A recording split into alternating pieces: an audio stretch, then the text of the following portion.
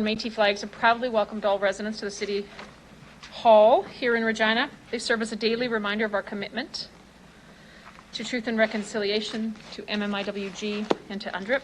Treaty 4 Métis Nation flags fly in equal standing alongside the city's colors, the province's prairie lily, the country's maple leaf, Métis flags, Great Britain's Union Jack. Residents to the City Hall here in Regina. They serve as a daily reminder of our commitment to truth and reconciliation, to MMIWG, and to UNDRIP. Treaty 4. Together, these flags proclaim our promise to share the land, to seek truth, to listen, and to take action. We'll continue to build relationships. Those flags represent our commitment to working with community partners. 10 years after they first began to fly, the Treaty 4 Métis flags continue to remind us to seek and to share. They emphasize the importance of taking action towards reconciliation, and they symbolize the importance of facing challenges together, side by side. Thanks for your patience on that. I'll call the meeting to order. It's 1:05. Welcome to the October 27th, 2021 City Council meeting. We acknowledge we're on the traditional lands of Treaty 4 territory, a treaty signed with 35 First Nations across southern Saskatchewan and parts of Alberta and Manitoba, and the original lands of the Cree, Saulteaux, Dakota, Lakota, Nakota, and homeland of the Métis Nation. To ensure social distancing measures are being met, some members of council and city administration are attending the meeting today through video conferencing, as are members of the public. I'd like to remind everyone, ensure your video camera and microphone are turned off. If a member of council online wishes to speak, use the raise hand function, and when speaking, unmute your microphone and enable your video camera. All votes will be conducted with a recorded vote. Delegations will be attending to address council on various items on the agenda. Can I have someone move a motion to approve the agenda at the call of the chair with the addition of the revised written submissions for delegations DE 21-291, 293, 285, and 297? Thank you, Councillor Stadnichuk, seconded by Councillor Hawkins. I'll call the question. Any opposed? Seeing none, carried. Can I have someone move a motion to approve the meeting minutes from the City Council meetings held on October 13th? Councillor Moll, seconded by Councillor Zakidniak. Any errors or omissions? Seeing none, I'll call the question. Any opposed? Carried. We'll now consider the bylaws that require a public hearing, and I'll turn it over to Deputy Mayor Findura. Okay. Good afternoon. Thank you, Mayor. I move, seconded by Councillor Mancinelli, the bylaws 2021-60, 61, 63, 64, 65, 66, and 67 be introduced and read the first time. Mr. Clerk.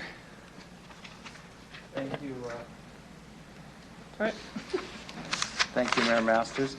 Council will now consider a series of bylaws which require a public hearing.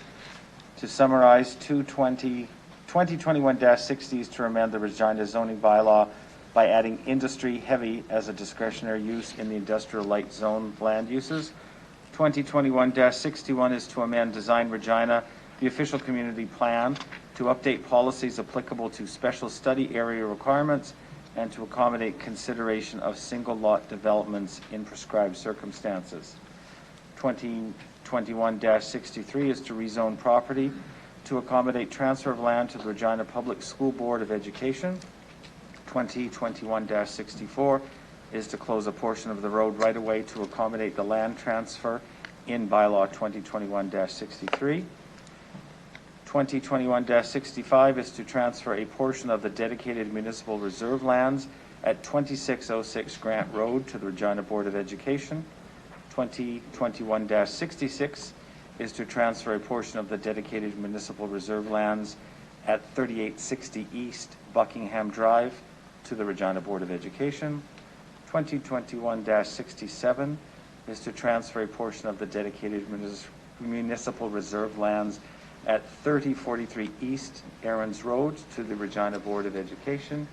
And bylaw 21-68 is to authorize the city to incur debt obligations in the sum of $783,000 respecting the Saskatchewan Co-Investment Program with respect to the city's rapid housing initiative.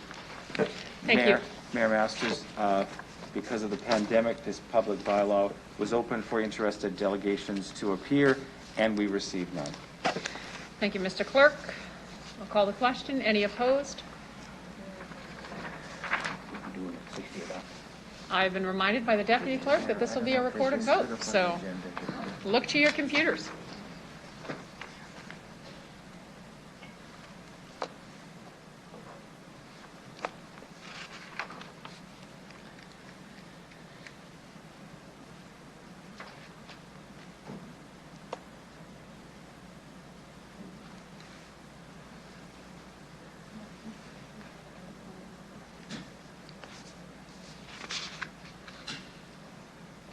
Just ignore that I read 68 into the record. Mayor Masters, the motion passes unanimously. All members are in favor.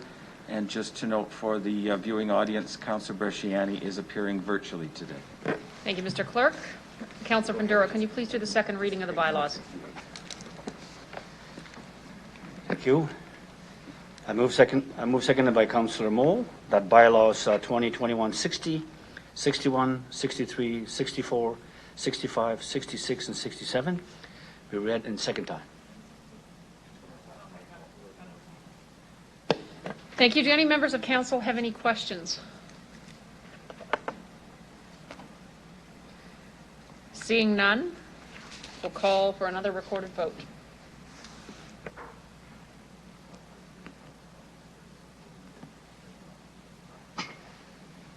This is the 60 word by itself.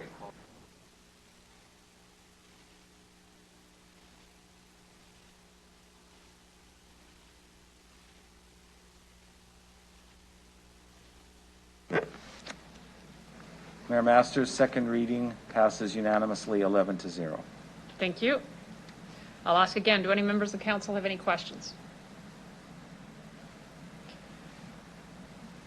Seeing none, Councillor Panduro, can you please do the third reading? Third reading seeking unanimous consent. Thank you, Mayor. I moved, seconded by Councillor Standichuk, that Council hereby consents to bylaws 2021-60, 61, 63, 64, 65, 66, 67, going to the third reading at this meeting. Thank you, Councillor Panduro. We are looking for a unanimous vote on this. Please, Deputy Clerk, call the vote.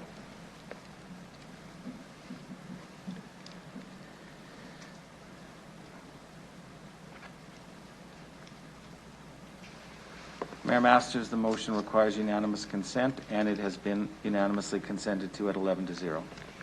Thank you, Councillor Panduro. Can you please do the final reading of the bylaws? Thank you, Mayor Masters. I move, seconded by Councillor Hawkins, that bylaws 2021-60, 61, 63, 64, 65, 66, and 67 be read a third time. Thank you. Deputy Clerk, please call the vote.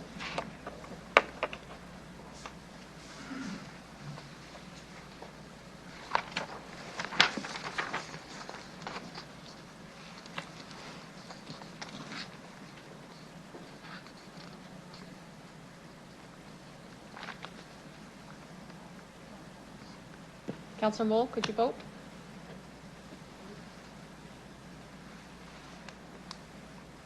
Mayor Masters, the motion passes 11-0. Thank you very much. Deemed carried. We'll now consider the bylaw that requires public notice, and I'll turn it over to Deputy Mayor to do the first reading of bylaw 2021-68. Thank you, Mayor Masters. I move, seconded by Councillor Stevens, that bylaw 2021-68 be introduced and read first time. Deputy Clerk, please call a vote.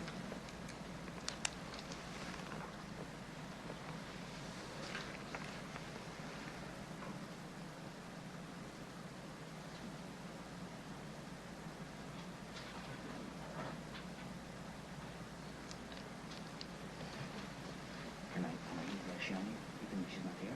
Yeah. Mayor Masters, motion for first reading is passed 11-0. Thank you. Councillor Panduro, can you please do the second reading of the bylaw? Thank you, Mayor. I move, seconded by Councilor Reshiani, that bylaws 2021-68 be read a second time. Any members of council have any questions? She's on the call, so she's good. No questions. Deputy Clerk, please post the vote.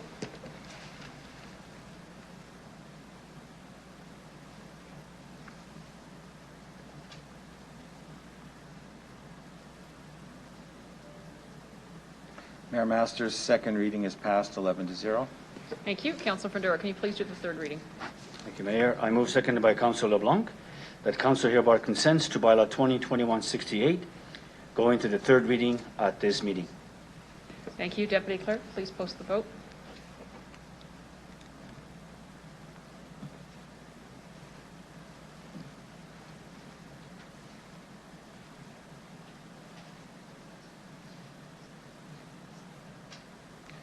Mayor Masters, the motion is passed unanimously 11-0 as required. Thank you. Councilor Fedora, can you please do the final reading of the bylaw? Thank you, Mayor. I move, seconded by Councilor Shaw, that bylaw 2021-68 be read a third time. Deputy Clerk, please post the vote.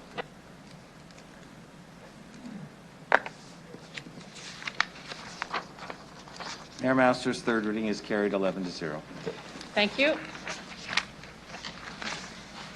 We will now move in to CR 21-141, Baseball Stadium Letter of Intent. We have a number of delegations that are appearing on this issue.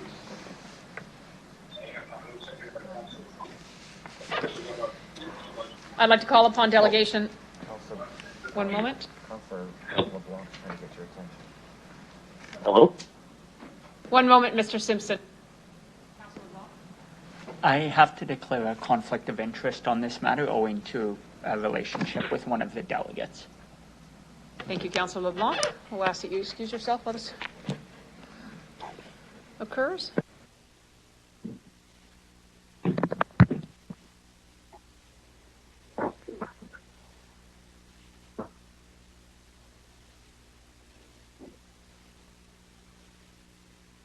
Apologies, Mr. Simpson, for the delay. I'll ask you to please introduce yourself for the record, the organization you're representing, if any, and where you're calling from. You'll have 5 minutes to address City Council, after which you'll have the opportunity to respond to any questions Council may have for you. Good afternoon. Good afternoon, Your Worship. My name is Alan Simpson. I represent Living Sky Sports Entertainment, and I'm calling from my home in Regina. And thanks again for the opportunity to address Council. I'm here, as you might expect, to ask Council to reconsider and approve administration's recommendation to enter into a letter of intent with the Red Sox and Living Sky Sports and Entertainment, I guess with respect to collaborating on a feasibility study for a new ball stadium in Regina.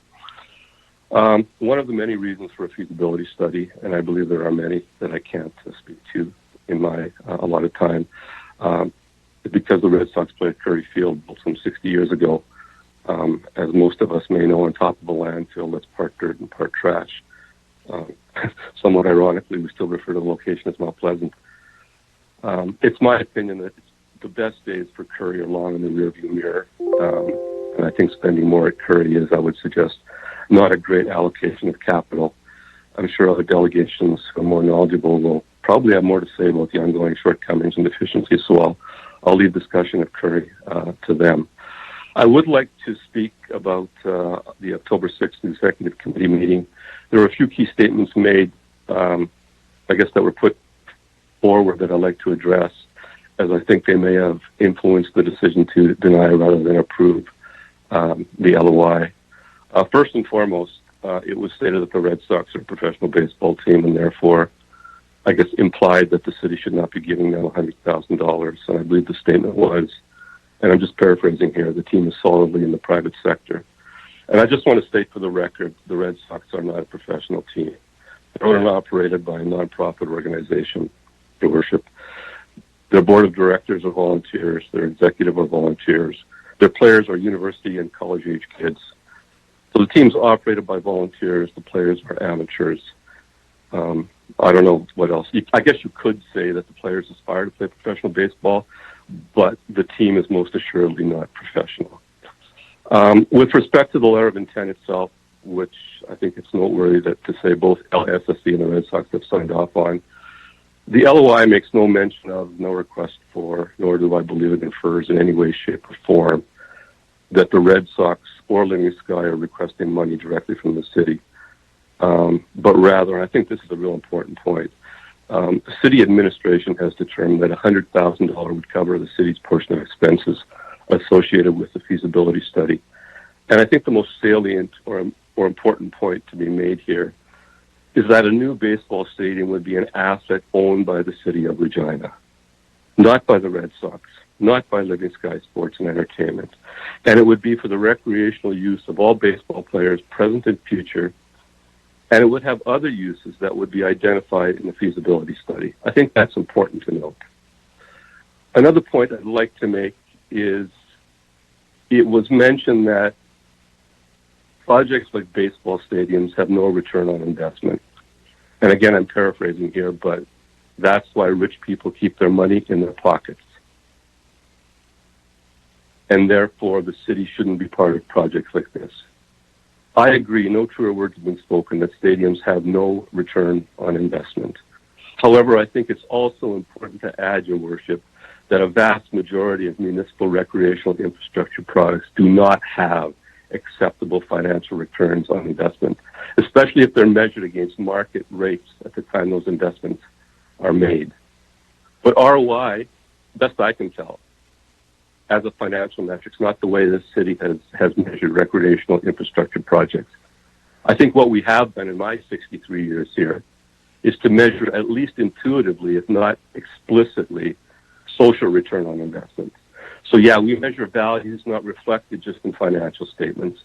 We measure the social impact on lives, and councillors all over this country, including Regina, adjudicate the value that's created and captured beyond the financial terms. It's just common practice. So while financial considerations are important, they don't supersede or supplant social impacts. And if financial considerations or ROI took precedent over social, nothing gets built, Your Worship. No hockey rinks, no tennis courts, no aquatic centers, no libraries, no football stadiums, no swimming pools, no soccer fields. So I'll end by saying this. The Red Sox are committed to making an investment in this community. In fact, they have for the last 60 years.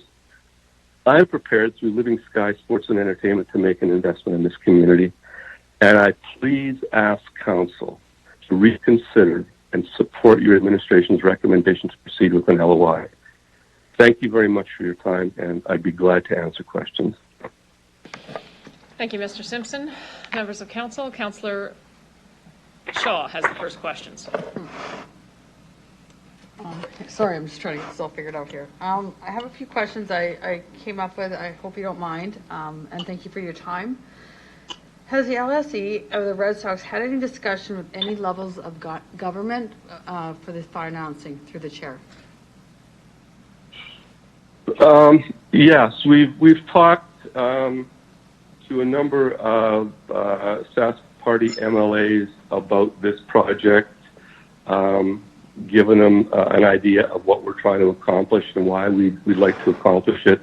And the message that we're getting back would be that there would be, I guess, a willingness on behalf of the government of Saskatchewan to look at help financing this project. But I think if I'm reading between the lines, what the MLAs are telling me is that the city of Regina would have to show an initiative before the province would want to become involved. So yes, we have. Okay, thank you. I'm sure you've done a lot of research into this, and I know I have myself, but can we just have it on the record? What type of other activities do you feel that we could host at this ball diamond through the chair? So I've talked to a number of councillors and on what they would like to see, and there's a wide variety of ideas that have been brought up. I've got my own ideas. The Red Sox have their own ideas. There's some folks in the Regina Warehouse District, if this ballpark was to be located at the rail yards, who have their ideas. But I think the key answer to that question is what other activities could be there will be uncovered collectively by undertaking a feasibility study. And that's why the city of Regina needs to be part of this feasibility study. Okay, another question here. I know it's been brought up, and I'm a new counselor, so I'm trying to get educated here. Talking about we can't move away from the master recreational plan. Why should the city deviate from its current master recreational plan? Through the chair. Well, that's a short question that probably needs a longer answer than you're prepared to listen to. I'd say that first and foremost, master recreation plans, 5-year budgets, at least to the extent that I've been involved with them over my business career, need to be living documents. They need to be documents that are able to change as a society, which is changing fast. And so what we plan as a master plan, when we make a 5 or 7-year plan, very rarely occurs in year 5 or 6 or 7 because other things come to the fore. So first and foremost, I think master plans are guidelines as to how to go down the road, but they certainly don't tell us what roads we must take.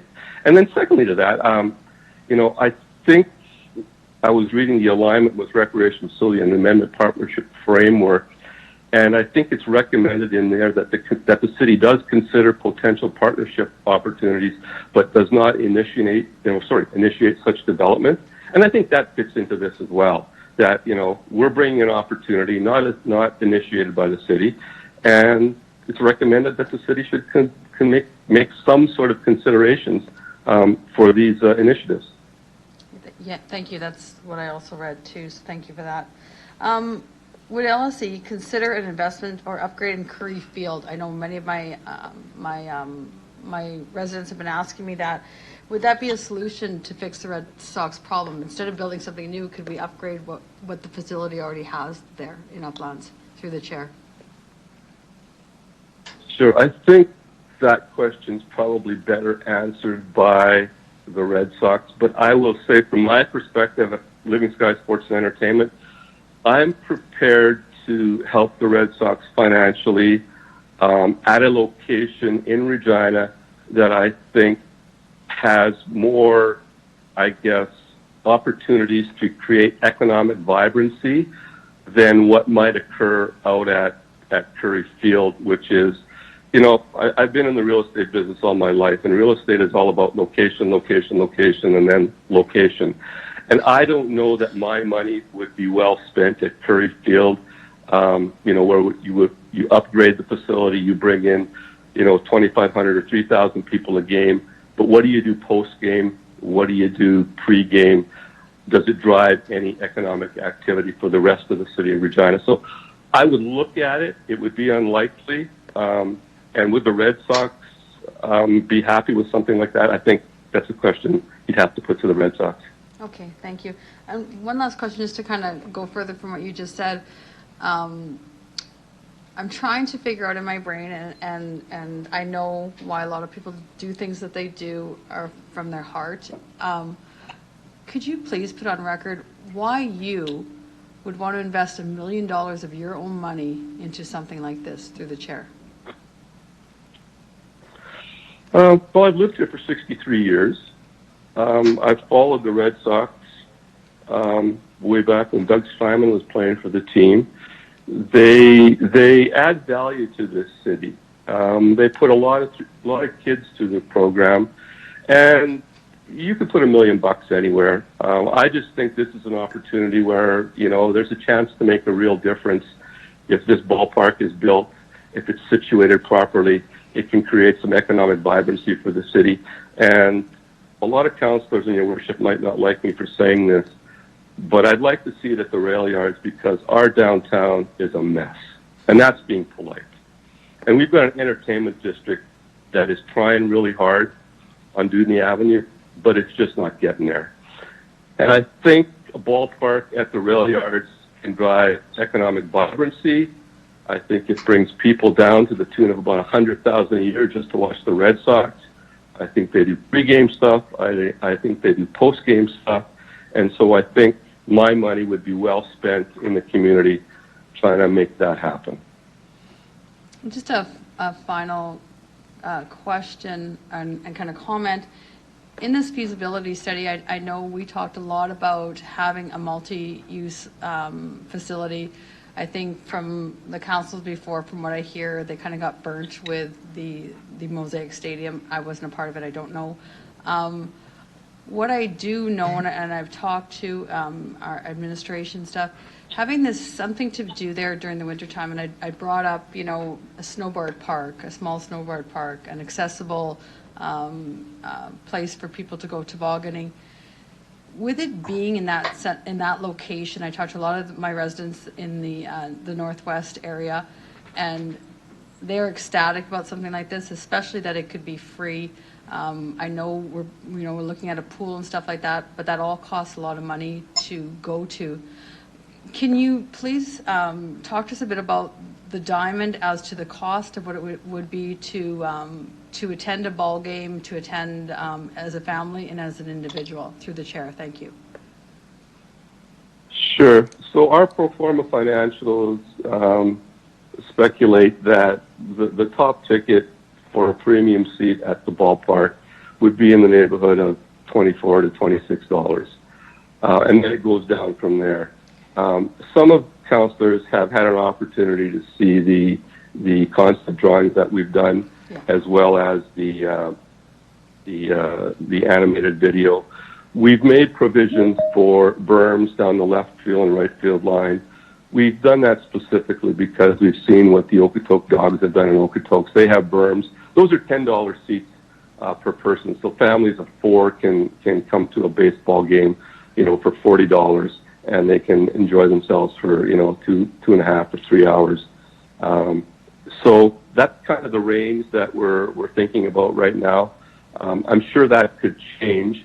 You know, our pro forma financials also consider paying for the stadium in part by what I'll describe as a user amusement fee of somewhere between $2 and $3 per ticket, which would be filtered back to whoever finances the city, or finances the stadium rather, as a way to pay it off over the long term. But I hope that answers your question. It does. Thank you. That's all I have. Thank you, Councillor Shaw. Councillor Zakidniak. Thank you. So I just have a few questions. So I understand that from what you said, your sense is that $100,000 would cover the city's expenses in relation to a feasibility study. Are there any expenses in this process that you yourself, like with Living Sky Sports, are willing to contribute to in this feasibility study process? Yes, absolutely, and that's spelled out quite clearly in the LOI, that the costs of doing a feasibility study would be shared amongst the city, Living Sky Sports and Entertainment, and the Red Sox. But just to be clear, I'm helping the Red Sox finance their portion of paying for those studies. At the end of the day, we think that's fair only because we envision this being, as I said earlier, a city-owned asset. Okay, so I saw that part in the letter of intent, but what I didn't see is any actual numbers associated with that. So can you give me a sense of how much some of these other partners are planning to contribute? Well, I think probably up and equal to $100,000, which would be, the equivalent of the city's portion. Having said that, we being the Red Sox and LSSE, have already spent in the neighborhood of $25,000 doing work on conceptual drawings, Class D estimate of costs, and a little bit of ground engineering work as well. And of course, there will be some costs that will be unique to just LSSE and the Red Sox, and some costs that will be unique specifically to the city that I would envision each of us covering for our own account.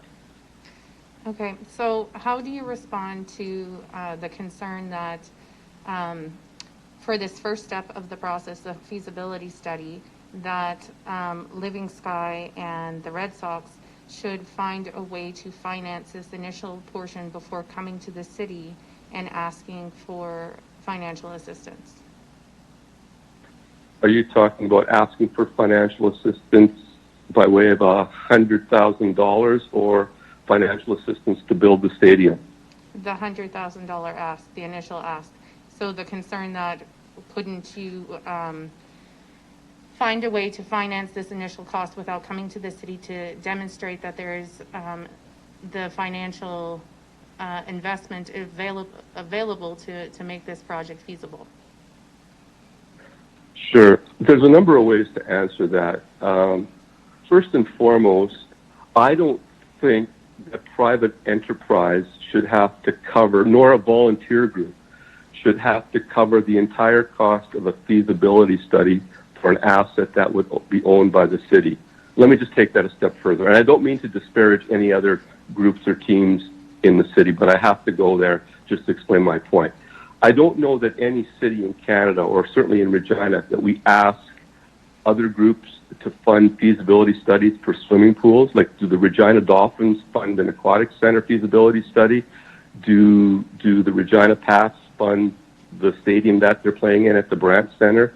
Do the hockey teams fund the Cooperator Center? Who funds the feasibility study on where we should put a tennis court outside? So it's a city, at the end of the day, my point would be it would be a city-owned asset. So that's number one.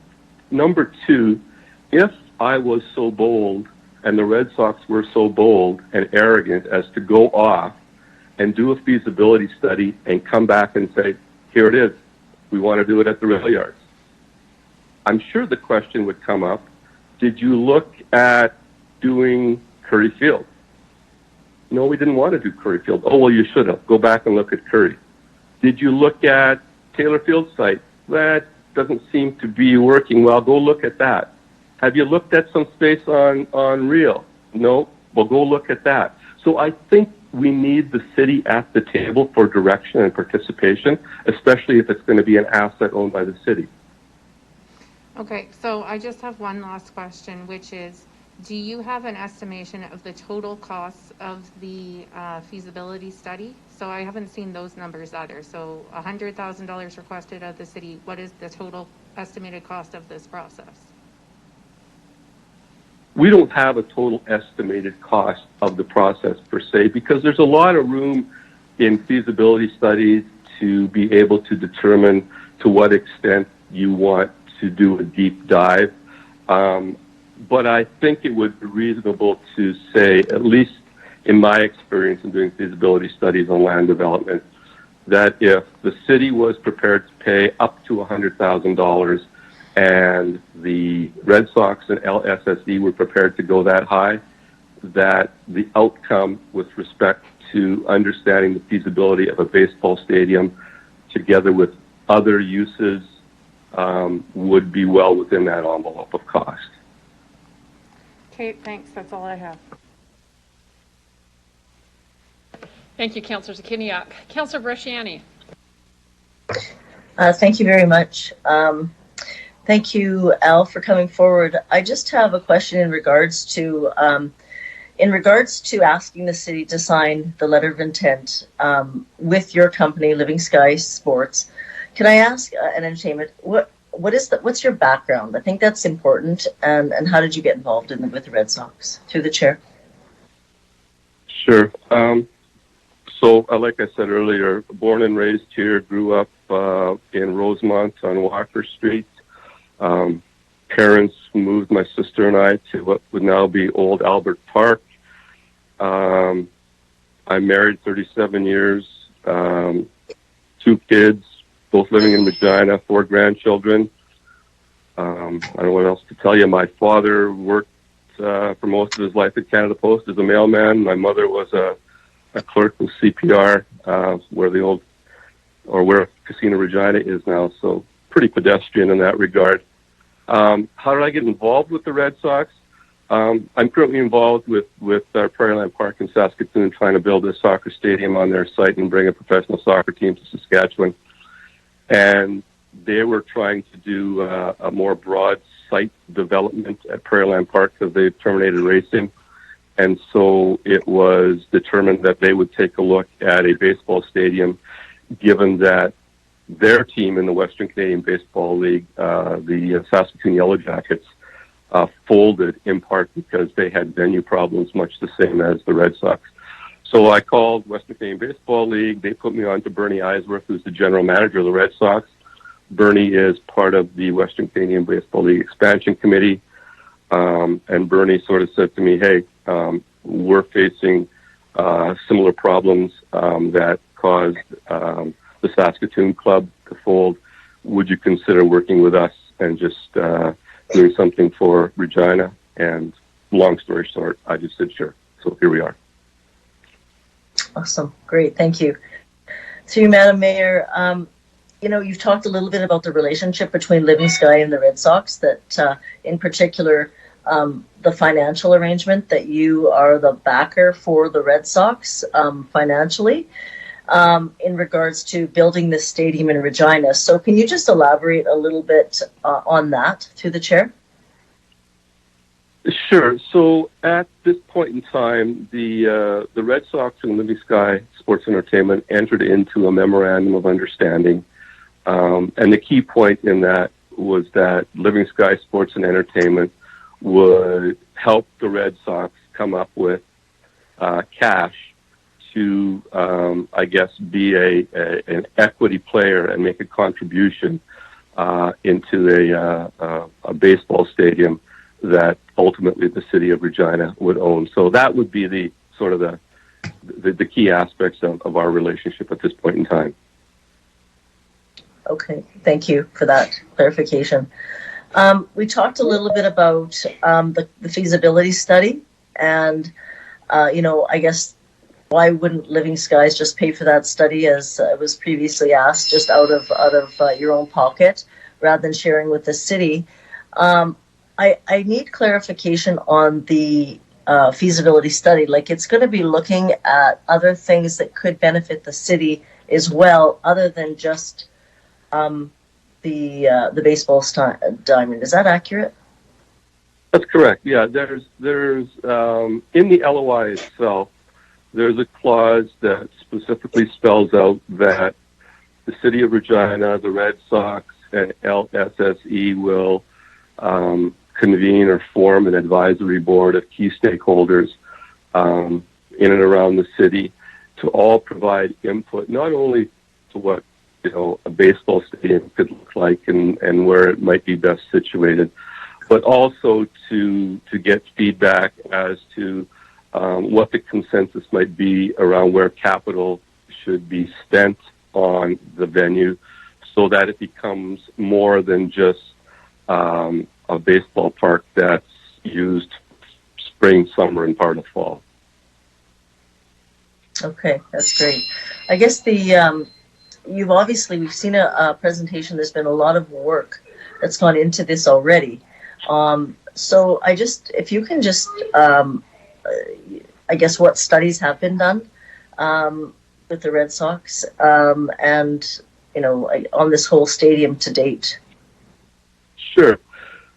So once the Red Sox and I signed the memorandum of understanding, we engaged an engineering architectural firm out of Alberta that had quite a bit of experience designing baseball stadiums, similar to the one we're proposing for Regina. And we engaged them to do drawings and do some surveying and that sort of thing, and also provide us what's called a Class D estimate of pricing. But I think that cost us in the neighborhood of $18,000 to get done. And they came back and they looked at a lot of sites in Regina, and we had originally asked them just to be agnostic about sites. But then they came back to us and said, we've done some Google Earth look-sees around Regina, and they said, you've got that Dudney Avenue piece of property there where the tracks run east and west parallel to Dudney, and then they sort of curve around and intersect on Dudney going north and south. And when they looked at that, the outfield of a baseball stadium tucks in there so wonderfully well that they said, let us just do it there. And if we have to move the site, we'll do that work later on.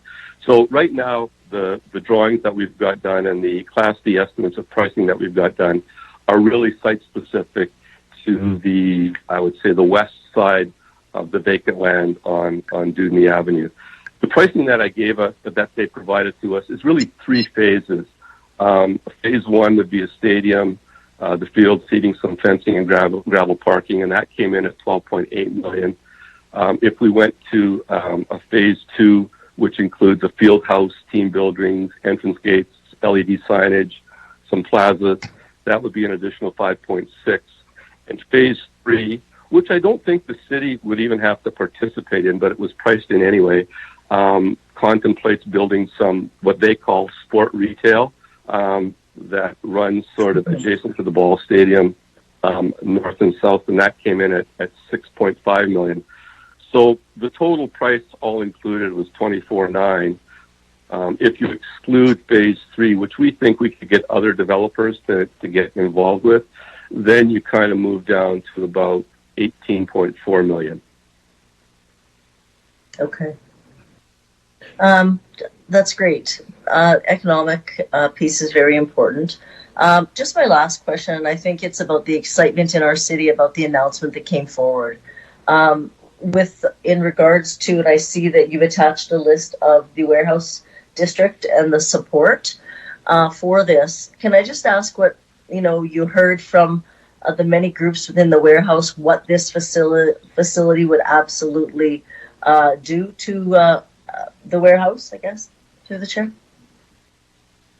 Yeah, I mean, I think there's going to be some delegations that come behind me, Councilor Bresciani, that might be able to speak to that more knowledgeably than I can.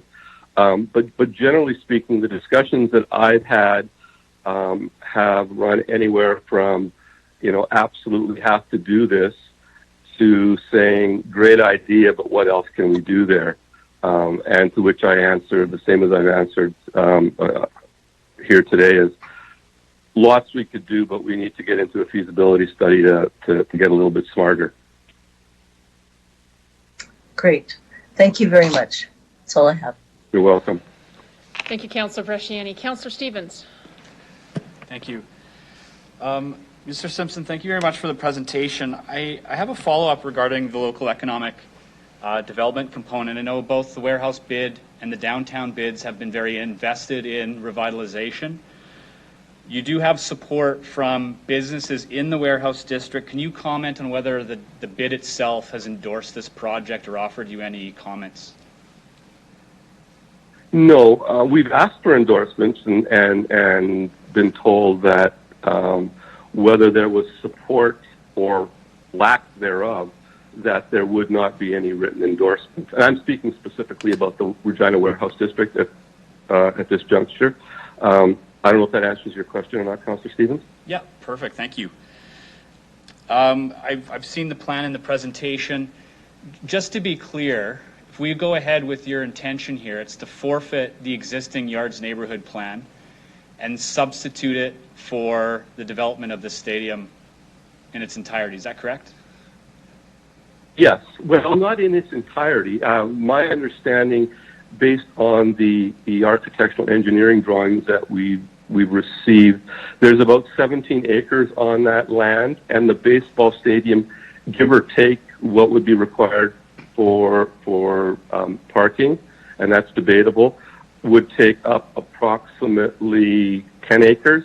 So there'd still be another 7 acres where, there'd be some need for some sort of further development or opportunity for further development. Thank you. And that could include commercial and or residential, correct? Absolutely. Okay, thank you. This isn't necessarily a matter of whether or not I want this project or not, but Councillor Shaw mentioned the recreation master plan. In it, there's a list of priorities, high-ticket item priorities. Where would you put the stadium against an aquatic facility, a new hockey facility, in terms of the money we can afford through debt financing, and secondly, the money we might ask for and compete with at the provincial and federal level? So we need need a hockey stadium, we need an aquatic center, we need a baseball stadium, and we need much more. So I don't know that I would want to say that the baseball stadium is absolutely more important than an aquatic center or more important than a library. What I can say, Councillor Stevens, is that I think if we do a feasibility study, I really believe that what's going to come back from an economic standpoint is we're going to see that if we can finance this, let's say it's $20 million stadium, if we can get the province to pay for a third of it, and we can get some infrastructure money to pay for a third of it, and then between the Red Sox and the city, the other third is covered. We're going to have an asset in the city of Regina that's worth $20-some million, that's cost us 5 or 6. That if it's placed at the rail yards, will be a significant economic driving force in the revitalization of the warehouse district, and I would argue even downtown Regina. Because I firmly believe that if we put a 3,500-seat stadium in the rail yards, and I believe the Red Sox can draw 3,000 people a game on average, and they play 28 regular season games plus playoffs, they can draw 3,000 a game. Other teams in their league are doing it very, very regularly. That's 100,000 people down to the warehouse district just for the Red Sox evenings. If we can grow that, that begins to be the cornerstone of economic activity. I think we would have to look at the baseball stadium and say, okay, that gives us this sort of, or economic activity versus some of the other projects we're going to do. And again, we need an aquatic center. We need a library. We need so much. And it's hard getting in the queue, but I do think this has a chance to really have the social return on investment that gives us some economic vibrancy downtown. And what's the value of that? We'd find that out in a feasibility study. Thank you. My final question is general to the baseball community. Other delegates can certainly speak to it. We have a number of fields and baseball-related infrastructure that requires investment. And in your mind, would it be a matter of concentrating our resources onto this one field and perhaps divesting from existing baseball infrastructure elsewhere in the city? That's a good question. I would defer to others who are coming behind me, Councillor Stevens, who would be more knowledgeable to, in terms of addressing that. I would say this, though, in terms of reallocating resources. I read somewhere that in the budget right now, there's $3 million allotted for Mount Pleasant over the next 2 years. And I don't know what the ask is going to be for Mount Pleasant over the next 5 or 7 years. But I would say that our feasibility study would have to take a closer look at what that might be. And I would say that, again, if this was a $20 million stadium and there's $3 million allocated for Mount Pleasant now, and there's another 3 or 4 or 5 million over the next 10 years, maybe proper allocation of capital is to tap the brakes on that and say, we should put our money into something new, perhaps downtown, where we can create some economic drivers and have some real social impact. Wonderful. Thank you very much for your responses. Very helpful. Thank you. Thank you, Councillor Stevens. Councillor Moll. All right. Al, through you, Madam Mayor, thank you, Al, for speaking as a delegate. And I really want to express my personal appreciation to you and your company for your preliminary design investment and potential future investment in this baseball stadium. Just curious, how much land would the stadium occupy on the rail yards? Yeah, our best guess now, according to the engineered drawings that we had done, about 10 acres out of a total of 17, so there would be another roughly additional 7 acres of land, if it was on the rail yards, for, I guess, or opportunity for additional development. Okay. have you given any consideration to environmental impacts of the stadium if we're located at the rail yards? Yeah, as a matter of fact, we, being the Red Sox and I, engaged WSP Engineering. I believe they were the engineering firm that the city engaged to do some preliminary engineering work and analysis in respect of the Regina Revitalization Initiative at the rail yards. Anyway, what we asked WSP to do is we said, here's our baseball plans. Please look at our baseball plans. Look at the plans for the Regina Revitalization Initiative yard plans, and please compare and contrast how our baseball stadium would affect domestic water, wastewater, and stormwater servicing requirements against the Regina Revitalization Initiative. That's a mouthful. Anyway, they came back and said, as far as domestic water servicing is concerned, it was their opinion that the baseball stadium design as they have it would decrease domestic water servicing by approximately 50 to 60%. They said that as far as wastewater servicing is concerned, our design would, and I'm just going by memory here, would decrease wastewater servicing by 30 to 40% and stormwater servicing by about 15%. So, I mean, there's a lot more environmental stuff to do, but on that front, I felt it was very encouraging from an environmental standpoint, at least from a wastewater, domestic water, and stormwater servicing aspect. Excellent. Thank you for that answer. I believe all the other councilors asked the rest of my questions. Thank you. Thank you. Thank you, Councillor Moll. Councillor Hawkins. Thank you, Madam Mayor. Mr. Simpson, you mentioned that you talked to several Sask Party MLAs about this project. Who did you talk to? I'll keep that confidential, Councillor Hawkins. Did you talk to any cabinet ministers? I did. And will you tell us their names? I won't. Did you talk to the Premier? I did not. Did you talk to any provincial public servants? I have not. Did any of the people that you talked to in the provincial government make any financial commitment or indicate any financial commitment will be forthcoming? No, they didn't make any financial commitment per se. The feedback that I received was that they felt that there would be a willingness on behalf of the provincial government to participate in funding of a baseball stadium if the city of Regina took the lead and showed the initiative that this was something that they would like to get done. But I think they made it clear to me, Councillor Hawkins, that they were not prepared to take the lead or the initiative as far as financing is concerned. And is it clear to you that they were talking off the record?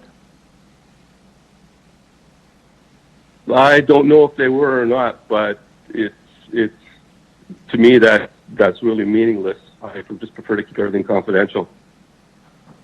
Did you talk to anybody in the federal government or any federal official or any elected federal person?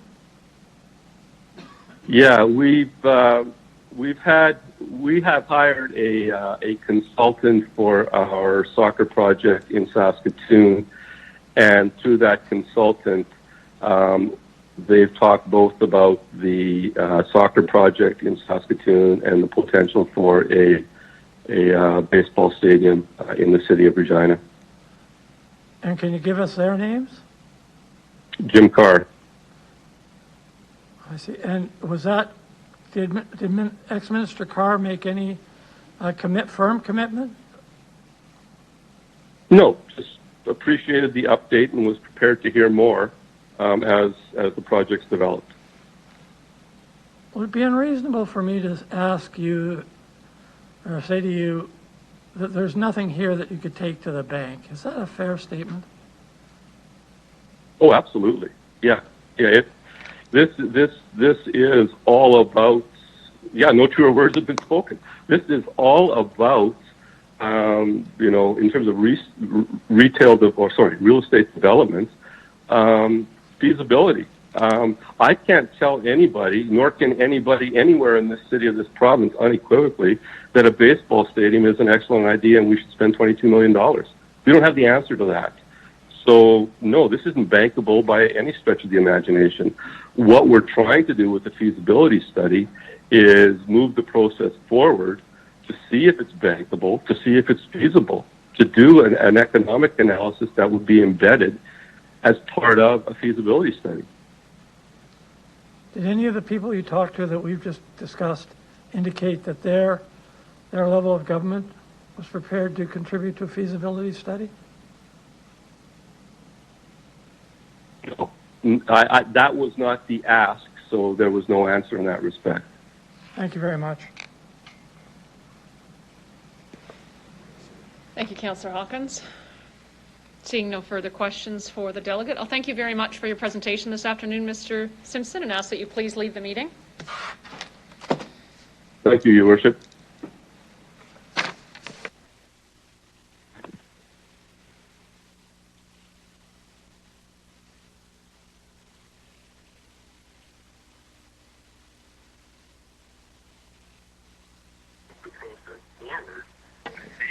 I'd like to call upon Delegate Gary Brotzel from the Regina Red Sox. Please introduce yourself for the record, the organization you're representing, if any, and where you're calling from. You'll have 5 minutes to address City Council, after which time you'll have the opportunity to respond to questions from members of Council. Good afternoon. Oh, hi. Can everybody hear me? We can, sir. Please proceed. It's Gary Brotzel. I'm the volunteer president and founding member of the Regina Red Sox. I'm currently down in Phoenix on a little holiday, and I'm calling from there. I'm honored to have a chance to speak today. Like I said, I've been involved with the Red Sox since 2004. I am the only president we've had to date, and along with my colleagues Sharon Clark and Bernie Eisworth, we were recently inducted into Sask Baseball Hall of Fame in the builder category. The Red Sox were granted a franchise in the fall of 2004 without having a nickel of money in our bank account. We took a leap of faith. About 10 of us threw in some of our own money. We applied for a franchise and were granted a franchise, and began play in 2005. We were run by a volunteer board of directors. Initially, the league was an amateur baseball league with really no age limits. It was more of a senior-type league. In 2007, the WCBL transitioned into a summer collegiate baseball league, whereby every player on all our team's rosters must either be on a baseball roster at a Canadian or U.S. collegiate college or university.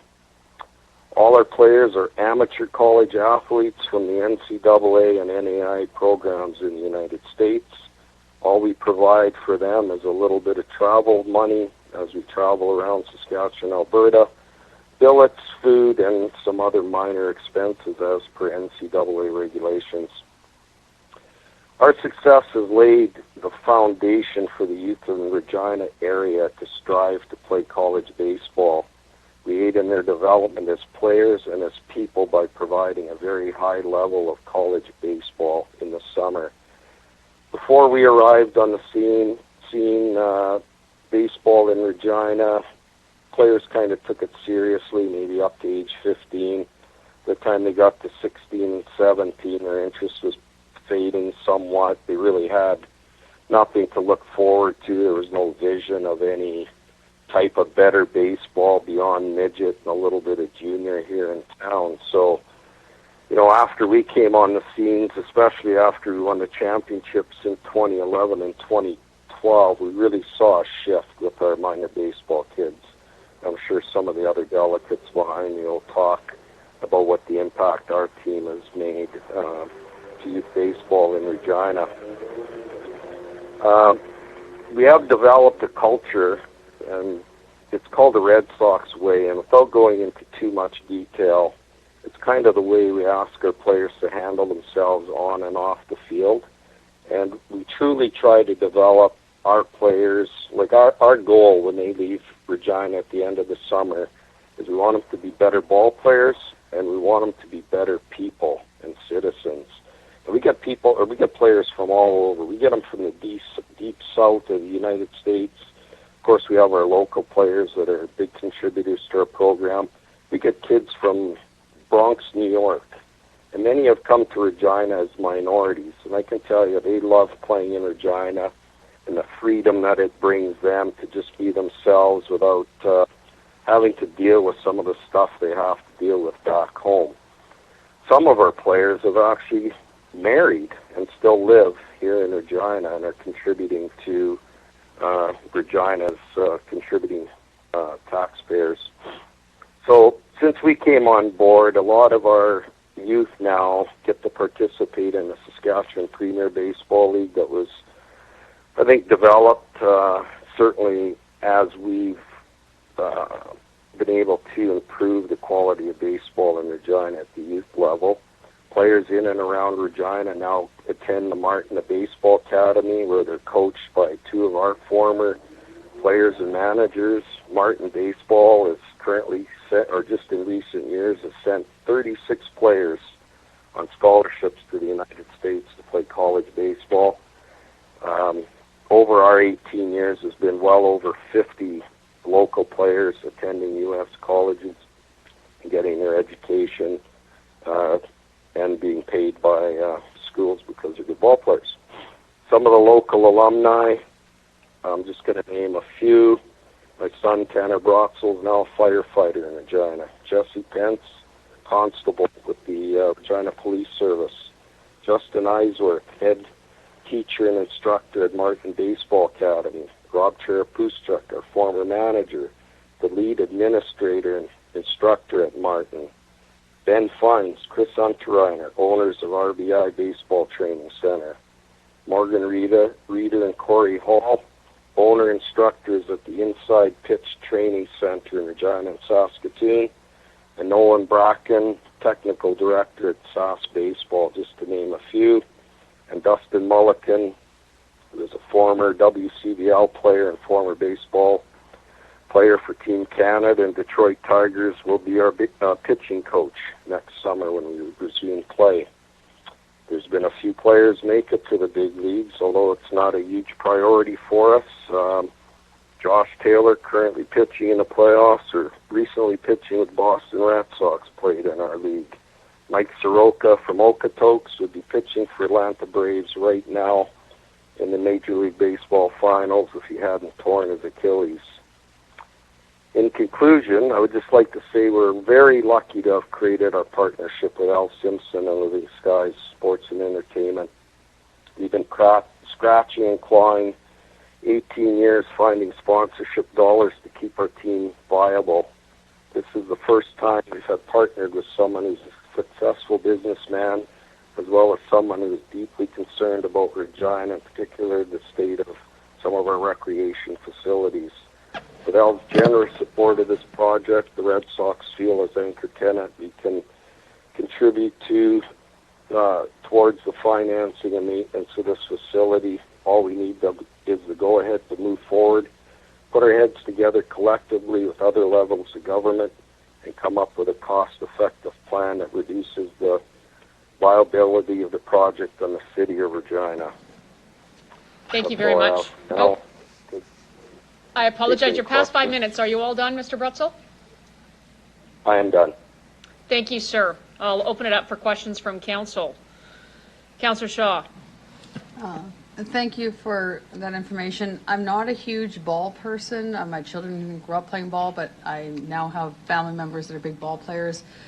And I was speaking with some of them, and they were talking about the scholarships and the opportunities it's giving both men and women here in Regina. Would you have any knowledge on the types of scholarships and things that have come forward for kids in the baseball world through the chair? Well, yeah, happy to answer that. It really does vary as to what level you start at. As you know, there's 2-year junior colleges. There's, of course, 4-year NCAA programs. And one thing I can tell you is the scholarship money has been reduced somewhat in the United States because they've had to even it out with the female sports. So typically what you'll see is maybe the first or second year there may not be any scholarship money, but in years 3 and 4 certainly you can get 1 or 2 years of schooling paid for, and depending at your school that could be 40,000-50,000 a year in tuition, depending what type of program you're in. So would you happen to have any idea how many scholarships have been handed out to baseball players here in Regina, both male and female, through the chair? Well, I can tell you just coming through Martin's really the catalyst, because coming out of high school, Rob and Justin are the ones that are basically lining up the scholarships so that the kids can leave in the fall. They go play a fall season and a spring season. And then when they come back home to Regina in the summer, we're enabling them with basically another collegiate summer season for them to play another 40 or 50 games. So typically they'll play 40, 50 games in the fall and another 40, 50 in the spring, and then another 40 with us in the summer. So they play a lot of baseball. Thank you. That's all I have. Thank you, Councillor Shaw. Seeing no other questions, I'll thank you very much for your presentation this afternoon, Mr. Brutzel, and ask that you please leave the meeting now. Okay, thank you very much.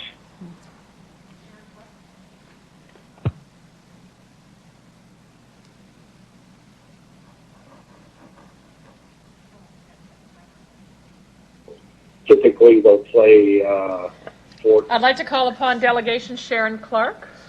Could please introduce yourself for the record, the organization you're representing, if any, and where you're calling from. You'll have 5 minutes to address City Council, after which you'll have the opportunity to respond to any questions that members of Council may have for you. Good afternoon.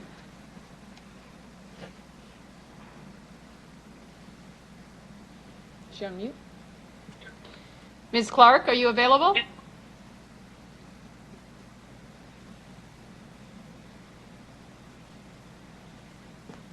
One moment, please. Just double checking.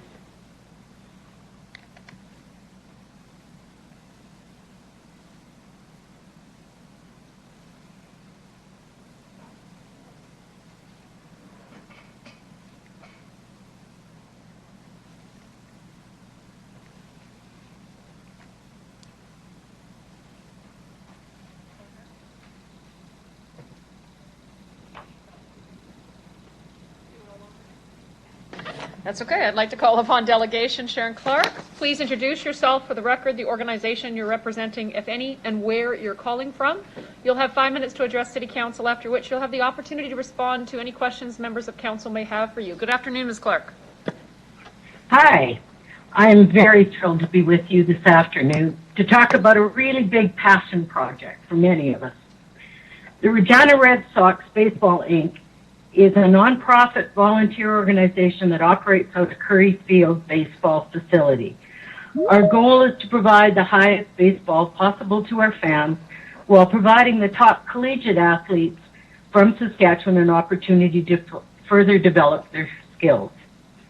The Regina Red Sox community affords everyone an inclusive, dynamic, social, and business networking opportunity.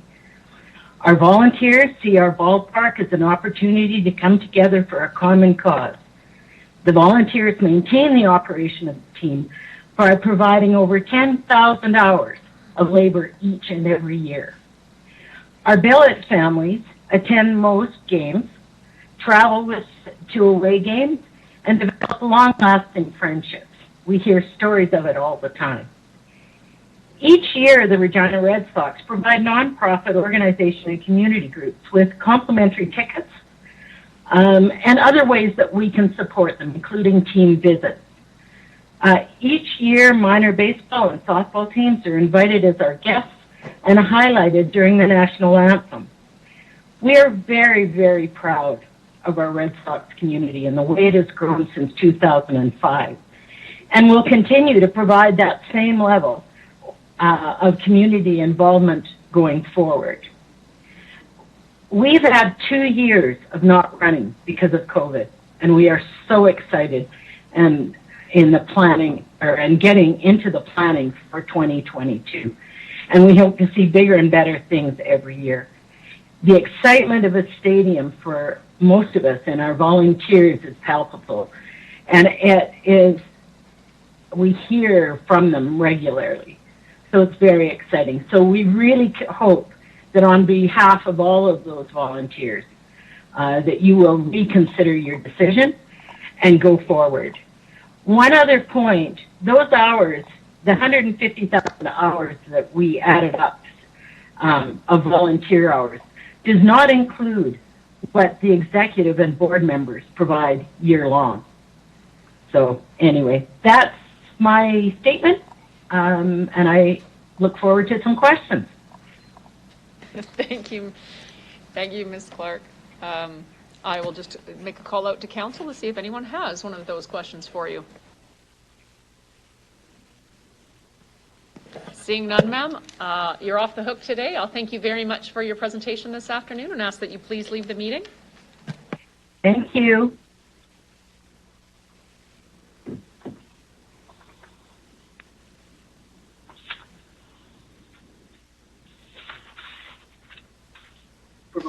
I'd like to call upon delegation Kevin Cavan with Western Canadian Baseball League.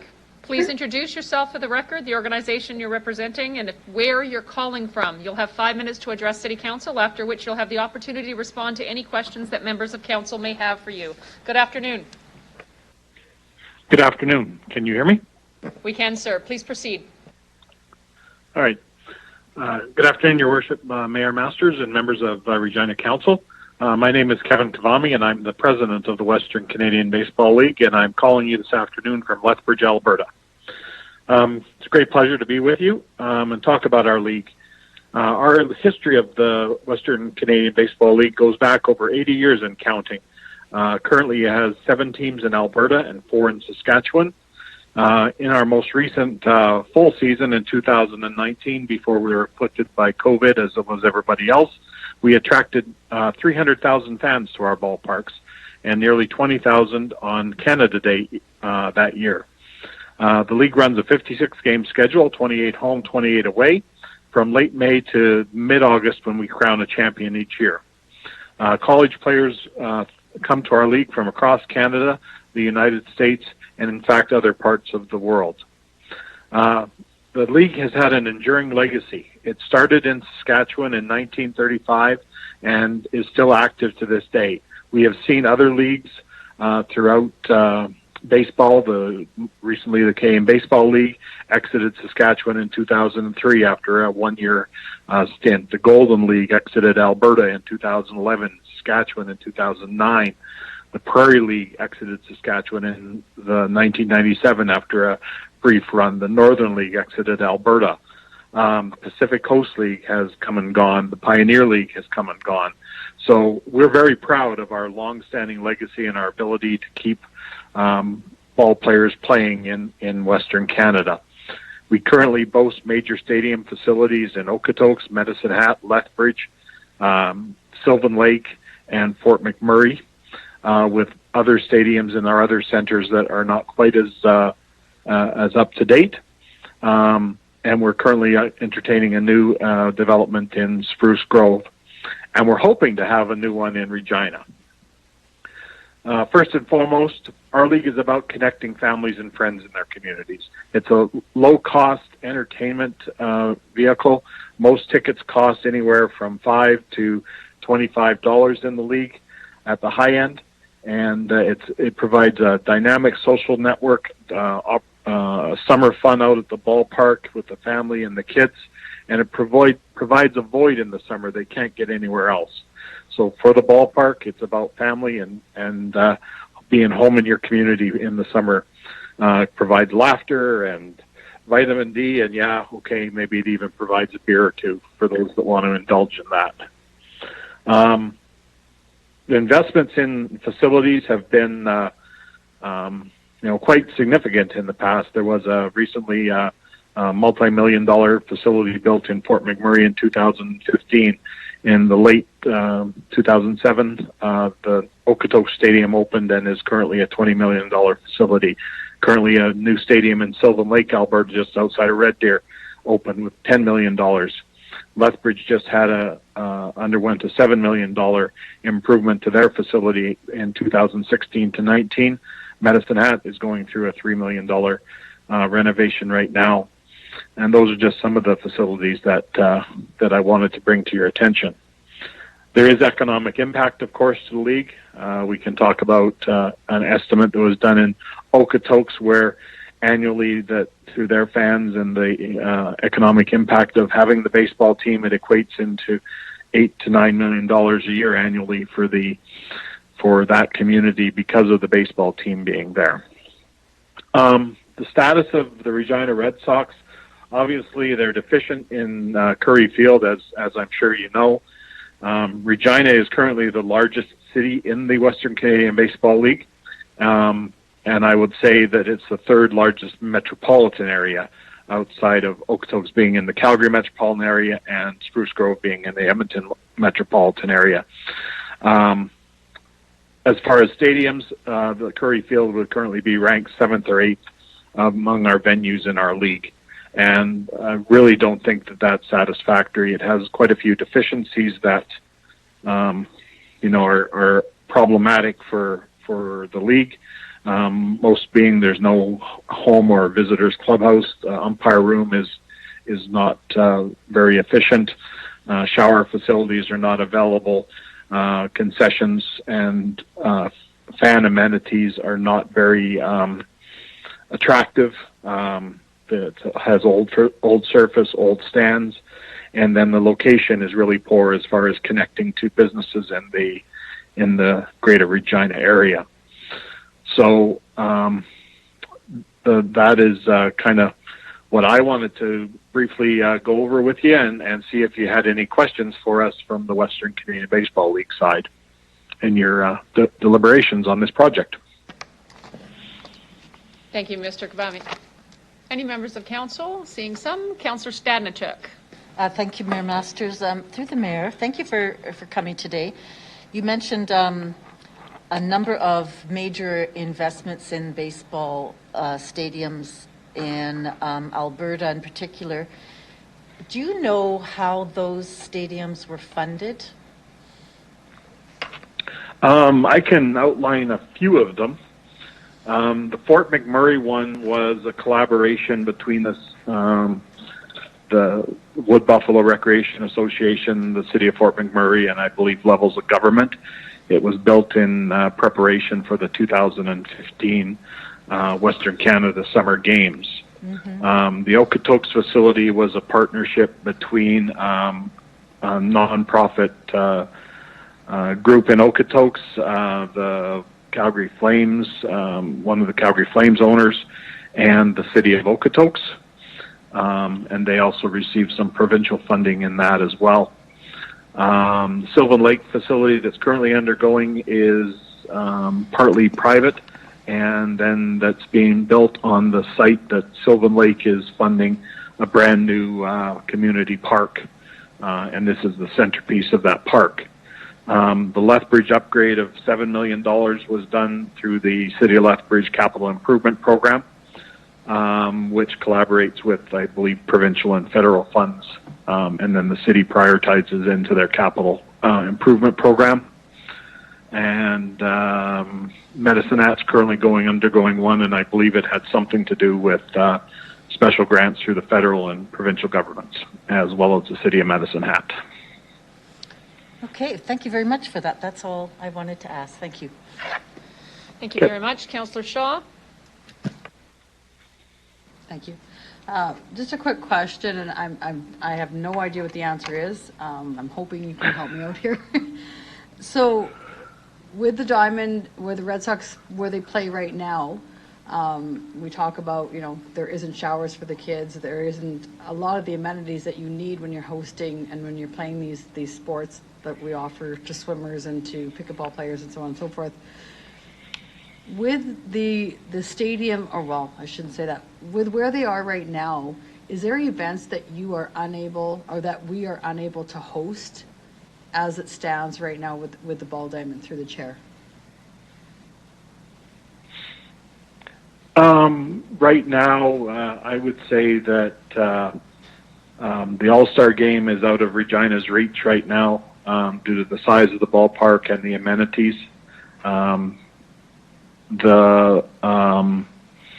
There's also special events such as Baseball Day in Canada and stuff that we put on that tend to go to the larger and more attractive-looking facilities in the league. So just to go further from there,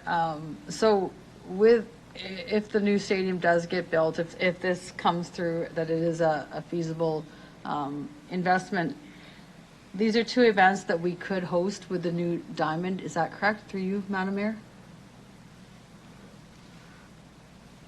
Yes, that would be correct. The design that we've seen would obviously elevate that diamond to being in the top 2 or 3 in the league, or right up there with the top 2 or 3, and would definitely be, a prime location for any special events that are put on in not only our league but baseball in general throughout the country. Whether it be national championships or special tours of teams or anything like that is put on in the baseball fraternity. Thank you. And I mean, as much as I believe that every child and every person that's in sports should have adequate facilities to be playing in, I do also look at the economic benefit and the spinoff that would come through the new builds or the new places for these kids to play at. So I thank you for that, and I appreciate your answering the questions and taking the time to speak with us. Thank you. That's all I have. Thank you, Councillor Shaw. Councillor Bresciani. Thank you very much. Thank you for speaking. Just in regards to if this doesn't move forward, and what would be, is there a risk of losing baseball here in Regina through the chair? Well, I mean, I guess my initial thought is I sure would hope not. I mean, Regina is a flagship city in Saskatchewan and should be in this league and always should be in this league. And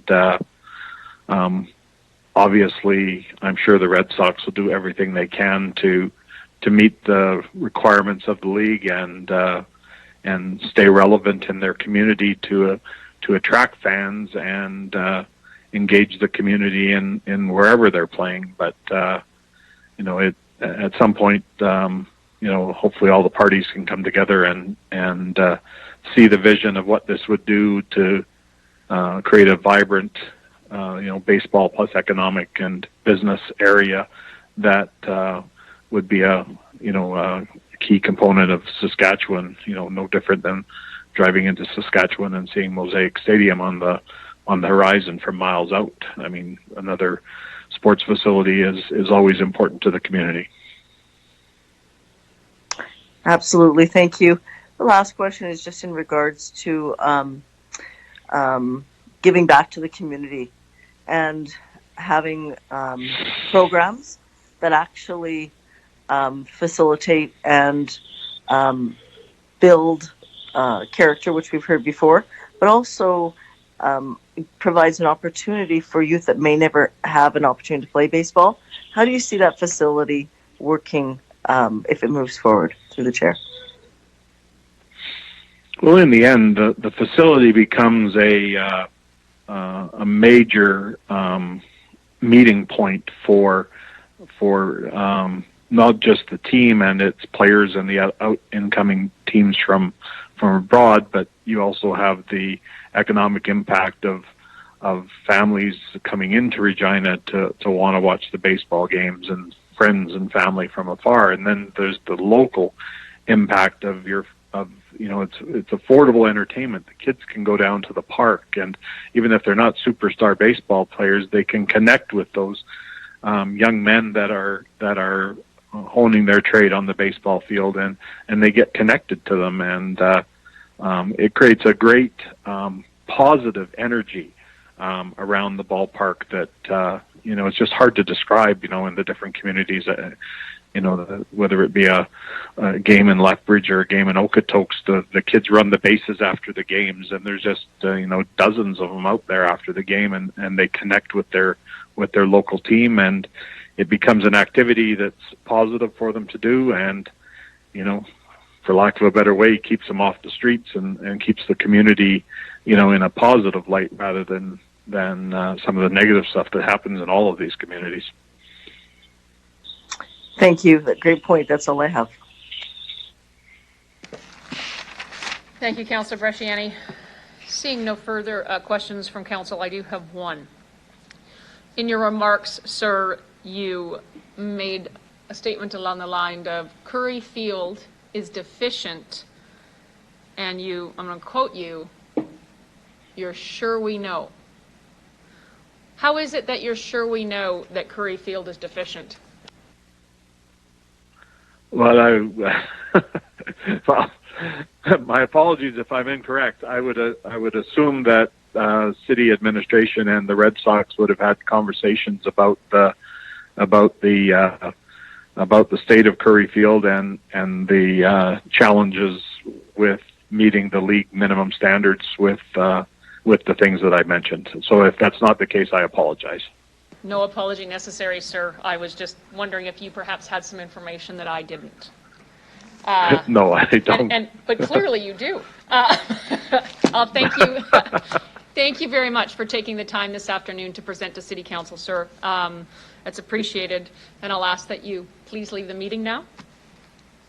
All right. Thanks, everybody, for your time.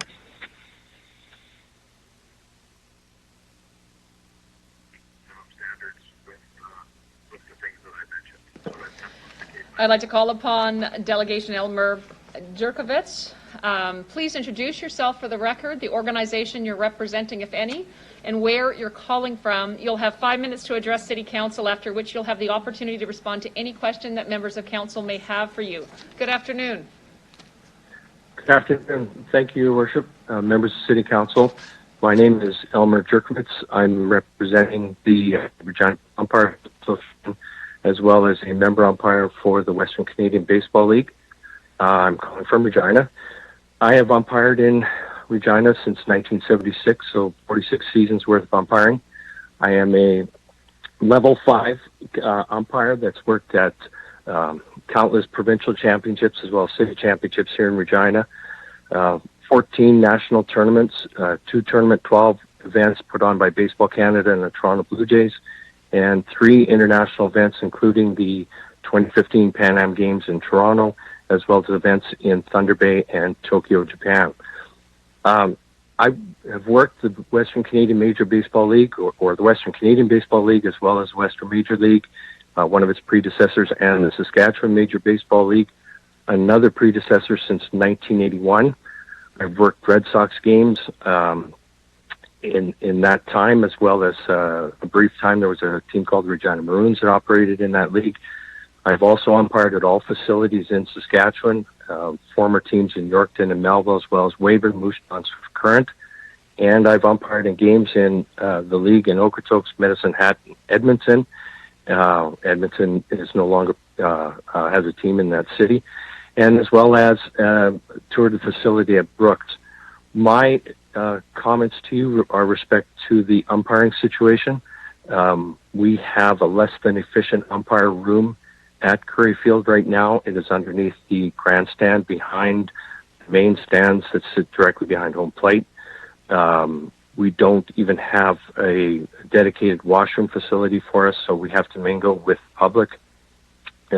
We have a floor that can get wet when it rains because the ceiling around the walls that they put up for us don't seal or protect the rain from coming in. We put down some carpet tiles some years ago, and in a good rainstorm they get wet, so our gear gets wet. We barely have enough room for 3 umpires that work the league games to fit our gear in and get ready for the games. We don't have room for supervisor if we wish to have somebody to talk to us after a game after watching and evaluating the umpires. The other issue that we would like to bring to your attention is that there is a potential for negative interaction between officials and the fans, both prior to the game and post-game when we leave the field.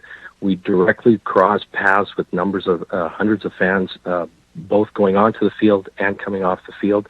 And generally, we don't have any issue, but if there's a contested situation on the field and the people in the stands kind of feel that we're not doing our job or haven't done our job properly, there's nothing to protect us from them coming off the field. This is not specific to the Western League, though. It also can exist for provincial championships that are hosted at Currie, can be for men's league. For kids leagues, we do under 18, under 21, and men's league events out of Currie Field. I've also umpired the Prairie League, where the Regina Cyclones played in the 1990s. It was not much better then, and the facility it hasn't changed very much other than light improvements for the Canada Games in 2005, as well as extension of the right field area when they made the facility a little bit more amenable than what it was prior to that. That's pretty much it from an umpire's point of view. We use the Western League as a carrot to develop our umpires and to get to be top-level umpires both in Regina, Saskatchewan, as well as in Canada. So I'd be willing to entertain any questions about the official side of things.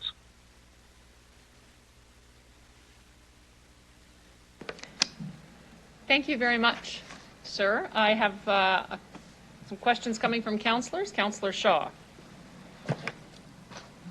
Thank you for being here and kind of shedding some light into the facility. I know when you made the comment of the umpires not crossing the public's path and how you guys are having to mingle with the public, it's almost like, oh, why is that a bad thing? I appreciate the fact that you alluded onto that and talked a little bit about the problems that can occur. I'm looking at this going, I know when I was watching hockey or involved with hockey when the kids were younger and friends were younger, the umps were completely, or is that what they were even called? Sorry, hockey. They were completely away from all fans, coaches, and players. The benefit to that, can you talk about, I mean, the dangers of you guys, the umpires, being with the public, and why is it okay in baseball but not okay in other sports, through the chair? That's a good question. I referee hockey too. I've done that for 40 years, and we seem to get baseball seems to have a culture around it that encourages interaction. We see it between the coaches and officials in a contested play. Sometimes players get involved, and definitely when there's fans who are passionate about their teams, see things not working out to their liking, they will then voice their displeasure. We actually had this summer at a provincial tournament umpire here in Regina at Currie Field. We had a contested play. One team didn't like the result of our call. 2 runs had scored, and by the time, and this was in the provincial final game, and by the time the game was over, that team ended up losing by that margin of score, which is 2 runs. When we walked off the field, we had to walk by a number of fans that were leaving the field, going to their cars off the first base side where we come off, and while nobody really said anything, you could see the looks, you could hear the mumbles, and it's just inherent in sport, and I've never understood it. As a fan, I'm just as guilty as the next person, but as an official, I don't think it's something that we really want to have allowable in our situation. When you have, if we could have up to 3,000 fans, which we did for the Cyclones back in the 90s, and you had a call go against the home team, a high percentage of those people will not be happy, and guaranteed to the law of large numbers, somebody will say something to you as you're leaving the field. In Moose Jaw, we had somebody throw a shopping cart over the fence at one of the players when they weren't happy with the play, and we had fans threatening us as we were leaving the field when they weren't happy with the play. It can happen here, it can happen anywhere, but the better facilities that are built funnel the umpires in a way that they don't cross paths with the fans.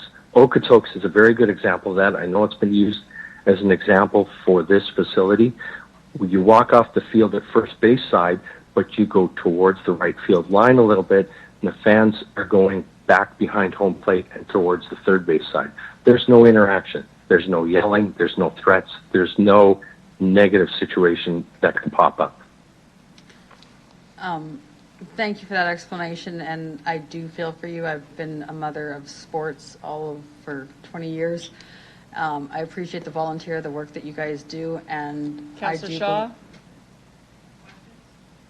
I do believe that with a facility that's better adapted for the umpires, do you feel that that would give you a sense of security? Do you feel that this would be an added value to the Red Sox and the ball teams that play there through the chair?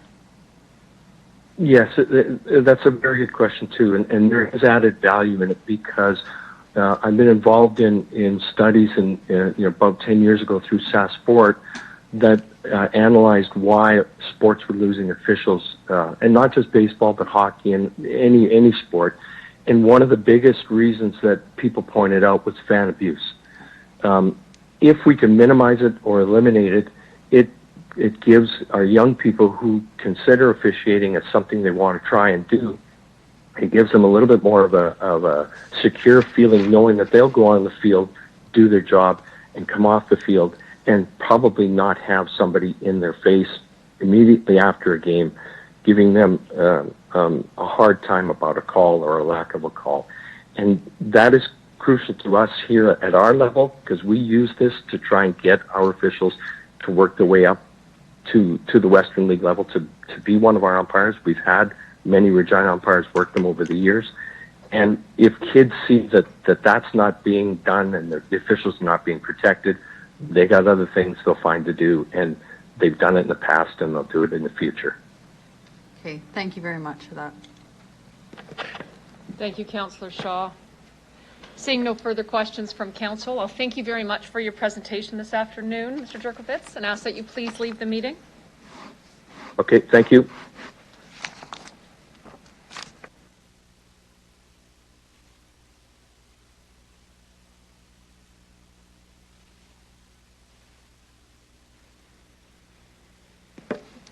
I'd like to call upon Delegation Mike Ramage. Please introduce yourself for the record, the organization you're representing, if any, and where you're calling from. You'll have 5 minutes to address City Council, after which you'll have the opportunity to respond to any question that members of council may have for you. Good afternoon, Mr. Ramage. Good afternoon, and thank you, Your Worship, and City Councilors for hearing me today. My name is Mike Ramage. I am the Executive Director for Baseball Saskatchewan. Been here for 25 years now, and I'm calling from my office in Regina. So basically what I'm going to quickly kind of go over to you is just kind of our membership numbers and trends for Baseball Sask that we've been looking at and how this affects the letter of intent here with a potential new stadium. So over the past 10 years, the membership numbers for Baseball Sask have increased annually. Obviously, 2020 saw a bit of a decrease due to COVID-19. However, in 2021, this past summer, numbers were much closer to our 19 numbers, which was pretty impressive considering that we're still in the middle of the pandemic. There are more boys and girls playing baseball across Saskatchewan and Regina than ever before. And with this, the need for adequate playing and practice facilities is a major focus for us at Baseball Saskatchewan. Kind of the state of baseball diamonds in Regina compared to others in Saskatchewan, mainly the other larger centers such as Saskatoon. Outside of Pacer Park, which is the newest baseball facility in the city of Regina, and it's obviously still in the process of being developed with trees and landscaping and whatnot. The other baseball diamonds are getting quite old and are in serious need of improvements, mainly playing surfaces.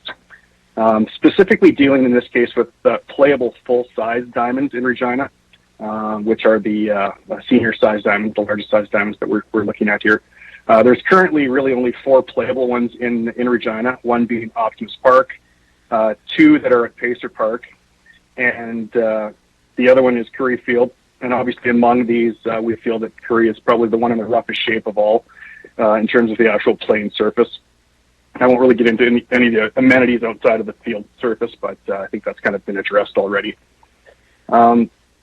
In Regina, when the Regina facilities are compared to those of, say, Saskatoon, we feel that overall the Saskatoon facilities seem to be in better shape.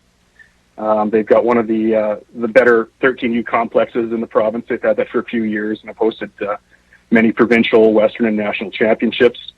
They also recently just updated their 15U facility, which is 4 diamonds, all with new fencing, brand new batting cage, which features four batting cages in the middle. And they've actually put artificial turf on their main diamond there as well, which allows you to play through different weather conditions. Now, in terms of the full-size diamonds in Saskatoon that they use for the most part, that's Cairns and Lycos. They've all been upgraded the last few years and have attracted some national championships because of that. Obviously, Baseball Canada Cup, they've had a couple times there.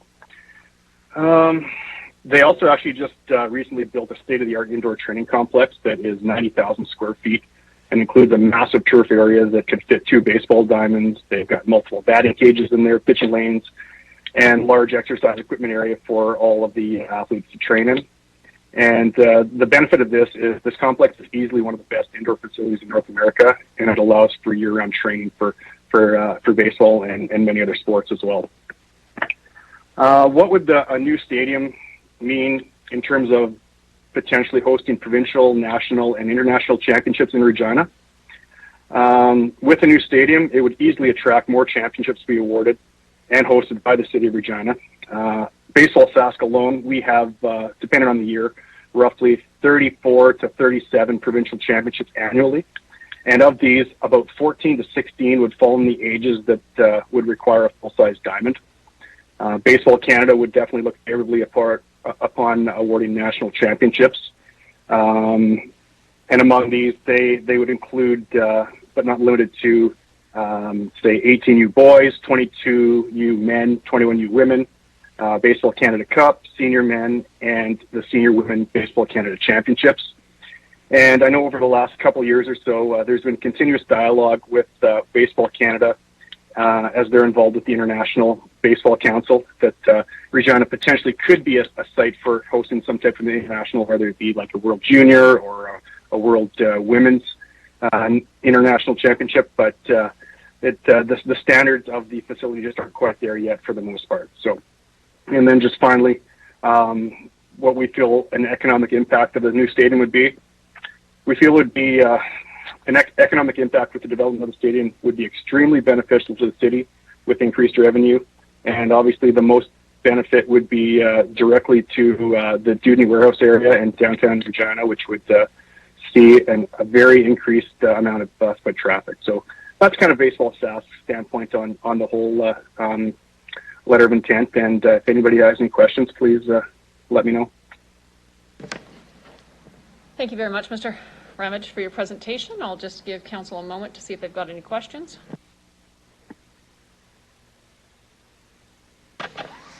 Seeing none, sir, you're off the hook. I'll thank you very much for your presentation to council this afternoon and ask that you please leave the meeting. Thank you. Council, the next delegation, 21-291, Rod Pelniuk from the Regina Optimist Baseball is unable to attend in person and has asked that the city clerk read his submission for the record. Mr. Clerk. Thank you, Madam Mayor. The individual's name is Rod Pelniuk.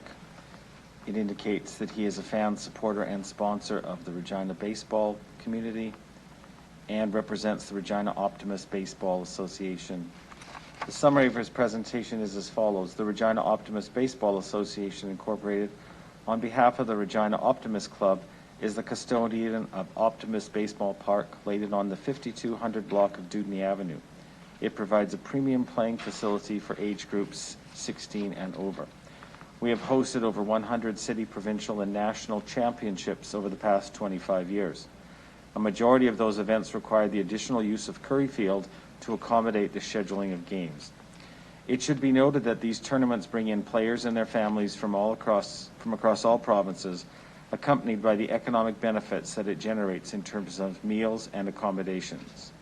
Our association supports the building of a new first-class baseball facility in Regina. It would validate our position for applying to host additional Baseball Canada National Championships and put us in a position to apply for major international competitions. Presently, Regina does not have a baseball facility that would meet the criteria of international competitions. That's the end of the presentation, Mayor. Thank you very much, Mr. Clerk.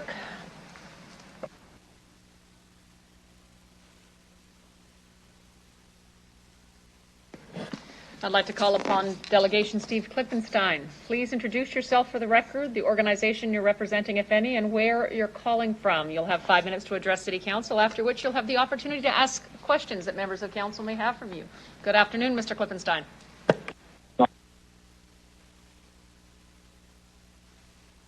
One moment, sir. Here I am. There you are. We can hear you now. Please proceed. Thank you, Your Worship, City Council, fellow delegates. A little bit about myself. I am Steve Klippenstein. I'm actively involved in baseball in Saskatchewan. I'm a current player in Coquitlam Valley Baseball League, a former AAA head coach in Baseball Regina. I currently serve as volunteer in Baseball Regina as the Executive VP, an 18U Division Director, and Director of Player and Coach Development. I also serve as a volunteer board member for Saskatchewan Premier Baseball League. I'm a local business owner, operating Captive Media, 22 Fresh, Fella and Fetch Canine Care, and Revive Developments, all of which operate in the Regina Warehouse District. I have 40-plus years of baseball experience and 25-plus years working in the Warehouse District. I'm excited about the possibility of a sports stadium in this area. I'm here to represent Baseball Regina. I'm calling from Regina. So a little bit about Baseball Regina. We're a volunteer organization, nonprofit organization, of course. We have over 1,500 players and over 145 teams that play in our league. We have representation from White City, Swift Current, Weyburn, Unity, Yorkton, Melville, Munster, Radville, Alameda, Moose Jaw, etc. Baseball Regina is a member of Baseball Sask and Baseball Canada. We follow the developmental, operational, and governance guidelines. I'll give you I think many delegates have spoke about the state of the facilities already, but a quick update on our Rally Cap 11U, 13U, and 15U divisions. We play out of Lions Park, Pacer Park, and Columbus Park, and our 18U divisions, we play out of Turf Field, Optimus Park, and Pacer Park. We share the diamonds with Regina Red Sox and Coquitlam Valley Baseball League and Regina Optimist 21 Under programs. Mike discussed the growth of baseball, so I won't get too much into this other than our membership is showing an average increase of 3% to 5% per year.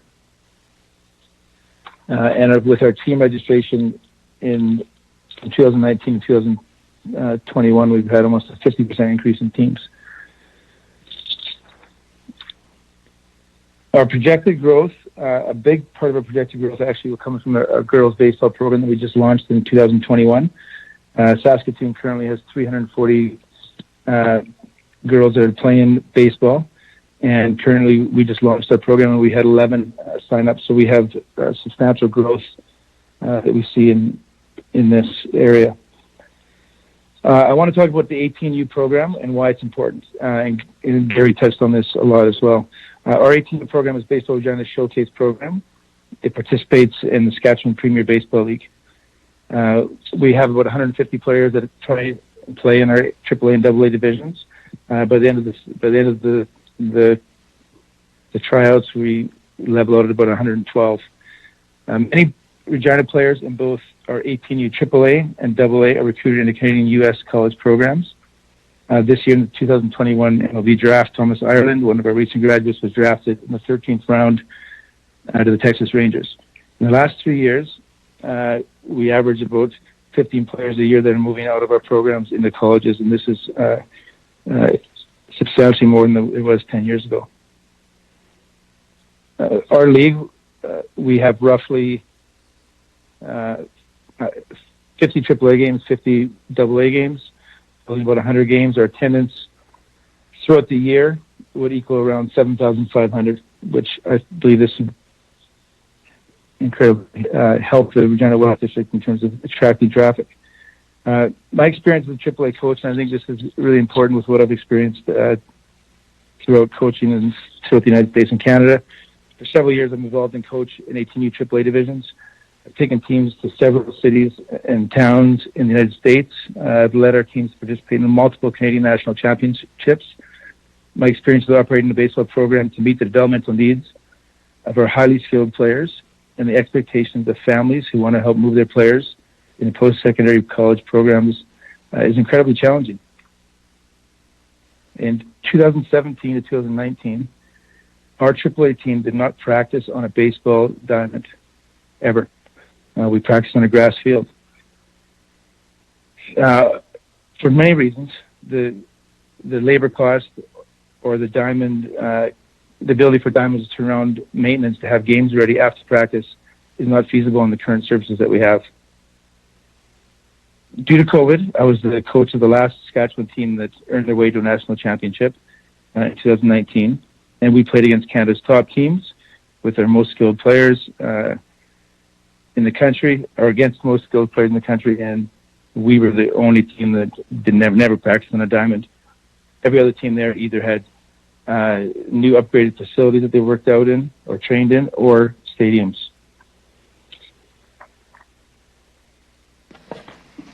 So the biggest challenge is that we need to send our players. I may have to cut you off. We're past 5 minutes. Can I ask that you wrap up in short order? Yep. Yes, please. Thank you. In conclusion, the building of the stadium in the Warehouse District will serve our 18U AAA program, our families, our fans, and communities well. We can host high-profile games, as Mike spoke about. The Regina Red Sox have been incredibly important to the development of our 18U youth in our city. They've committed to continue to support our program, to continue to recruit our players, and bring them back home for the summer so they can play. And I think most importantly, they're a great motivational program for our kids to look up to. And we've seen so many cities lose their programs, and I think a stadium secures the future of the Red Sox for many decades. Thank you. Thank you very much, Mr. Klippenstein. We have a question coming from Councillor Stadnichuk. Thank you, Mayor Masters. Through the mayor, Mr. Klippenstein. Sorry about that. No problem. Klippenstein. So you have a couple of submissions that are you? Can I also ask you questions regarding your role as a business person in the Dudney in the Warehouse District? Please. Okay, thank you. Through the mayor, just have you spoken with the you have an appendix with 19 businesses in the Warehouse District that support this proposal. I understand that there are about 600 in the area. Have you spoken with the Regina Warehouse Business Improvement District? I have, yes. And do you know what's their position on this proposal? Well, I think it's important to know that I'm a delegate, and I'm not leading this. I can just only speak from my experience. But in my conversations, and they're definitely informal. I mean, Lisa from the Regina Warehouse District will ask me questions about what I think, and I respond back, and then she tells me what she thinks, and it's all off the record. And I think that the Warehouse District standpoint is that they just want more information, probably more inclusion, and so I'm trying to give as much information as I can as I get it. Okay, thank you. That's fine. Through the mayor, just one more question is that would you only support this project if it is built in the yards? Because there seems to be an assumption that that's the only location that would be considered. It's a great question. I look at this from many standpoints. From a baseball 18U director, we need great facilities, period. So if you put the facility in the middle of a farm, from an 18U director standpoint, I'd say great, we have a facility. But from a sports fan and a coach and attracting teams from other areas, we have a problem. We can't compete. We can't apply for all these tournaments. we don't have the facilities to train our players properly. Our trainers have to train all over the city in different areas to try and get the right combination of workouts. So I think, and I look at it from a business perspective. I look across those yards, and someone mentioned the plan for the yards, and I mean we've all seen the plan, but the plan has been stagnant for forever, and it hasn't moved. And with Mr. Simpson coming to the table to light the fire to have this project launched, I think it's an amazing opportunity. And I think there's so many things that can be added to it, in which I haven't been a part of all the planning for the facility or the stadium or the area. But I think it's just a matter of getting the feasibility study launched, and there'll be great ideas that come with this for the area. Okay, thank you. That's all I have. Thank you, Councillor Stadenchuk. I see no other questions from Council today. I'll thank you very much for your presentation, Mr. Klippenstein, and ask that you please leave the meeting. Thank you very much.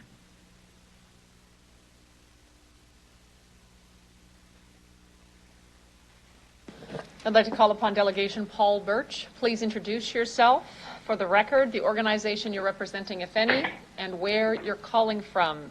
You'll have 5 minutes to address City Council, after which time you'll have the opportunity to address any questions that members may have for you. Good afternoon, Mr. Birch. Good afternoon. Thank you, Your Worship and City Council. My name is Paul Birch. I'm currently down the street in Regina here.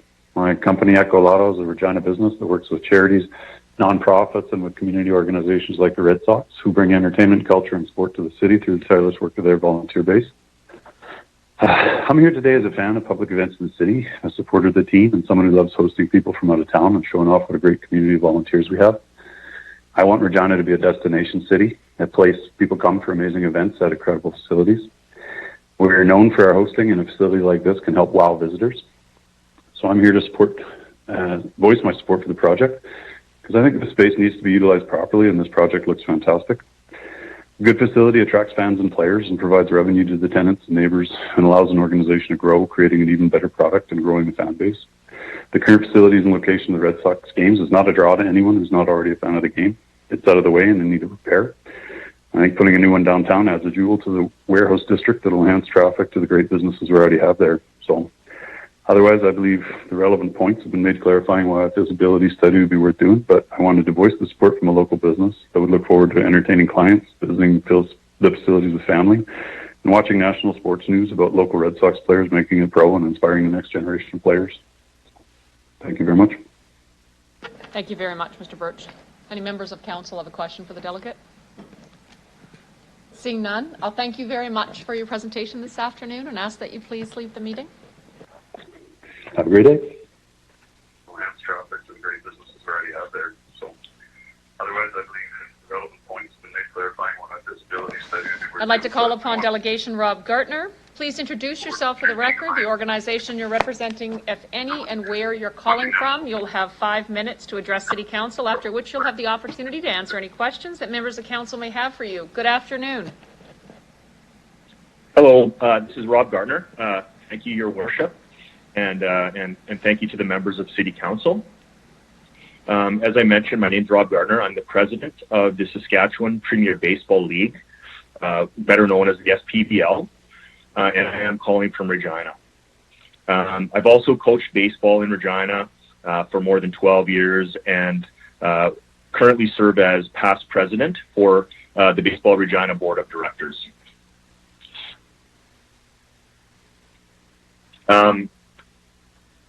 Just wanted to add, Steve Klippenstein previously made a presentation, so him and I work very closely together with Baseball Regina and the SPBL. So he made a lot of the comments that I plan to also make, but I wanted to highlight what the SPBL means to baseball in the province and particularly in Regina. The SPBL is the highest minor baseball league in the province. The league is made up of players that are under 18 in grades 10 to 12, and we have AAA and AA divisions. AAA is our elite division. Many of our players throughout the province go on to play college baseball in the U.S. and Canada. And just to put that into perspective, more than 100 of our players from the province of Saskatchewan have gone on to play college baseball in the last 10 years, and more than 25 of those from the city of Regina. We've had some players who have recently been drafted to play Major League Baseball. Logan Hoffman from Munster, Saskatchewan, 2 years ago, and then this past draft, Thomas Ireland of Regina, as mentioned by Steve Klippenstein. Can you just confirm that you can hear me? Yes, sir, we sure can. Please proceed. Okay, great. Thank you. I appreciate that. SPBL AAA is made up of 14 teams that play across the province on all corners of the province, and our AA division has 16 teams. Of those teams, 3 of the AAA teams are Regina teams, and 4 of the AA teams are Regina teams. So that means we play a large amount of games in the city of Regina, meaning each team plays at least 30 league home games. And of those 7 teams, we'd have 105 home games that are hosted in Regina. And those games are played at Optimus Park, Curry Field, and Pacer Park. There's been a lot of discussion about Curry Field being antiquated, and it's at end of life. For our purposes, Curry Field is not adequate to provide the skill development for training, practice, and games that's necessary for us to keep being able to provide that superior competitive experience. So we strongly support a new field. Certainly this stadium proposal, we support the city of Regina getting behind that. And I've been listening to all of the delegates, and I support all of the discussion as to the benefits that we would see from supporting a stadium project like this. There's certainly economic benefits just from our teams alone. Just a conservative estimate is of the 105 home games that we host in Regina every single year. Conservatively, 30 of those games would have extended stays within the city for teams that are coming from Lloydminster or Saskatoon or Yorkton or Swift Current, because they may have a doubleheader and they use Regina as a hub city. So there's significant economic advantage to local restaurants and hotels and retail shopping, etc. We believe that the city of Regina should have better facilities. Conversely, there's superior facilities for hockey and football and soccer, and those are recognized not only in the province but also in Western Canada. I have children that play ringette and hockey, and our Cooperator Center is a gem, and we would like to see something similar in the baseball world. And I guess my last comment is SPBL works closely with the city and the Regina Red Sox to make sure that we're maximizing Curry Field right now, and also we would look at maximizing any future facility and making sure that it's used consistently, and it's something that we all cherish and are able to use for decades to come. Thank you very much, Mr. Gartner. I'll wait and see if any member of council has a question for you. Councillor Shaw. Just a quick question. You spoke briefly, and I'm picturing this as a counselor and also as a mother. We have facilities, like you said, the cooperatives that are very, very well built for the sporting events that they host. We all know we need another swimming pool. What I do like to say to you or ask of you, and you did mention it, and this is where I'm kind of going, we've never had a real ball diamond here. We've never had a beautiful stadium that kids can play ball in, that can be, with this, if this goes through and if this is a feasible adventure for us in Regina, could you maybe just touch a little bit briefly on the economic spin-off of this new facility through the chair? Yes, thank you for that question, Councillor Shaw. People want to be part of something that's enjoyable, and I think one of the previous delegates mentioned that there's benefits to having something that is an entertainment facility. We don't have an entertainment facility for any of our baseball facilities in Regina right now. So if we had something that was more fan-friendly, that brought more casual fans rather than, like, I go to a lot of Red Sox games, and it's typically hardcore baseball fans. And we have the opportunity to build more of a casual fan experience because there could be a lot more added to the overall entertainment experience.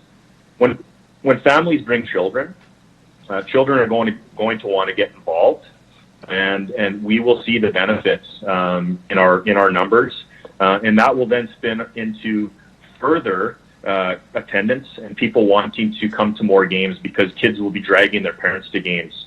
I've been involved with baseball for a very long time in Regina as a coach and a leader and a builder. And I use the example of the 2015 Toronto Blue Jays. The success that was felt, the pride as a Canadian baseball fan resonated not just in Toronto or Ontario, but across the country.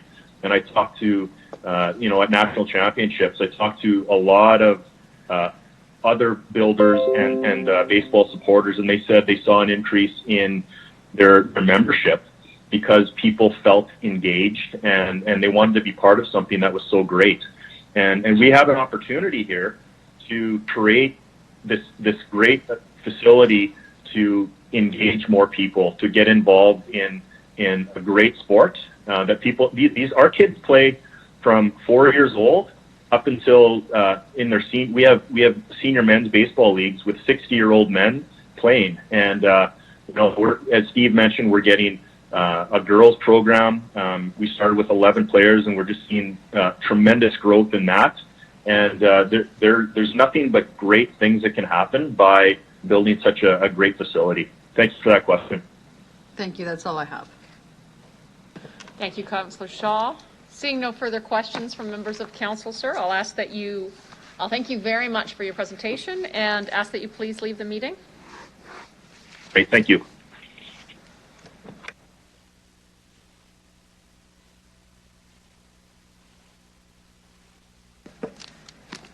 I'd like to call upon delegation Ryan Hartnett. Please introduce yourself for the record, the organization you're representing, if any, and where you're calling from. You'll have 5 minutes to address City Council, after which time you'll have the opportunity to respond to any question members of council may have for you. Good afternoon. Good afternoon, Your Worship. My name is Ryan Hartnett. I'm the president of the Regina Royals Softball Club. And I'm calling from Regina, Saskatchewan, which has been my home since 2008. This is where I'm choosing to raise my family. The Regina Royals Minor Ball Club is a volunteer organization that represents approximately 380 softball players from the north zone of Regina, which is everywhere north of Dudney Avenue. Of these players, approximately 355 are female athletes, and all of these athletes are under the age of 16. We operate within the Regina Minor Softball League.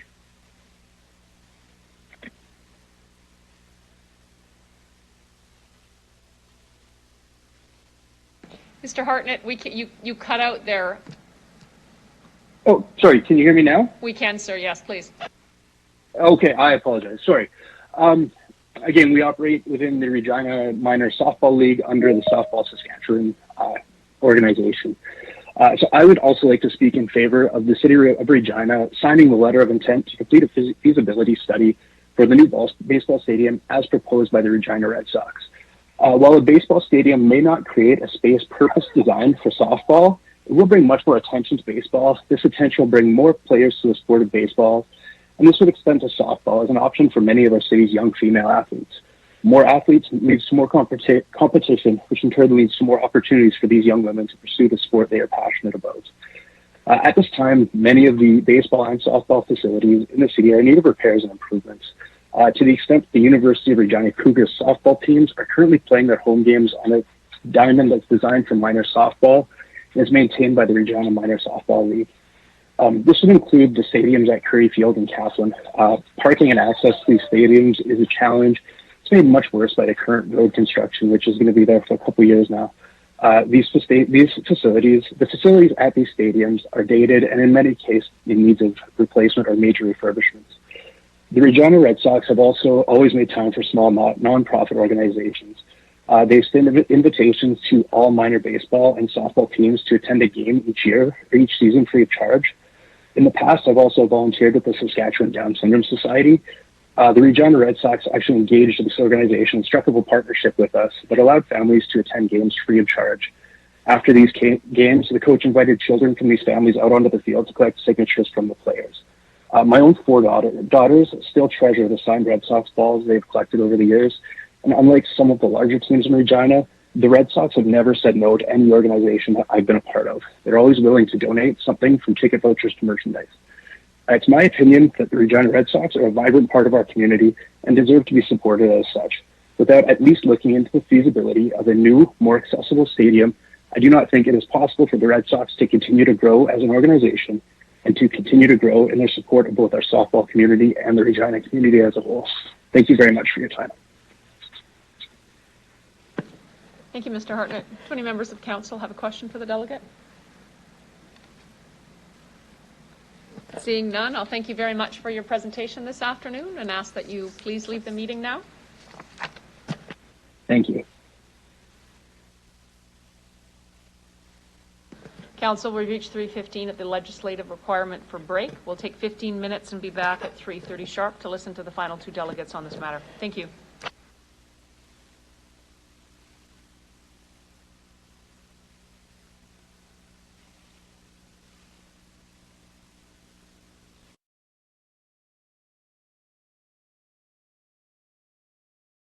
Record the organization you're representing, if any, and where you're calling from. You'll have 5 minutes to address City Council, after which you'll have the opportunity to respond to any questions members of council may have for you. Good afternoon. Good afternoon. My name is Aaron Murphy, and I'm calling from my home in Regina. And I've been a Red Sox fan since roughly 2005, and enjoy being part of the Red Sox family and something bigger than myself. From day one, I've always felt more than welcome at the games and at being treated like part of the team, which has kept me coming back for years. The one thing that has kept me away from the city recently is the lack of accessibility and the need for a barrier-free stadium. Most of you are familiar with Curry Field, the current home of the Regina Red Sox, but let me highlight some of the struggles we have due to lack of accessibility. Parking. There are very few accessible parking spaces, so those who have mobility issues or those who have mobility equipment may not attend due to no room to park or maneuver to their seat, and safety as well. And the grounds themselves are uneven and tough to navigate. And the most important one that I feel is seating. If you use a wheelchair like myself, you have very few options for seating. Your only options are behind the visiting dugout or right behind home plate where you cannot see the whole field, which also means if you want to go with a group of friends for a night out, tough luck. You can't sit with them because there's not enough accessible seating. And everything I've mentioned above would be a non-issue with a new barrier-free stadium. And in 2021, these are things that people with disabilities should not have to deal with. Thank you. Thank you very much, Mr. Murphy. I have a question from Councillor Shaw for you. For sure. Hi, thank you for appearing and giving us a different perspective on the ball diamond. Can you let me know, is there a washroom that is wheelchair accessible at the field there now through the chair? There is. They call it accessible, but it's really not very accessible. For somebody like myself, who's small and has a small wheelchair, I'm able to maneuver. But if you have a scooter or a bigger chair or something like that, it's not really possible. Okay, so it's half accessible to a small amount of people. Because I'm aware that most people are in larger wheelchairs or scooters. Parking, is there parking? I guess there would be parking. There may not be allocated parking for people with wheelchairs. Is that true or correct through the chair? I know that there's at least one allocated parking. I take paratransit, so I really can't speak to parking that much. Okay. I just know that it's inadequate. Sorry, thank you. This is just something that's very dear to my heart. Now, you talked about the place where you would sit if you're in a wheelchair would be behind the back catcher. Is that correct, through the chair? Correct, yes. So, how many spots are there behind there that you could put wheelchairs in there through the chair? There's not technically a spot per se, just room for chairs, and you can probably, without getting in the way, probably 3. Okay. So, could I be so bold, or maybe I'll just ask you, do you feel that this is a comfortable place for people to go that are in wheelchairs or in scooters or have any type of disability through the chair? No, I don't. Okay, thank you. That's all I have. Thank you, Councillor Shaw. Councillor Bresciani. Thank you very much for coming forward to speak. In regards to taking paratransit, is it easy to access to get to the games out there through paratransit? So it's easy to get to the games, but once you get there, it's tough to find a safe spot to load and unload. Okay, through the chair. Yeah. As far as times, though, for pickup and all that, is that easily coordinated even to, because are there not any night games through the chair? They're all at night, yes. Okay, so is paratransit, you're able to take paratransit home as well? Yes. Luckily, they end before paratransit is closed. Okay, all right. Thank you. That's all I have. Thank you. Seeing no other questions from council, well, thank you very much for your presentation this afternoon, Mr. Murphy, and ask that you please leave the meeting. Thank you.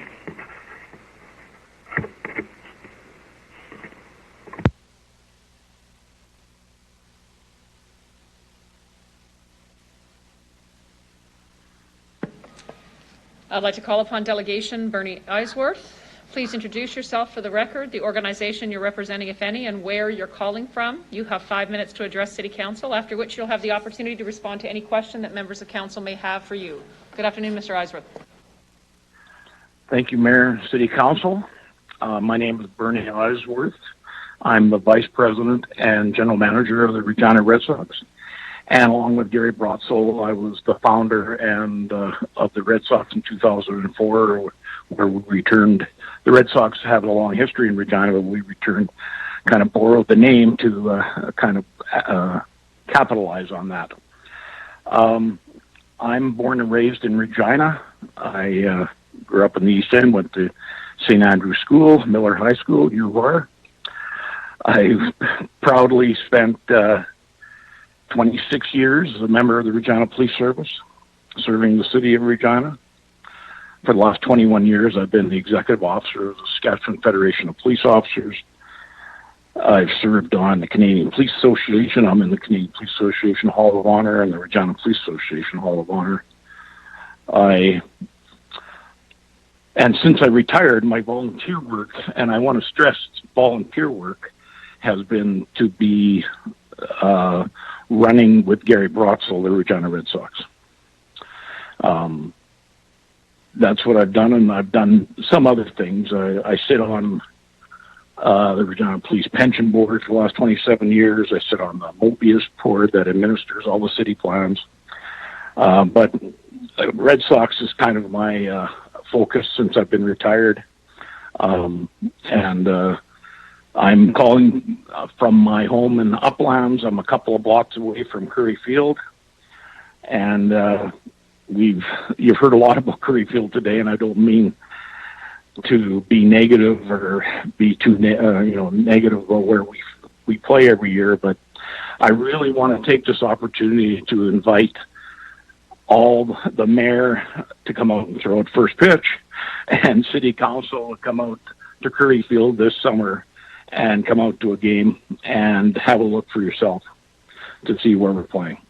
I think it's important for you to do that, because I really think even if you're negative, and I heard you talk about it last time and vote it down, even a feasibility study, even if you're negative about it,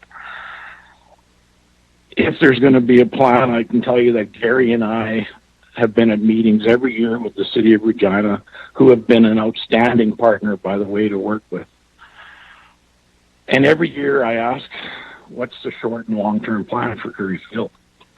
And we get nothing. There's no answer. When we ask for improvements, usually it's, no, we can't do that. There's no money for that. There's no money for that. And the improvements to the field have been done by the Regina Red Sox. We've made our own improvements to the field. We put in a garage we use for storage. We put in a ticket booth. We put in a couple of luxury decks. And that's all that the Regina Red Sox have done. The big you've heard about the negatives of the field, and I'll just go over them very quickly. There's only one dressing room that in itself is inadequate for the players.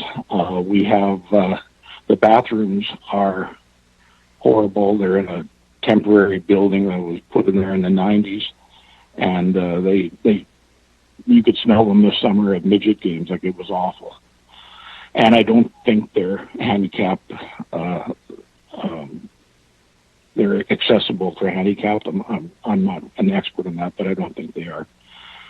The concession building is terrible. That's all I can say about it. The floor is not good. My wife runs a concession there. I've worked with her there. I can confirm it's not a good plan. If it's hot, it can be 99, which is Fahrenheit for you young people, in that building, and it is no City of Regina worker would ever work in there because it's not safe. The field itself is used too much, and consequently the field breaks down midway through the year because of so much use, and needs better care than it's getting. And it's no reflection on the city workers, because I know they work hard and do their best. The batting cage at the field is built by the Regina Red Sox, and we maintain it. So, I mean, the field itself, I personally believe, and I'm just an opinion, that if the City of Regina is to really thinking about not going ahead with a new facility and instead putting money into Curry Field, I think it's a bad investment. It'll be bad money to put into that field. That field needs to be decommissioned, in my opinion. And there has to be, at the very least, a long-term plan of what's going to be done. I am proud of what we've done with the Regina Red Sox, and as you heard from many of the speakers today, I'm proud of our relationships we've had with the rest of the city and the community and the sponsors in Regina. And we're very happy with the relationship we have with the City of Regina, and we hope to continue a positive one. Thanks very much. Thank you very much, Mr. Eisworth. I have a question from Councillor Shaw for you. Hi, thank you. I'm your counselor for your Ward 7, and I've talked to a lot of people in Uplands as to Curry Field. I've talked to a lot of people within Regina that I know in the baseball field. As much as it'll be sad to say that it might leave our area, which I know we're all sad about, you brought up some really good points, though, and the point that I touched on from the previous counselor was the accessibility and how it's really not accessible for people. I've gone there with my daughter. It's not accessible, and she's in a wheelchair. I want to talk about the concession stand. I know I've had a lot of not complaints, sorry, just mention that it's not always running, and the families don't always want to go there because the kids want popcorn and so on and so forth. Can you maybe elaborate a little bit more on the conditions of that concession stand? Because to me, it's borderlining not safe as a health regulation. Can you maybe touch a little bit more on that, since you have a lot more knowledge on that through the chair? Yeah, well, my wife worked. We had the concession going this past summer for all the midget and games that were going on. When it's hot, I mean, there's no way the city has put a kind of an area air conditioner into it, but like when you walk into that building when it's hot, even with the air conditioner running 24 hours, the temperature is usually in the high 90s, and it's just it's just not a safe place to work. Plus, the floor is old, and after working a shift in there, of course, I'm old, but my knees are killing me. It's just not a very nice place to be, and it's just I think it's and again, I don't know anything very much about construction, but it's one of those temporary buildings that was put in there. And I think the word temporary means it should be moved. I think it was put in for the cyclones in the early 90s. I'm not sure of that, but I think that's what it was put in. And it's just, it's not adequate for what we do. And, again, I travel with the team all year, so I've been to every stadium in Alberta, and they have, beautiful state-of-the-art concessions. And because they have a grandstand, they have 3 or 4 different areas where they can have, food and concession areas, which really, helps their business and helps with the people that are there. When you have 3,000 people, you need to have more things. Well, we have 700 people. Even that one concession isn't even suitable for that. So it's a problem, and I don't have the answer other than a brand new concession, which I think in the overall scheme of things would not be a good investment by the city to do that. I think it would just be, this summer and fall, they have approached us about putting in new bathrooms at the park, and I've heard their plan. And then, of course, I asked the question, what's the long-term plan? And they just don't, they never have one. They just, they want to put new bathrooms in to cover off Curry Field and the soccer field. And it just isn't a very good plan that they're proposing. Thank you. That's all the questions I have, and I'd just like to thank you for all the work that you've done, you and your wife, in the baseball. Thank you. Okay. That's all I have. Thank you. Thank you, Mr. Eisworth. We have Councillor Bresciani with a question for you. Okay. Thank you very much for appearing today. I just, in regards to the volunteership you've talked about, and that the Red Sox had to pay for the canteen kind of thing there. Can I ask, how does the Red Sox raise those funds and to try and, I guess, do the maintenance? What's kind of been the agreement there through the chair? For the maintenance of what? Sorry, I missed that. Sorry, the maintenance of so you've indicated that you paid for is it the canteen or the... Oh, no. The Red Sox? We built a few things at the park. We put in a couple of decks. And when I say we, it was Gary who built it. I didn't do anything, but no, I helped with it. But there are 2 decks, and we also built kind of a garage building where we store a bunch of stuff, and then we use that for selling our beer out of. And we also put in a ticket booth at one end. It's a brand new building that's where our people come in with the ticket area. So those are the things that we've built, and the way we've raised our money is our budget has gone from approximately $100,000 a year to just about $450,000 a year. But everything we do, we put back into the team. We haven't played for 2 years, so I can tell you that it's kind of like we're starting over again. But we reinvest everything in the team, and every year we try to do one little capital project, like I mentioned. It's not much, maybe $25,000-$30,000 or something, but we try to do something all the time. But that's That's how we make that we get money through sponsorships. We charge people to get into games, and we sell beer at the games. We do fundraising. We have a raffle every year, and we have a dinner every year. So, we work hard, and like everybody else, you have to work hard to be able to put a team like this together. Right. Thank you for that. So, can I ask, was there a problem with flooding out there at all? There is are you talking about on the field? Yeah, like I remember a few years ago. There are a couple of low areas in the field if it rains too much. Yes, and then they have to get the pumps out. But that's it's actually it's not terrible. It's not a consistent problem. Probably because we haven't had that much rain recently. But not really flooding. I wouldn't say. There have been a couple of times where like the sprinklers are run by a computer out of City Hall or something, and we had the tarp on. The sprinklers came on underneath the tarp. But other than that, there haven't been any problems. Okay. And I think just the last question was just in regards to discussions with the city as to kind of next steps. If you can just elaborate, did you indicate that you've raised concerns, and what was the kind of the discussion there?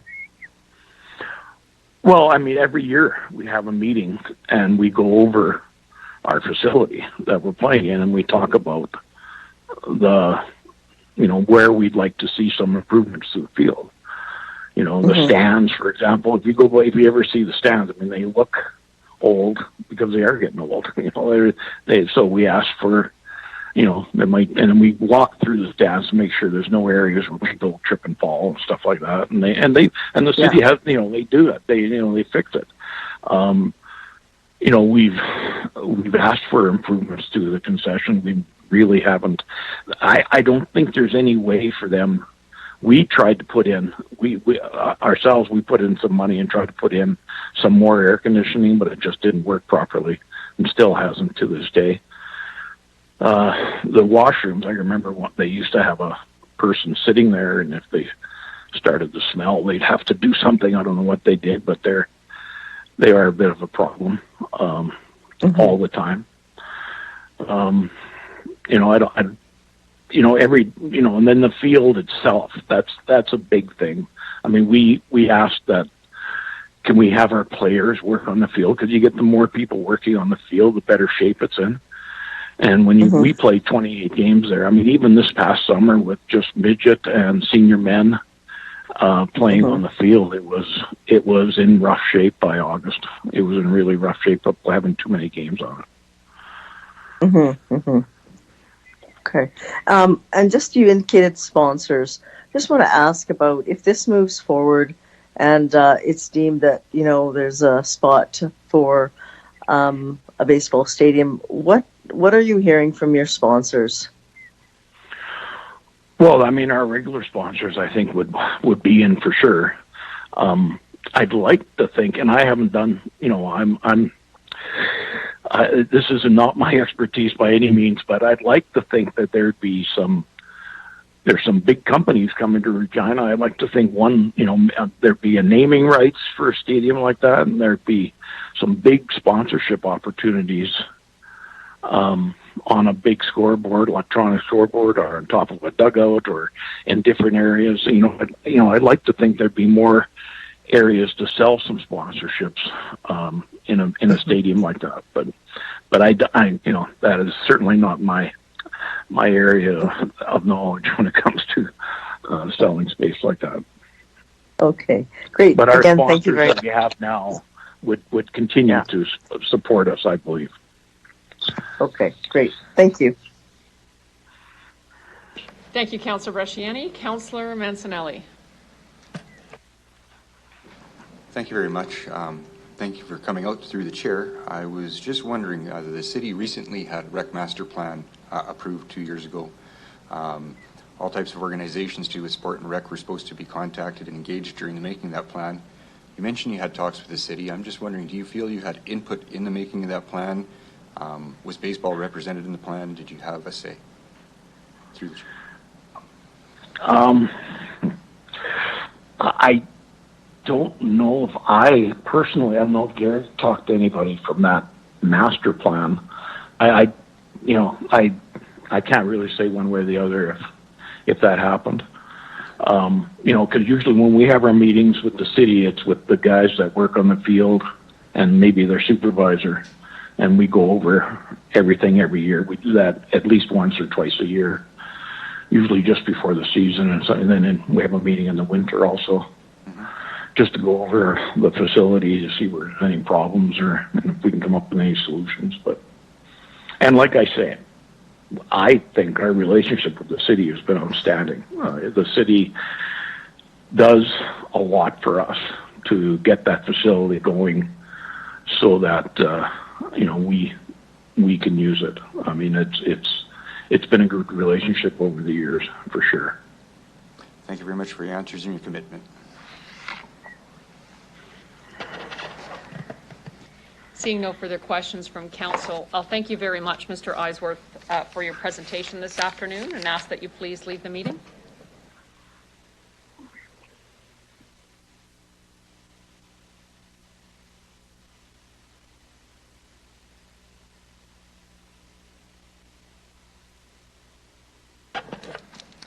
We'll now consider item CR 21-141, Baseball Stadium Letter of Intent. Councillor Findora, could I ask that you introduce the report? Thank you, Mayor Masters. I bring report CR 21-141, Baseball Stadium Letter of Intent. At the executive meeting on October 6th, the committee debated what is in front of us, and at the committee level, the committee adopted a following resolution: that the City Council deny the approval of letter of intent between the City of Regina, Living Sky Sports Entertainment Inc., and Regina Red Sox Baseball Inc., as described in this report and substantially in the form of attached in Appendix A. You need a second there, Mayor? Apologies, Councillor Stadnichuk. Thank you. I'll turn over to you. I think we've talked a lot about this at the committee level, so I think I'd like to hear the council now what the thoughts are. So I'll leave it at that.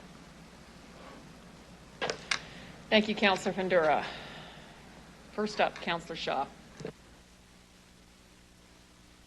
To administration, if this letter of intent goes forward or if it doesn't, either way, I'd just like to know so if it does go forward and we find out that yes, we do need a ball diamond in Regina, would that put any type of bearing on any other facilities that we're looking into, say the swimming pool that we've been looking into? Through the chair. Through you, Mayor Masters, I'll start and then I'll ask Ms. Howerluck or maybe Ms. Blaisdell to add further comment. I think when you look at the Rec Master Plan and where this fits into the Rec Master Plan, it's not a top priority, but it is noted in the Rec Master Plan.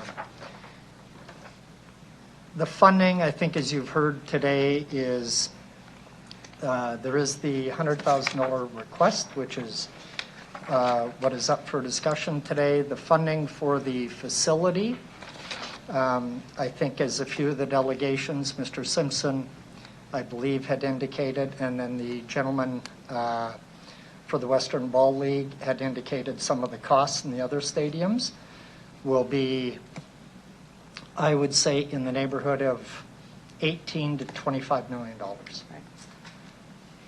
When you look at the work that is being done right now, so there is a survey out on a new aquatic center, getting public input on that. I think through these discussions, there was a discussion about a new rink. So when you add all that up, it is a large request coming to the city for funding. So I think that is one thing that needs to be taken into consideration, is how to pay for the facility and who is paying for the facility, whether it's City of Regina or whether it's a joint funding agreement. And where does that fall with the other priorities that are going to be in front of council soon? I'll ask Ms. Howerluck from a recreation master plan standpoint to add further comment. For you, Mayor Masters, not much more to add. You know, within our rec plan, we have all of the different priorities, and this was one that we weren't going to advance without some sort of partnership because it was 17th on the list. If you look at page 46 of the rec plan, it kind of lists all of our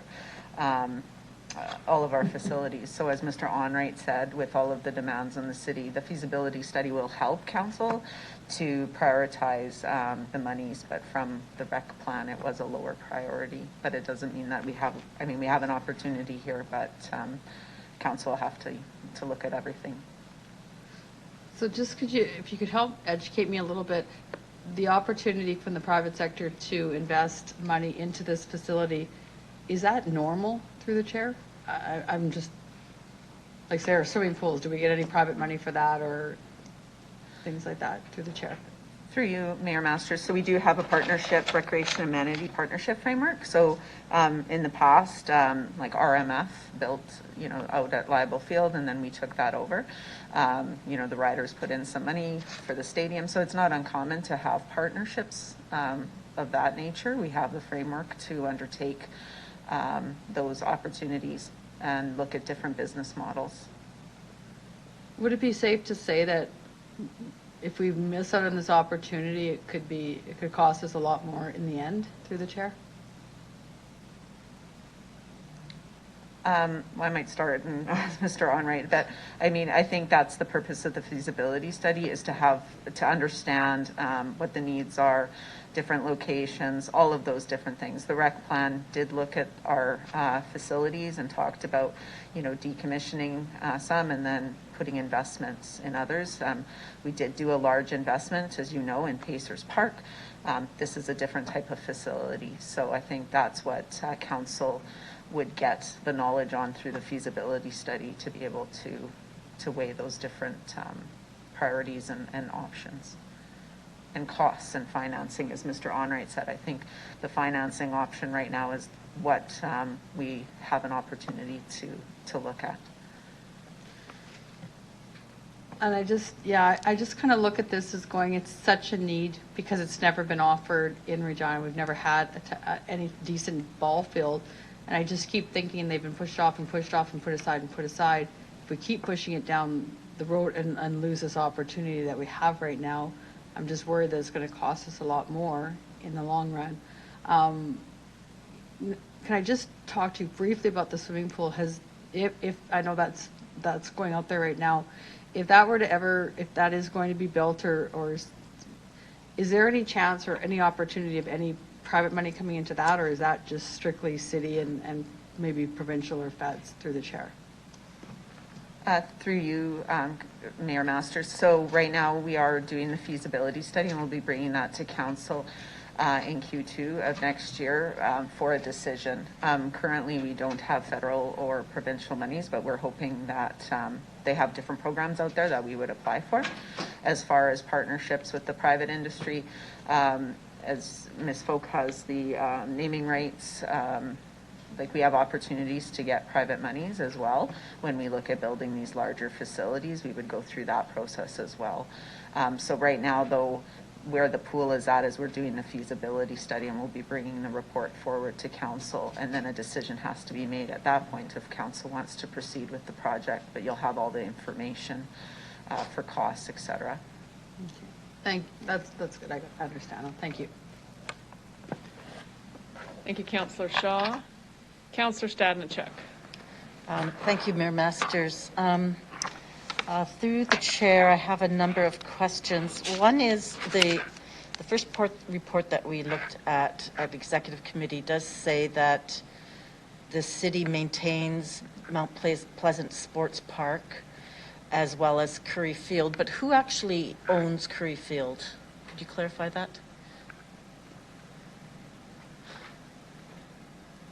Through you, Mayor Masters, the city of Regina owns that facility, the grounds and the facilities on the grounds. Okay. Through the chair, why haven't there been investments made into Curry Field up till now?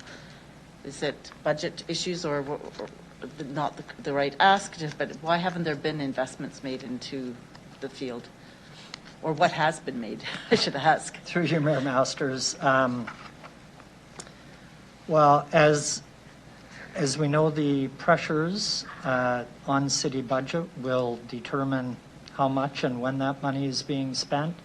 I'm going to ask Jeff May to comment. He's directly involved with the community partners on items like this, and then maybe we can ask facilities to comment on the actual facility upgrades or expenditures around the physical assets out there.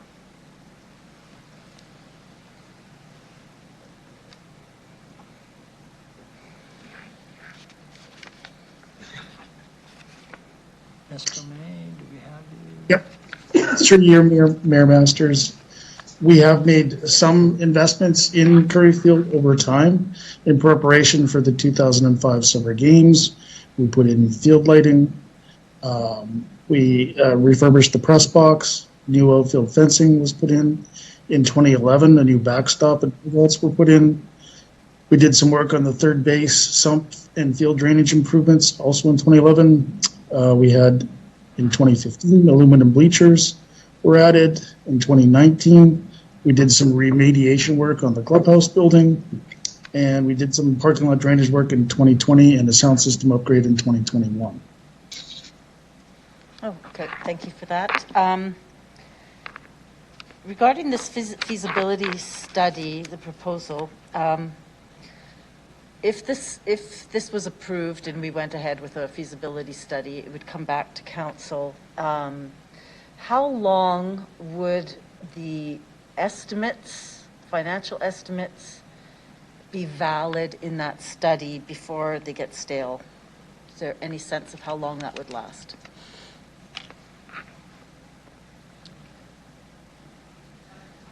Through you, Mayor Masters, are you referring to the cost of the study or the cost of the stadium? The cost of the stadium and the economic benefits, like all of the cost that would be, because that's what it would be looking at, would be the cost to build the stadium. So would that last 5 years more? Through you, Mayor Masters,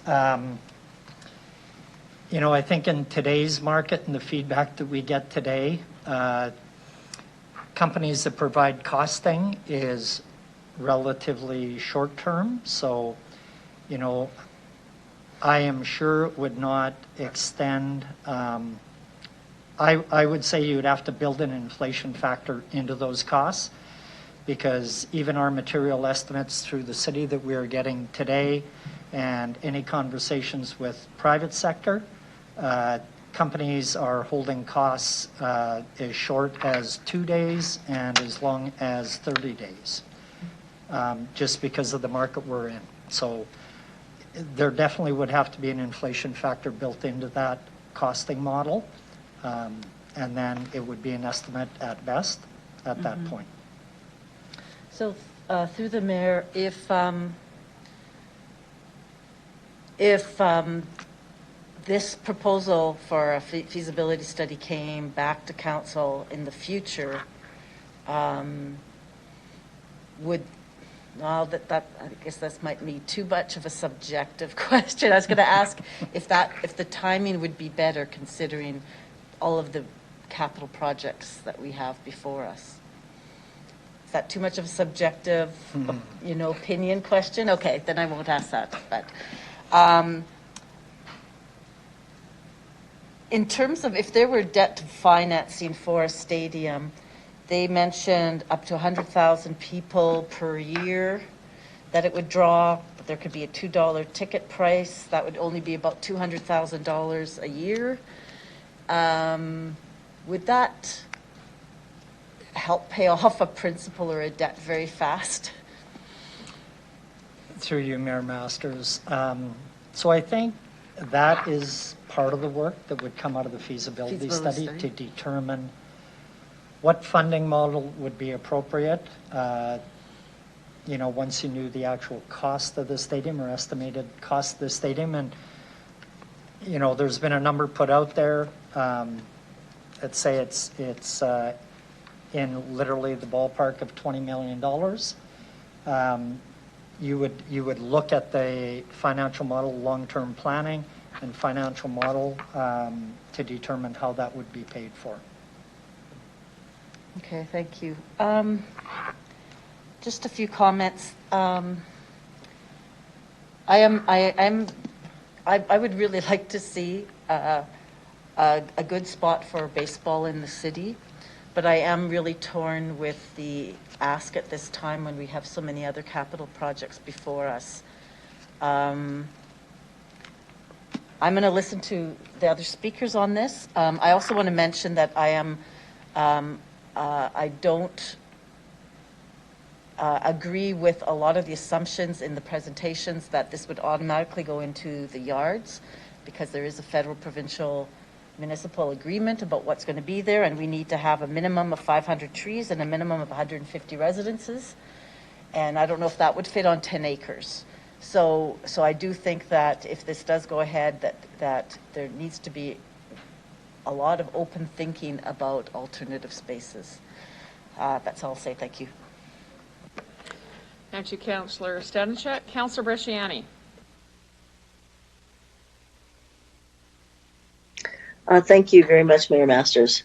So just a question for administration.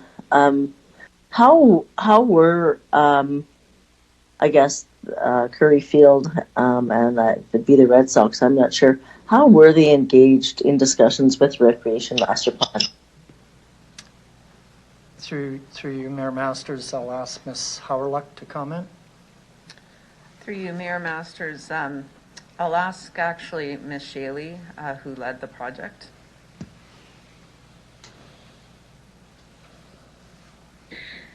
Through the chair, through the Recreation Master Plan, the baseball community was engaged in a few different ways. There was a stakeholder survey that the Red Sox participated in. As well, there was a dedicated consultation session for the baseball community, which they were a part of. And then, of course, we used a public survey to solicit input from the general population. Thank you for that. So there was no consultation with the Red Sox directly regarding this facility. Is that accurate? Through the chair, they were a part of the, as a user group, they did participate in a broader discussion with the baseball community. Right, thank you, I got that. But the point is that the Red Sox, because that is their facility, there was not a one-on-one to sit down with them like we did with others to look at the facilities to say, okay, what needs to be done? What are the upgrades? What are we looking at? And then almost like a time frame, because it seems like the discussion obviously never happened because they didn't understand if there was any kind of a time frame through the chair. Through the chair, there have been discussions with the Red Sox over the years, and so we are aware of some of the needs of the group. Through the overall prioritization process, it was based on public input from the general population and the consultations that took place with all of the user groups from various sport, recreation, and culture opportunities. And so although the Recreation Master Plan does speak to baseball in general, not just baseball, but ball facilities in general, it did not prioritize those facilities in terms of the top priorities for the municipality.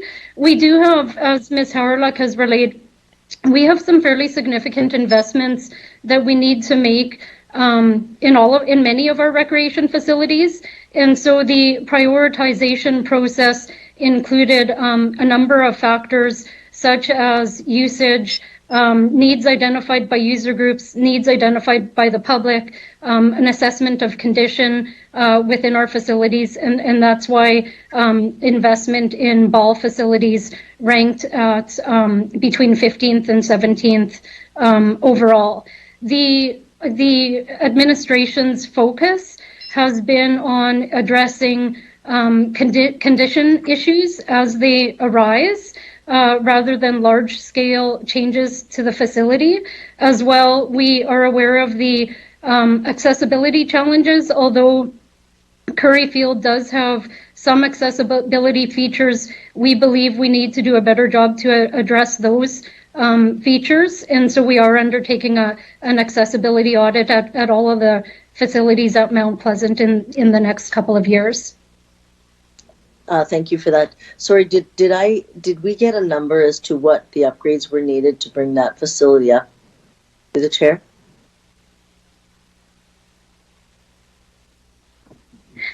Through the chair, we don't have an overall number. We've been looking at them piece by piece as upgrades are required. When we did the recreation master plan, though, we knew that all of our recreation infrastructure, we knew that some of the rinks were, long past their life. In order to do that recreation master plan, we would have had to have a number, not piecemeal, on what it actually would take to, if it's down the road, but what it would take to bring Curry Field up to par. Through the chair, I'm going to ask Ms. Bizdell, who manages our facilities department, to speak as to the condition assessments that have been done at that facility. Thank you.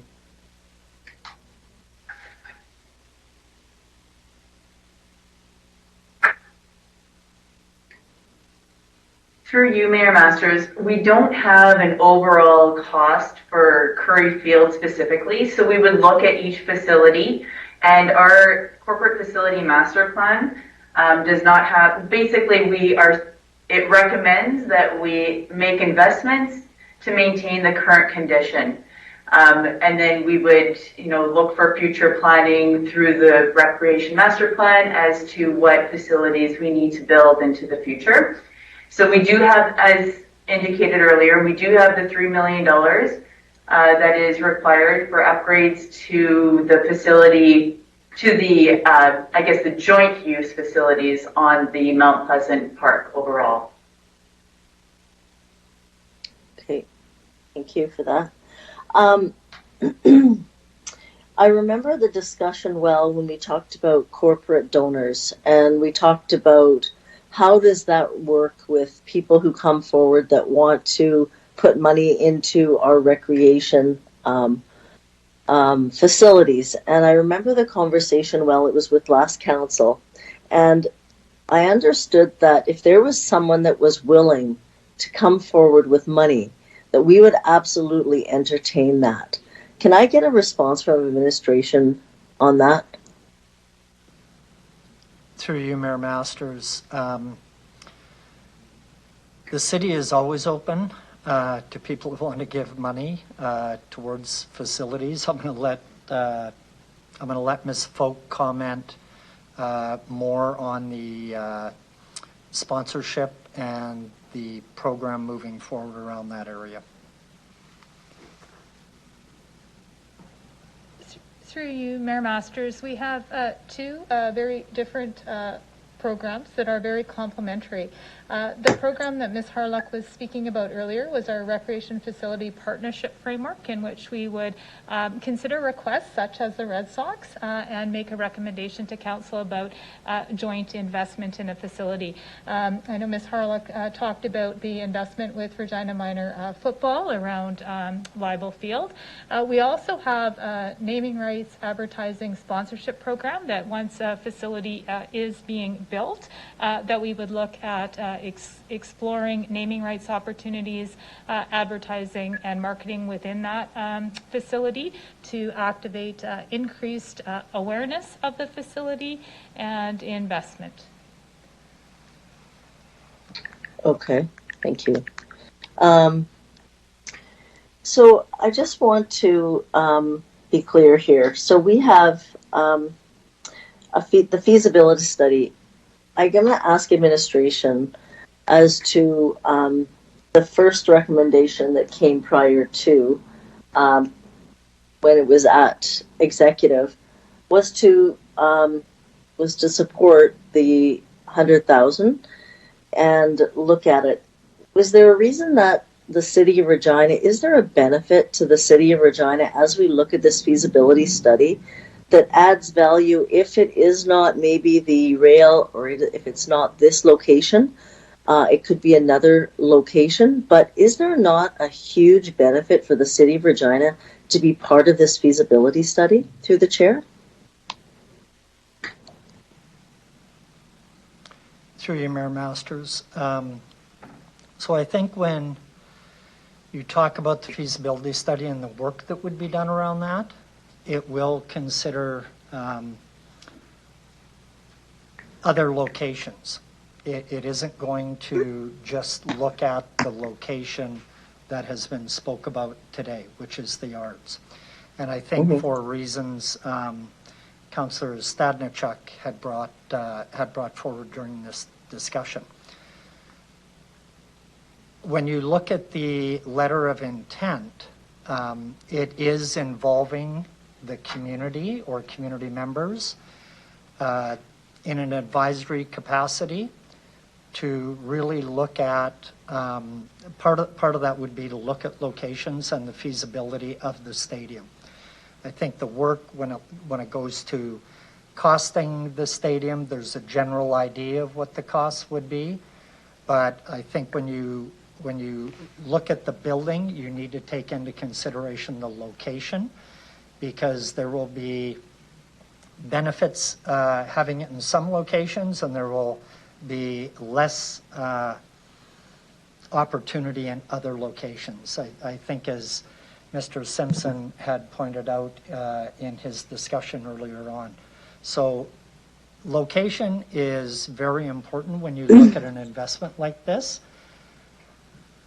I think some of the points that have been brought forward, I believe one of the delegations spoke about investment into Curry Field, whether you redirect some of that money into a facility like this, not invest as much money into that current location.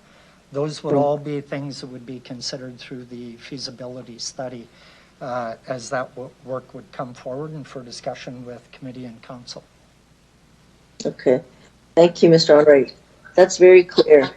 I think that the biggest piece here is we've got someone that's going to actually pay a portion or a half of the feasibility study, which I don't see the pool, and I'm not sure which others, but at least we have that here, which I think is a great benefit to us, because I think we will actually learn something from this.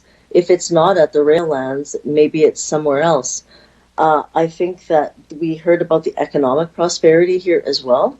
I think if we did a feasibility study and we were part of it, there could be engagement, I think, which is critical. Also with the warehouse district in kind of looking and bringing in EDR to look at an economic piece of it as well. But there's another piece that I think is vitally important here. We also talked about a development on these rail lands. At times there was a grocery store. There was some apartments type living. And I agree with Councillor Stadnichuk, trees, absolutely. So I do see it as a knitted community wrapped and embraced by, if it's not a baseball facility, but some type that has to bring some people downtown, which would, I think, help downtown thrive. But I think it becomes an anchor in that community. And I think that there is plenty of interest in this, but I think this is just the first step, and I think we would learn a lot from a feasibility study, not just for the funding model, but the economic piece as well, and the building, kind of what the community could also look like, because there's another 10 acres. We know we need a grocery store. We could have housing there.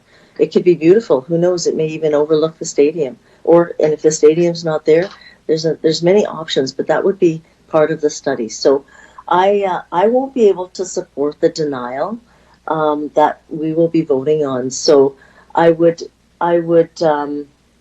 ask that council not support the denial that we've heard from many organizations today, that we would go back to the original intent that administration brought us at executive committee. But I think, and if the clerk can provide some clarity, I think this would have to be voted down first and then moved on. I'm not sure. Thank you, Mayor Masters. With respect to your question, Councillor Bresciani, to explain it for members on council, yes, what you are advocating for is directly contrary to the motion. So it was our advice to you that what would be required is council would have to reject the recommendation coming from executive committee to deny this, and at that time you would be free to put the motion back on the table to return to the original recommendation that administration brought to executive committee on October 6th. Okay, and sorry, Mr. Nicol, would I be able to do that because I've already spoken once? I think, yes, it's fair to say that if the motion's defeated, then we're back, we're starting fresh again. Okay. Okay, thank you. That's all I have. Thank you, Councillor Bresciani. Councillor Stevens. Thank you. It's an enticing report and offer. I do have some questions. It has to do with the location that has been presumed by Living Sky Sports. That group has indicated it is not interested in anywhere but the rail lands, yet the LOI, as others have mentioned, provides a scan of possible sites. What if there's an impasse immediately and we start suggesting elsewhere? Could that mean that third party won't participate in the study? Could that be a disagreement right from the start? And would that put us in a position where we'd have to consider the rail lands as a starting point? Through you, Mayor Masters. So I think in the letter of intent, it talks about location, not specific to the rail lands. So if both parties sign the agreement, I definitely would ask Mr. Weary to comment, but if they both sign the agreement and agree to the intent, then that should fulfill the letter of intent and the work moving forward. Okay. I'll maybe ask Mr. Weary to comment from a legal perspective. Mr. Onright's correct. There's nothing in the letter of intent it talks about examination of locations. It is not specific to the rail yard site exclusively. So it just talks about analyzing locations as one of the things to be included in the feasibility study. Thank you. Second question, the bids are remarkably silent in this report and in the list of delegations, despite the fact that they've been invested in revitalization. Have they been party to this discussion? Have they voiced support or opposition in any capacity leading up to this? Through you, Mayor Masters, I'll ask Ms. Howerluck to maybe provide comment with RD bid, with the downtown bid, and then I can provide some comment with the warehouse. Through you, Mayor Masters, it was discussed at the RD bid meeting, and the response from the RD bid was that they don't oppose a baseball stadium on the yards, and that it's up to council whether or not you want to proceed with the feasibility study. Okay, that doesn't help. Thank you. Prioritization. I'm not sure if that would actually be contemplated in the feasibility study. By my simple math, based on some of administration's numbers, if we include this in, there's about a $220 million recreation lineup of items from a rink, aquatic center, that's a low ball offer, and then this ball diamond. So if we presume a third will be shouldered by the municipality, that's about $73 million. All of this would be in competition with each other as we apply for other levels of funding from other levels of government. How would you prioritize the ask? If we throw all this in the hopper all at once, do we rank them? How do we wager on which one will get funded and why? Through you, Mayor Masters. So I think as we've heard this afternoon, Ms. Howrluck had provided the information on where this is in the Recreation Master Plan. Part of that discussion, I think, comes forward with the feasibility study to determine where it fits into the priority level. I'll maybe ask Ms. Howrluck to comment on the discussions we've had around the Recreation Master Plan and the priorities within that. Through you, Mayor Masters. So it is a good question because I think there's a number of different opportunities and we have to look at them. And one of the things with the partnership framework document that was approved by council was that if there is good opportunities to advance something that might be lower on the scale, but it makes sense, that's why we have this framework to do the assessment, do the feasibility, and then do the financials, determine if that's the right thing to do. I think in this case, that's what the feasibility study will help us make recommendations to council. We would definitely take into consideration the Recreation Master Plan, and the prioritization would come into play because, as you know, the indoor aquatic facility is our #1 ranked facility that needs to be rebuilt, or a new facility needs to be built, whether it's a second one or that's still to be determined. And so we'll have to take that all into consideration, our debt limits, how we would finance it. So it would all go into the hopper and then we would have to provide recommendations on the prioritization. So it will be a complex process. Okay, thank you.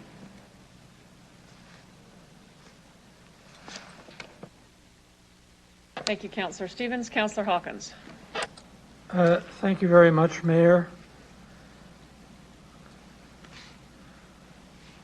I worry about a phrase that says it'll all go into the hopper and it'll be a complex process. We've done a feasibility study of the railway lands. We've done a feasibility study of recreation priorities. What we don't need at this stage is a feasibility study to tell us that Regina taxpayers cannot afford a $20 million baseball stadium. I wish it were otherwise, but it isn't. In terms of priorities, we have an aquatic center, there's talk of a library, there's talk of an arena, there's talk of housing for homeless people, there's talk of our environmental commitments. All of these things have to some measure been prioritized by this council as areas in which we want to build. Until today, or until Executive Council, there was no talk of a priority on a baseball stadium. And I'm concerned that we now upset all of that prioritization by what is in effect a walk-on. So I want to make that point. I want to say that in terms of priorities as well, if we have an extra $100,000, which I don't think we do after having listened to the administration project that the budget for the coming year will be 4.35 mill rate increase. If we have an extra $100,000, I'd rather spend it on community wellness. I'd rather spend it on the folks in the park who are sleeping in the cold. I'd rather spend it on our environmental initiatives. I want to say something about the proposal before us. Really what I want to say is it's both speculative and premature. There's no private money here except that mentioned by Mr. Simpson. There's not even a glimmer of a fundraising plan. There's no commitment from any level of government at all to put money into either a feasibility study or a stadium? There's no business case that will tell us in any kind of remotely concrete terms what potential revenues are or what spin-off effects are. It's been asserted there will be spin-offs, but that's not enough even to get going on it. There's no broad-based community support demonstrated to us. Where's the Chamber of Commerce in this? Where's RD Bid except for a very confusing response? Has anybody asked the community associations whether they support this? What about Rael? What about our other athletic programs? We just don't have any substantive basis on which to move forward with an idea that there'll be a $20 million stadium anytime in the near future. I admire the volunteerism of the groups that spoke to us today, and I admire their passion for baseball. But even to get a feasibility study at $100,000 going, it takes more than that. There's more homework to be done. What is the correct homework? Well, they should continue, first of all, to talk to the city. It turns out, as a result of the questioning brought out by Councillor Stadnichuk and the responses by Mr. Onright, that there has been talk with the city and extensive improvements to Curry Field have been made. Maybe a better proposal is that they continue that. If what's needed is new washrooms or a new canteen, that's a whole different level of consideration than we want to talk about a $20 million stadium. There's also another avenue that could be explored here. We have, in terms of dealing with the private sector in sport, we have an expert agency in Riel and in Mr. Reed. Maybe they should talk to them more extensively, and maybe they would get guidance on how to come to council with this kind of proposal. I think there could be a strong proposal here, but it's some years out. It's not for this year of COVID. It's not for this year when money is so tight. To spend $100,000 of taxpayers' money on a feasibility study when we know we can't afford the very stadium that is being studied is simply to throw away taxpayer dollars. I'm not in favor of that. I hope the discussion continues, but it should continue without this $100,000 ask from council. I'd ask you to support the recommendation to deny the signing of a letter of recommendation and $100,000. Thank you. Thank you, Councillor Hawkins. Any other members of council wish to speak? Just one moment.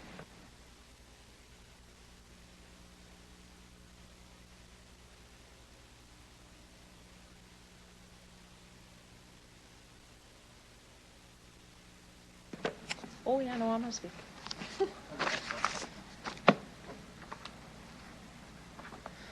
Councillor Hawkins, it's how you won me over last time.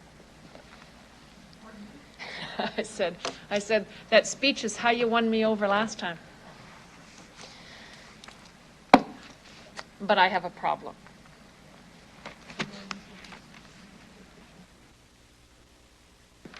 I can't speak from my seat.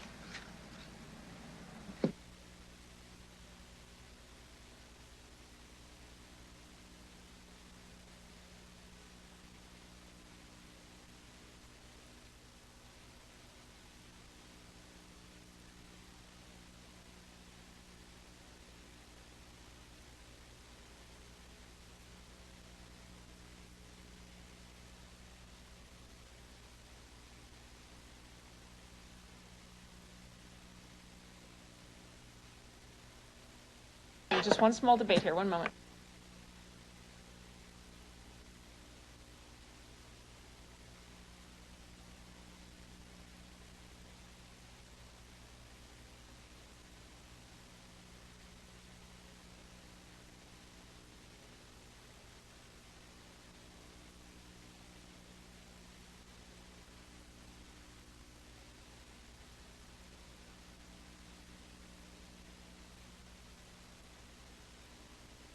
Deputy Mayor, without calling me out of order, may I stay in my seat due to the fact that, we've got COVID and are trying to stay away from each other?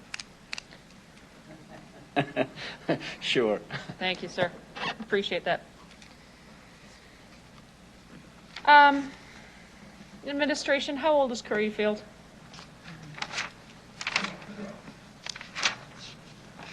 Through you, Mayor Masters, I will ask Mr. Jeff May to comment.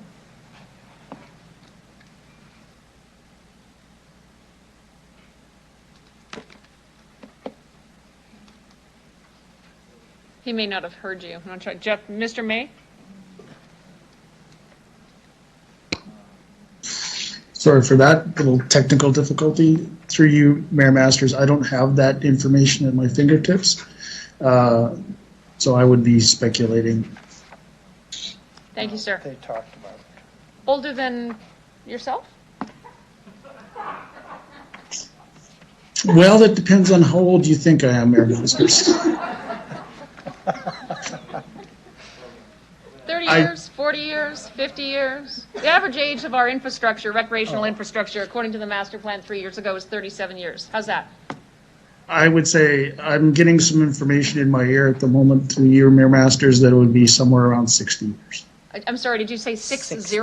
Yes. 60. That's Thank you. fantastic. Thank you, sir. That's way older than you. You're welcome. Mr. Onright, go ahead. I don't know, she was suggesting that you wanted to say something? No, I was just going to say that's not as old as me. I'm sorry? I can't hear you. I was going to say that's not as old as me. No comment. So when I read through the master plan, and here's my difficulty, because I actually think I could go either way on this right now, and it's no to $100,000, but I'm not sure it's not no to a needs assessment, and here's why. The Recreation Master Plan outlines that meaningful and thorough engagement with key partner stakeholders and the general public, combined with diligent research and a realistic and accurate assessment of the current state of recreation in the city, shall be undertaken in order to build this plan. You've been asked twice. I'm going to ask again. How were the Red Sox engaged with as a key partner relative to Ball Diamonds, WCBL League, and giving younger kids within minor ball aspirational hopes of continuing on into the teenage years when we know we need them there? Through you, Mayor Masters, I'll ask Ms. Howrluck to comment. Through you, Mayor Masters, I'll ask Ms. Shaley to go through, again, just the process, because as she had indicated before, they were part of the stakeholder groups that could come, but they weren't, from my understanding of Ms. Shaley's previous answer, was that we didn't have specific conversations, but I'll ask Ms. Shaley to confirm. Through the chair, Ms. Howrluck is correct. I don't believe that there was a specific consultation with the Red Sox. I believe they were a part of the broader baseball group.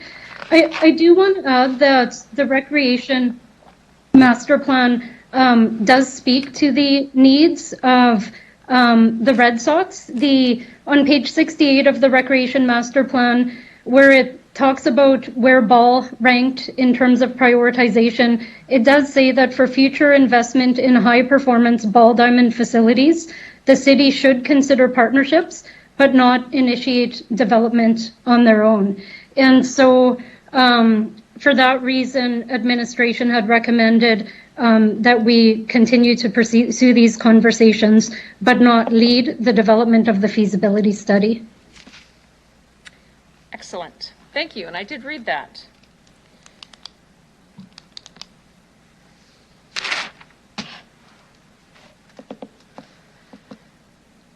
In terms of primary and secondary amenity status, we deem Curry Field to be both primary and secondary. Is that correct?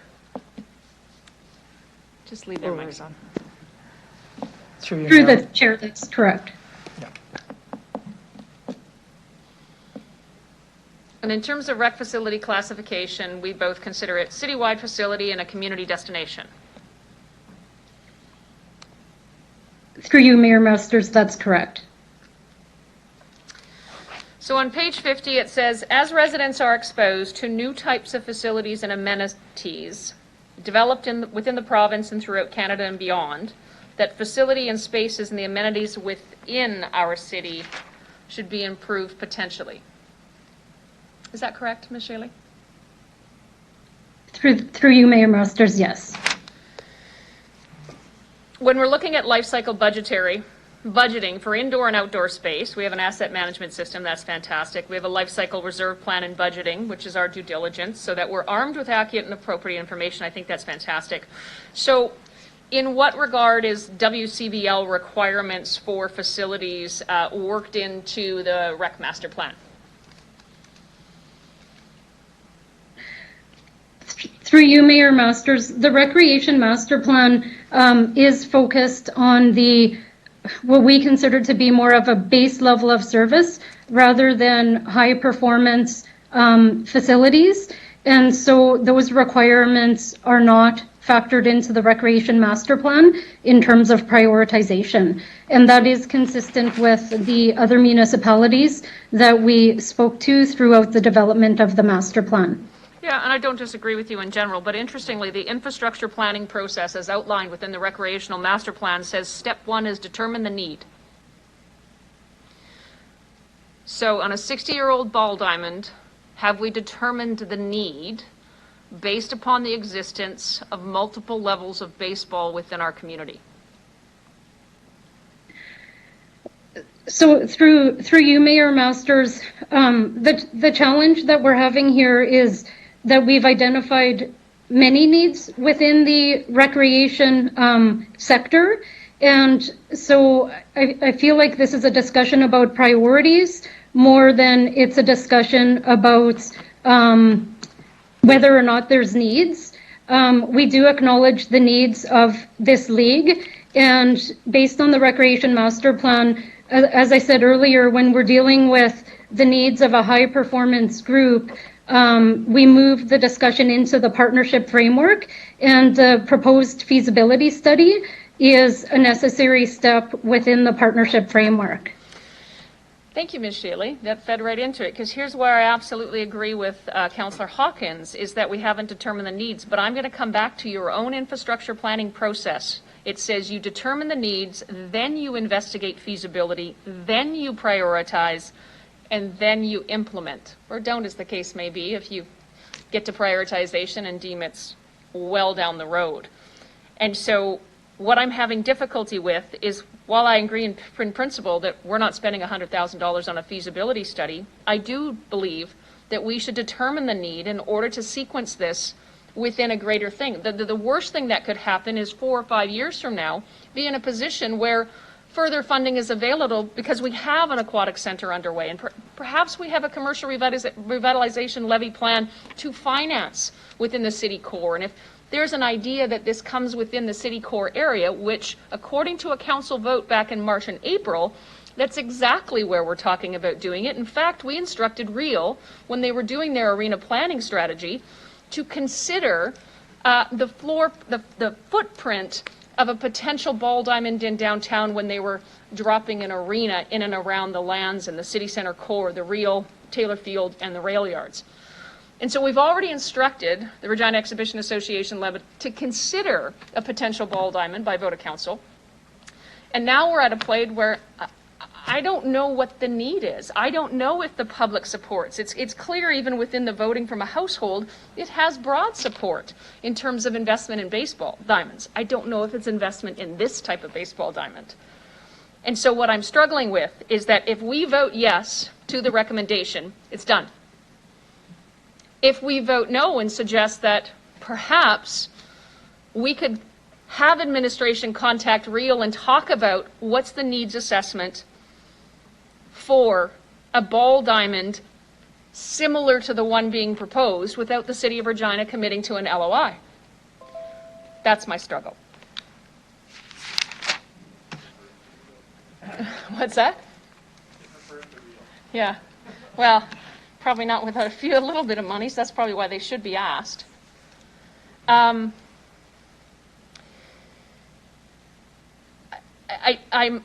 do struggle with defining the need for the project in question. And I don't want to jump to a feasibility analysis, and I will tell you it took 2 years to get to a feasibility analysis of an arena. And in terms of sequencing and the work that's involved in this type of stuff, even to suggest that it might come back next year, I think is a stretch. Because there's much work. There's the needs, there's the investigation across Canada for what's involved. There's broad public engagement that should be undertaken to determine, does Regina love baseball? We heard today that they do, but what does that mean? And I agree completely. It's not $100,000. I think that's irresponsible. In any event, so I'm inclined to vote against the recommendation to deny, because I don't want to kill the idea of investigating a needs analysis. But I don't want to commit to an LOI or $100,000 without addressing what a needs analysis might take to dip a toe into it, so to speak, over the next number of months from the organization that does sports and entertainment for us. That's what I have to say. Thank you.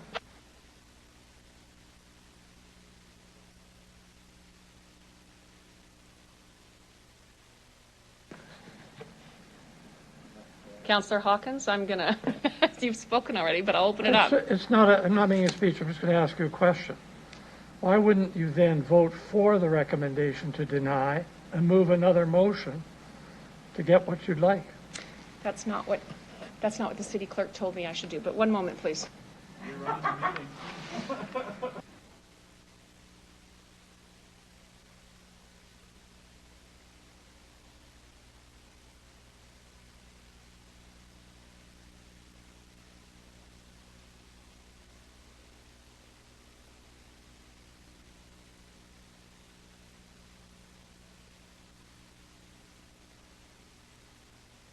Mr. Clerk, explain, please. Well, it's our position, Mayor Masters, that the recommendation from Executive Committee was do not do this, do nothing. And so what we're saying from our perspective procedurally is, if you want something to go forward, don't let this die. Don't accept the denial and then make a motion to say, but let's do this. It's just a matter of how you're interpreting this. And that's how the Deputy Clerk and I have interpreted this. That if Council, in its wisdom, wants to do a feasibility study, then or a needs assessment or whatever it is that you may wish to move, then do not approve the recommendation to deny the recommendation on the floor. You've got to put that to bed.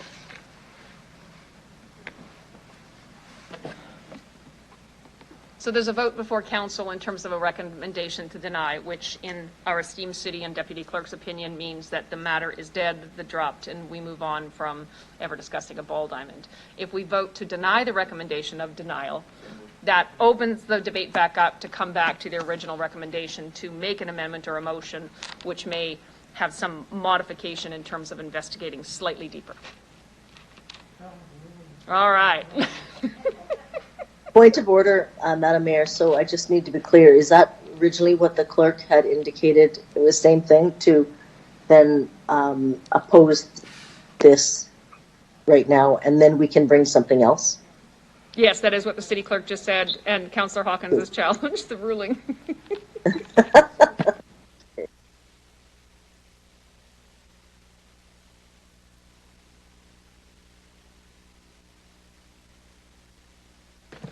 If council agrees that the matter is not dead and would allow for a motion upon vote of accepting the recommendation for the LOI and the $100,000, then we'll vote on the denial, and I believe Councillor Bresciani has indicated she'd make a motion to some effect in terms of addressing a needs analysis, at least investigating it with the Regina Exhibition Association Limited.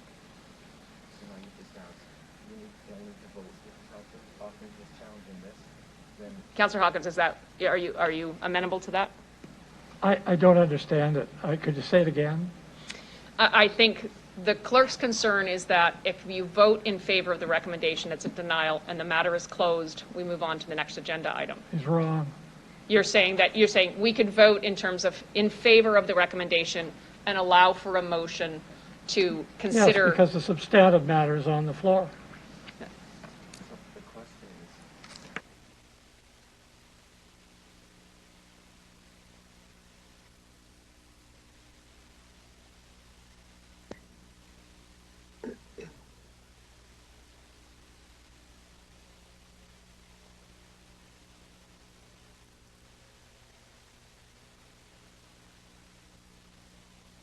Okay.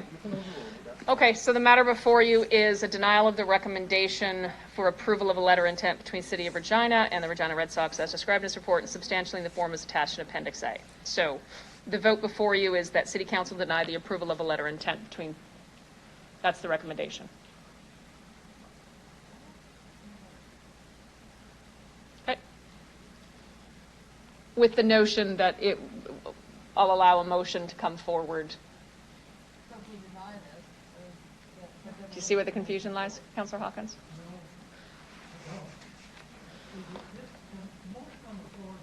Question of what kind of study we have. So if you vote to deny the study if you vote to support the recommendation from executive committee and deny the kind of study that it's proposing, it's still open on the floor for you or Councillor Bresciani or any other councillor to bring a motion dealing with another kind of study. Point of order, I agree with Councillor Hawkins, but the only thing is, if that other one fails, then that means the deny sits. Yes, we would deny, it would sit in any event, so. Yeah. Councillor Bresciani, are you going to bring a motion forward following a vote on the recommendation before us, if we're in support of this, that you would bring a motion to the floor with regards to a different type of study? Yes. Thank you. Clerk, please call the vote on the recommendation before you to deny the approval of letter of intent between City of Regina, Living Sky Sports and Entertainment, Regina Red Sox, as described in the report and substantially in the form as attached Appendix B.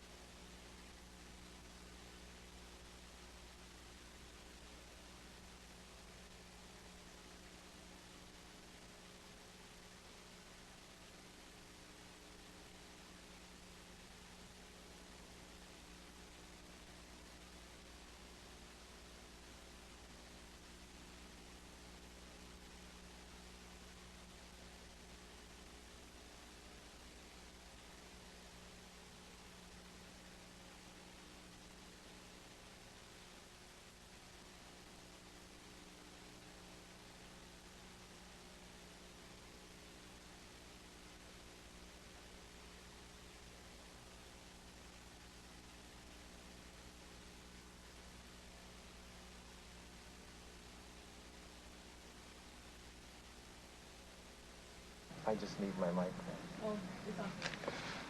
Mayor Masters, the motion carries 7-3 with Councillor LeBlanc being absent because he has recused himself from the discussion.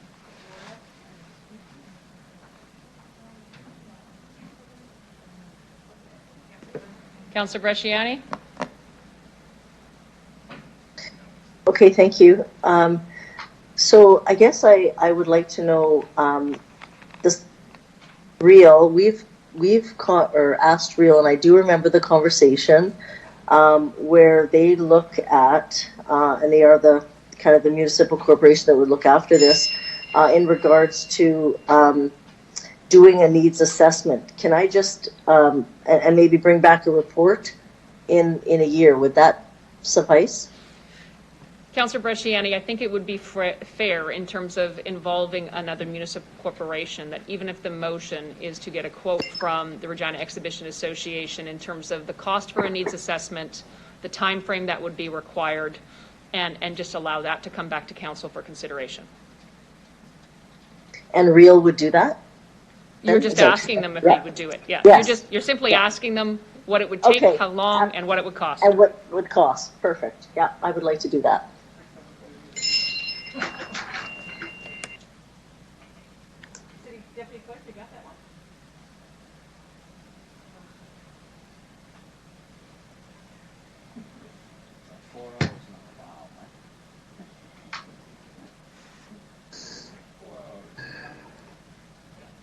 Yeah. But we're watching every penny, and I think that's what's important. And frankly, not sounding unhelpful.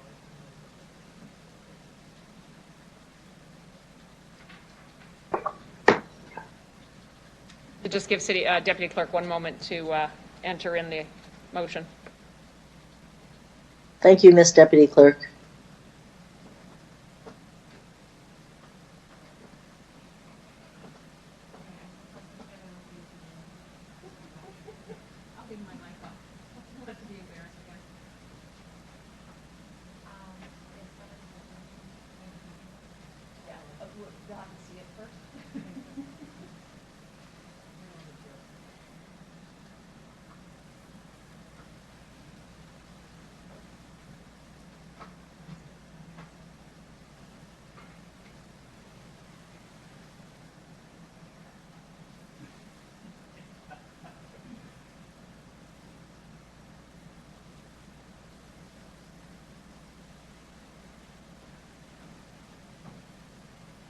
No, take these with you said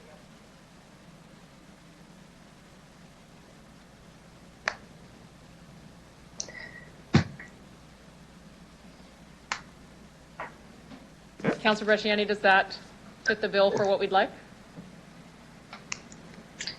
Just a minute here.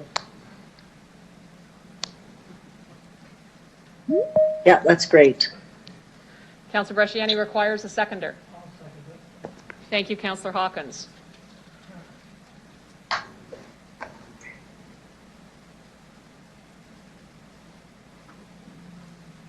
Okay. Councillor Zakidniak, you wish to speak to the motion? Yeah. So I have a question. So in this motion, what happens after, so Real is asked to provide a quote on a needs assessment. What is the next steps in that process? Does that need to be indicated in the motion? Comes back to or do we council know? and council decides based upon both timing and value of that quote.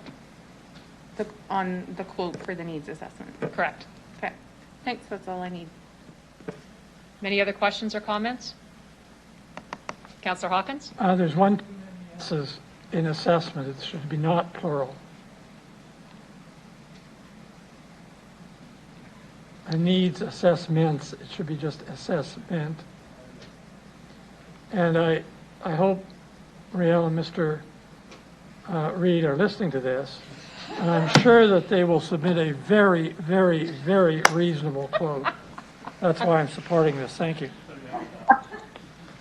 Or convince someone else to pay for it. That would work too. Yeah. Yeah.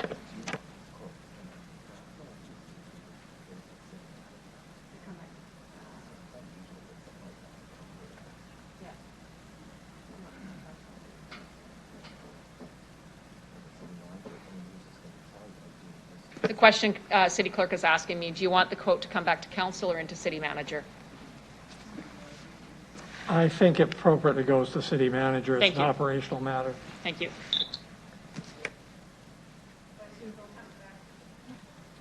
He would let you know. I support that as well. All right. No further questions. Councillor Bresciani, you want to close it off? Or are you good with that?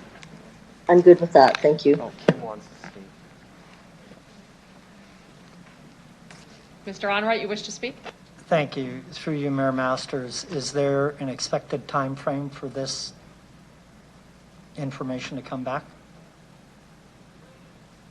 Point. Yeah. For 2021. Does that meet with, is that okay with the mover and the seconder?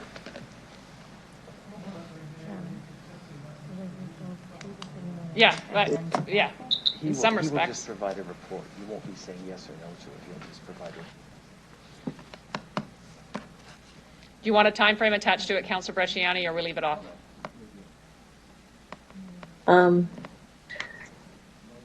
Well, I think that probably it's good to have a time frame, All right. just so it doesn't, Councillor take 2 years. Hawkins? All right, we're good.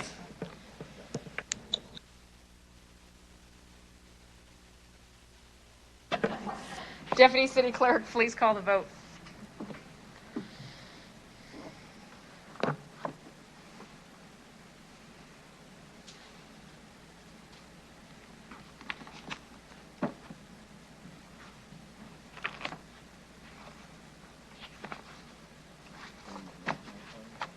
Say it one more time.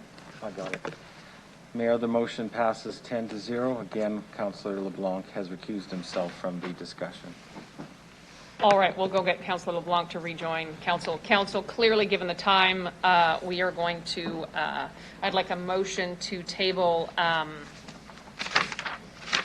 we'll power through ones prior to adjournment, but if we could table MN 21-13 race to zero, we've exceeded the date on that for reply, and they'll be happy to join whenever that debate happens. And CR 21-150 fire master plan, city clerk did check with acting city manager Mr. Onright that those two could be pushed for 2 weeks, and we'll see if we can power through others that have been discussed at length at executive. Councillor Zakidniak. So my only concern with tabling race to zero is part of the intent for that is to mobilize support of municipalities in advance of COP26, which is starting on October 31st. So I know we have 3 delegations. Who knows? I don't. Yeah, we would like to table it so that we can notify delegations that that we'll be dealing with it 2 weeks from now at the next council meeting. Council does have the ability to advise me privately if you'd like, as mayor, me to sign on to the race to zero. I had distributed that information, so that is an option before council.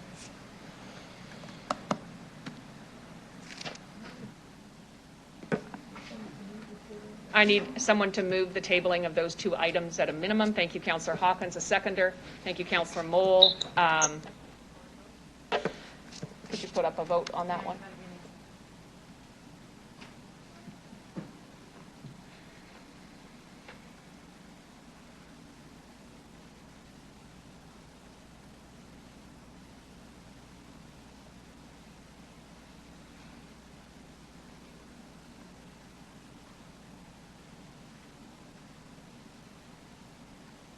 I don't have the ability to vote. Do you?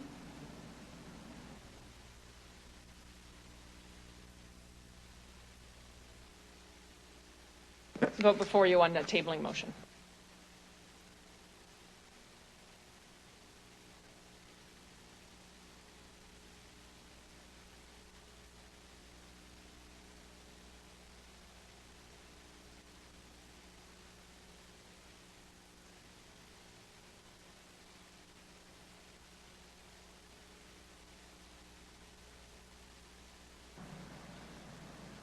Councillor Stanachuk, would you vote?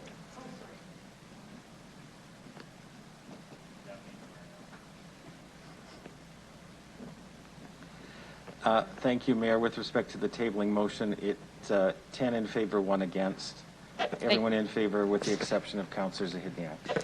Thank you very much, City Clerk. So moving right along, folks, we've got a delegation for CR 21-144, which is the Regina Board of Education staff parking leasing at 2424 Ritalic Street.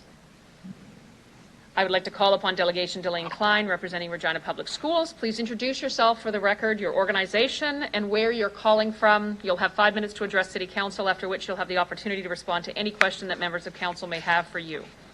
Good evening. Good evening. I'm Delane Klein. I'm the Supervisor of Policy Planning and Research at Regina Public Schools, and I just wanted to make myself available for any questions that Mayor Masters or Council members have specifically for the school division regarding this report. Thank you. Thank you very much, Delane Klein. Do any members of Council have any questions for the delegate? Seeing none, I'll thank you very much for making yourself available this evening and ask that you please leave the meeting. Okay, thank you. We'll now consider item CR 21-144.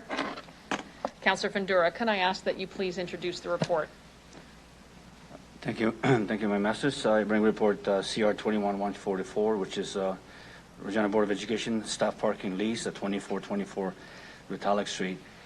The executive committee had a good discussion about this. This is about a lease of a property, just I believe it's across the street from it. And the discussion was that maybe we can look at the community might be involved in looking at the owning the property or in a certain way. As the committee debated, the committee adopted a resolution after the amending recommendation 1, which is said approved the City of Regina entering into the 1 year, so that was the only thing changed was to 1 year agreement for the lease of the city-owned property located at 2424. And in between for the value of $1 with the Board of Education. We need a second, Mayor Masters. Thank you, Councillor Stanichuk. Okay, I'll hand it over to you. Thank you. Any questions from any members of council? Seeing none, Councillor Findura, do you want to close off debate? No, I'm good. Thank you. City Clerk, please call the vote.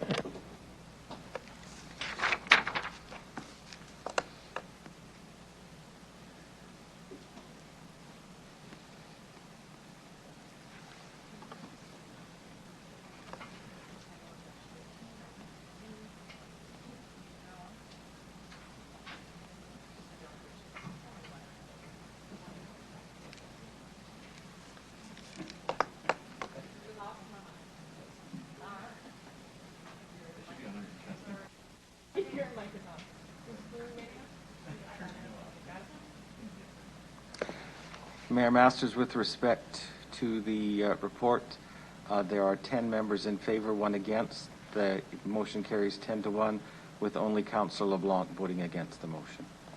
Thank you very much, Mr. Clerk.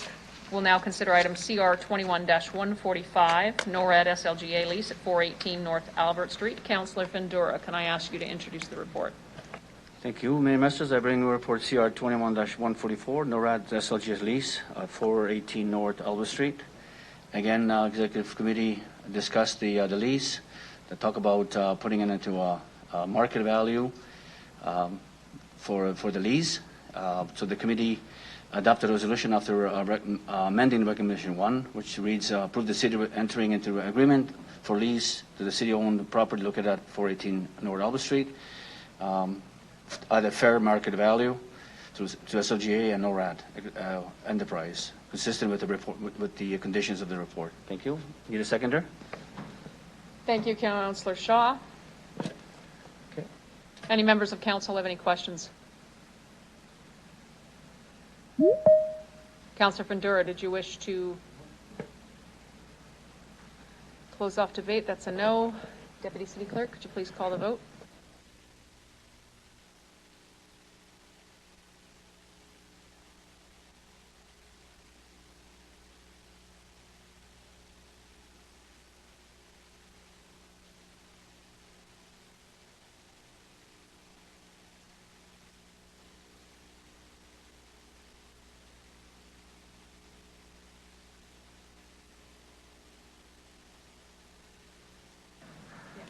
Mayor Masters, the vote carries 11-0. Thank you very much. We're moving on to committee reports. We'll consider item CR 21-146, the Buffalo Pound Water Treatment Corporation Service Agreement. Councillor Findura, can I have you introduce the report? Thank you, Mayor Masters. Again, I bring a report CR 21-146, Buffalo Pound Water Treatment Corporation Service Agreement. Recommendation from the executive is that the council delegate the authority to executive director, finance and strategy and sustainability, or its designate to negotiate and approve corporate support services agreement between the City of Regina and the Buffalo Pound Treatment Corporation. And a seconder? Thank you, Councillor LeBlanc. Thank you. Any members of council have any questions for administration? Seeing none, Councillor Findura, did you wish to close off? No, I'm good. Thank you. Deputy City Clerk, please call the vote.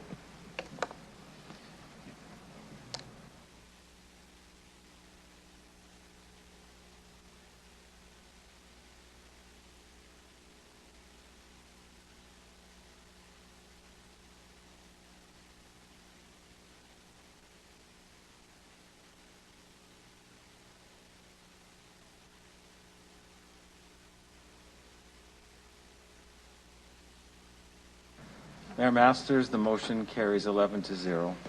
Excellent. Thank you very much.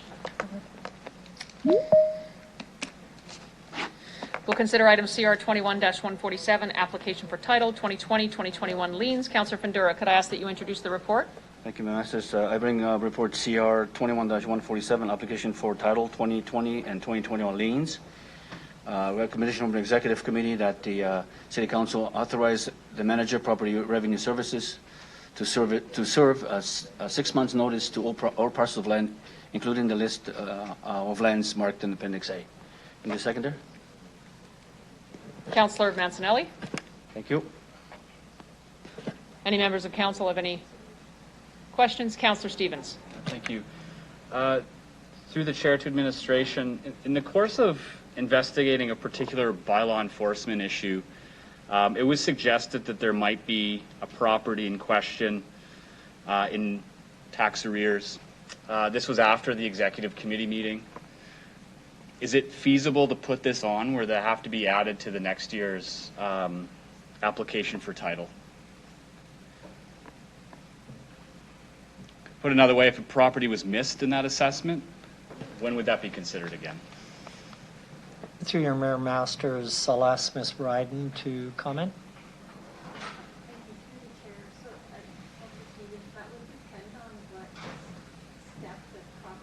Right now in terms of tax enforcement. Okay. The steps are legislated, so if those previous steps haven't occurred yet, then it would need to go through those processes. Perfect. That's all I needed. Thank you. Thanks, Councillor Stevens. Any other member of council have any questions for administration? Seeing none, Deputy City Clerk, please call the vote.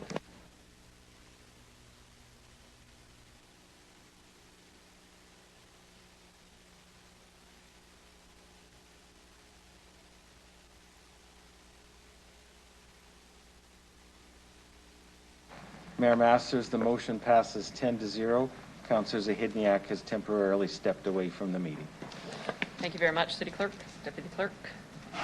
We'll now consider item CR 21-148, Municipal Economic Enhancement Program. Councillor Bandura, could I ask that you please introduce the report? Thank you, Mayor. I bring report CR 21-148, Municipal Economic Enhancement Program, which is called MEEP, an amendment. Recommendation from an executive is that the City Council authorize the Executive Director of Finance and Strategy, Sustainability to submit the amendment outline and report to the Minister of Government Relations to request formal approval. Need a seconder? Councillor LeBlanc. Thank you. Any member of council have any questions for administration? Seeing none, Deputy Clerk, please call the vote.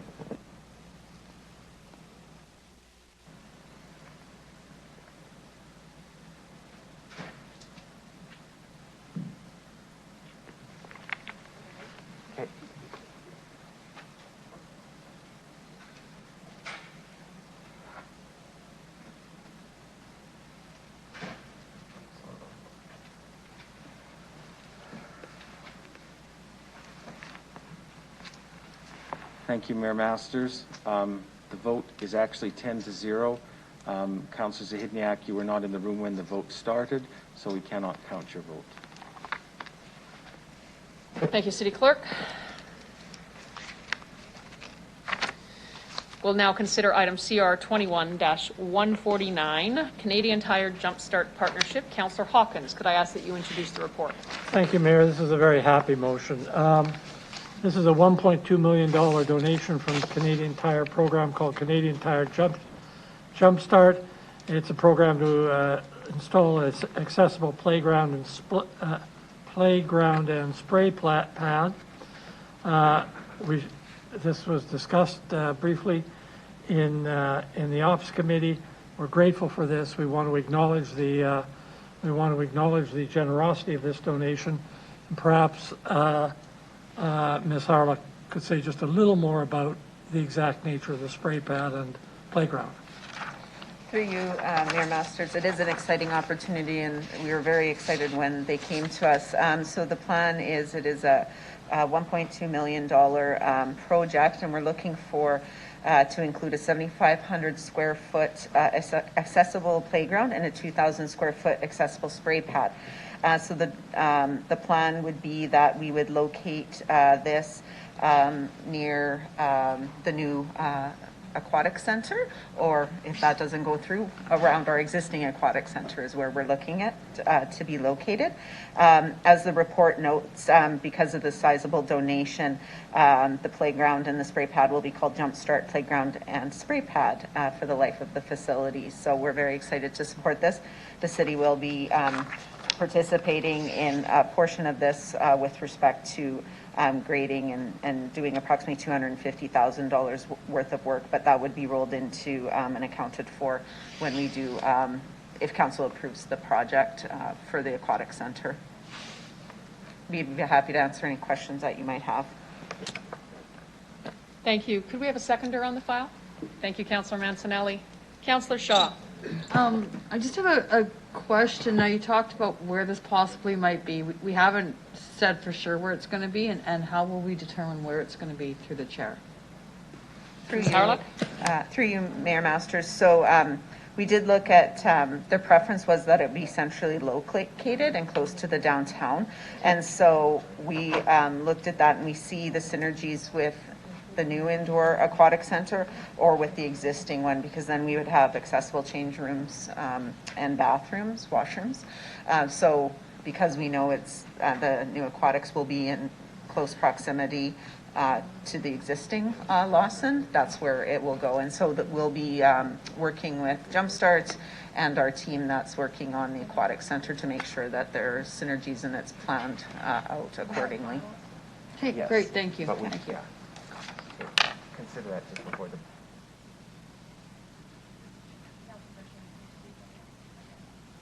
Councillor Bresciani. Thank you. Discussed at committee, as Councillor Hawkins indicated, was a really important donation like this of $1.2 million deserves some recognition. Yes, I understand we're actually going to name the playground. That's great. But I think there's a bigger and a better story to tell. And I think that's through our social media, but also I think maybe, when there's an opportune time to say thank you when we are back, not during COVID, but a time to really maybe bring them into the chambers or somehow and say thank you. I do think that, we've talked about sponsorship many times, and, $1.2 million is not chump change. And I think it's time that we as a city really start to show our appreciation in many different ways. And I understand it can be done through social media, but I also think there's that personal, somehow we should do that in appreciation in that way. So I'm not sure if administration has had any discussions, because we, with all of these plants coming forward, we're going to could have some larger donations coming forward. How do we determine where they go, but also how do we recognize these big partners?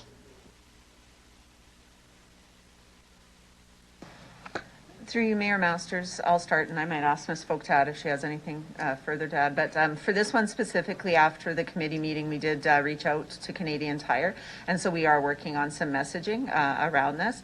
When the event happens, like when it's built and all of that, we'll have obviously those events for grand openings and those sorts of things. But I think it's good to hear that, how and what plan will we have. I know that our communications team looks at all of that, so we have been working with our communications team, and I might ask Ms. Svensson if she has any details that she can share at this point, and if Ms. Folk has any details with regards to the sponsorship and naming process. So through you, Mayor Masters, I'll ask Ms. Svensson to talk about activation. Activation is very important, and it's a critical element to our sponsorship naming rights. This is a pure donation piece and a significant dollar amount. And so I know Ms. Svensson has been having conversation with Ms. Shelley's team about how we can best activate this over the next number of months and as the facility comes alive. So over to Ms. Svensson. For you, Mayor Masters. So we actually have news release drafted, ready to go with quotes celebrating the local partners who have actually taken part in this donation in addition to Jumpstart Charities. That's ready to go as pending council approval of the acceptance of this donation, so we can send that out tomorrow. And yeah, we will absolutely be using social media, web, the media, and that will be kind of in the short term, just in celebration of this announcement. Absolutely, when shovels hit the ground and we end up doing a grand opening down the road, we'll absolutely be doing a significant ribbon cutting and event where we'll have council involved and really celebrate the significant donation. Thank you.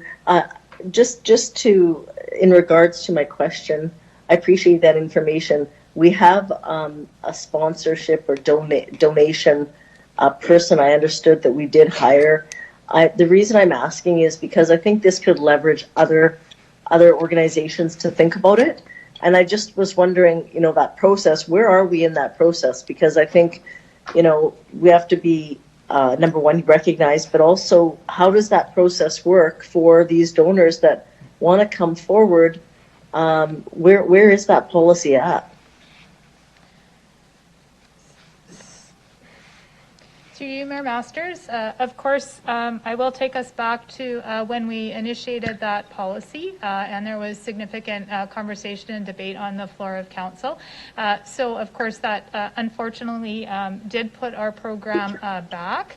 I know there will be a report coming forward by the end of the year with an update, as we have an annual requirement to report out on that. After that process, we have had a bit of a staff turnover with that and have a new individual in place and are continuing to advance that work. Okay, thank you. Thank you, Councillor Bresciani. Councillor Mancinelli. Thank you very much. When considering such a generous donation like this, I just wanted to say that it's sure nice to have a retailer with the name Canadian in it still. And as for the thank yous and the ribbon cutting, I think that's great. And for the people who might be watching this, just to remember Christmas is coming, and these people are supporters. Nice product placement, Councillor Mancinelli. Any other questions from any members of council? I just have one in terms of when we were approached earlier this year from the folks. Did we coordinate and collaborate with the organization, whether the Jumpstart Charities or the local business owners, relative to location? Through you, Mayor Masters, we did have those discussions, and I'll ask Ms. Shaley to go through the details of those conversations. Through you, Mayor Masters, yes, Canadian Tire Jumpstart had a few criteria that they wanted to look at. They wanted a facility that was in a central location. They wanted us to focus on an area of high needs where we have more residents who are of low socioeconomic status. They were interested in a site that would have synergies, bringing in high traffic types of population. So they had actually mentioned hotels and hospitals and other recreation amenities. And so we felt that being adjacent to the Sportplex and Evraz Place were well suited with that. They also wanted to ensure that there were washrooms and change rooms nearby. So we had a lot of those conversations and did a little bit of brainstorming with Canadian Tire Jumpstart, and they were quite excited about the opportunity to pursue the location recommended in this report. Perfect. Excellent. Thank you very much. Seeing no further questions from council, I will ask the Deputy Clerk to call the vote.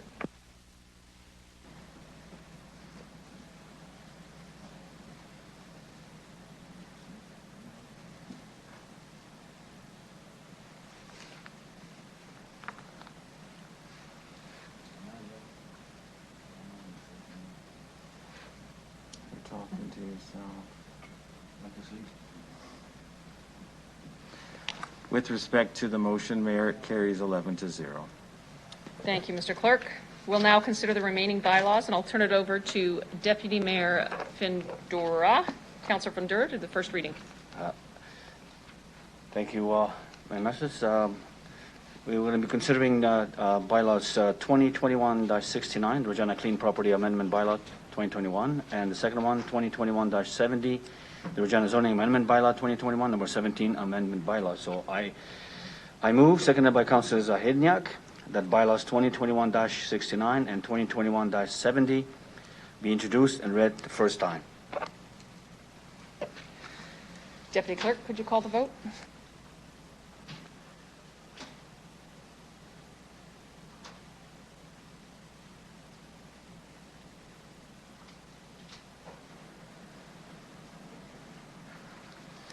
Mayor Masters' first reading is passed 11-0. Thank you, Mr. Cork. Councillor Bandera, can you please do the second reading of the bylaw? Thank you, Mayor Masters. I move, seconded by Councillor Mancinelli, that bylaws 2021-69 and 2021-70 be read a second time. Does any member of council have any questions?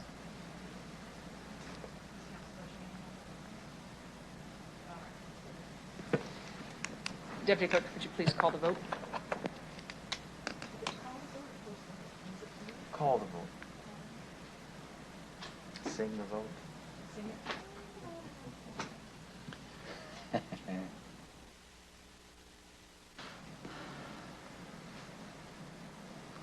Mayor Masters, the motion for second reading is passed 11-0. Excellent, thank you. Councillor Bandera, can I ask that you please do the third reading of the bylaw? Thank you. I move, seconded by Councillor Moore, that Council hereby consent to bylaw 2021-69 and 2021-70 go into the third reading at this meeting. Deputy Clerk, could you please call the vote?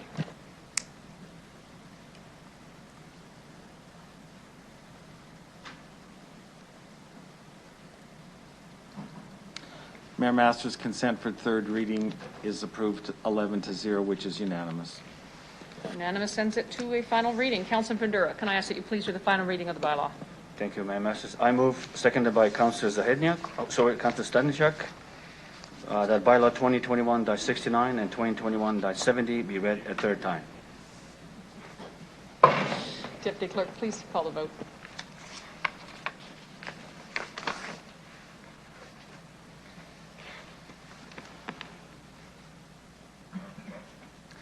Mayor Masters, the motion for third reading is passed 11-0. Councillor Hawkins? Mayor Masters, I'd like to thank Councillor Findura for his wonderful time as Deputy Mayor and move adjournment. Councillor Zakidniak had wanted to provide a motion. Would you hold off one moment Absolutely. on a motion to adjourn? Thank you, Councillor Hawkins. Councillor Zakidniak. I would like to move that we consider the Race to Zero motion today. As I mentioned, it is time sensitive in that part of it seeks to join the Race to Zero campaign in advance of COP26, which starts on October 31st. It's just after 5:30. I do think that we have time to address this motion today, and unfortunately, we won't hear from the delegations. We do have their voices on the record of where they stand, and that should make the discussion move more quickly as well. So I ask for your support in discussing this time-sensitive motion today.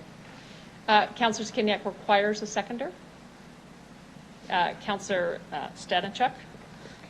I would just add on to this that I had shared this Race to Zero motion with the ENS Energy and Sustainability team some time ago.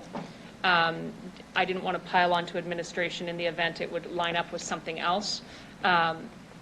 If council wishes, you could just advise me to sign on to it and we'll send it off, or we can debate a motion before you. It's really up to you at this point in time.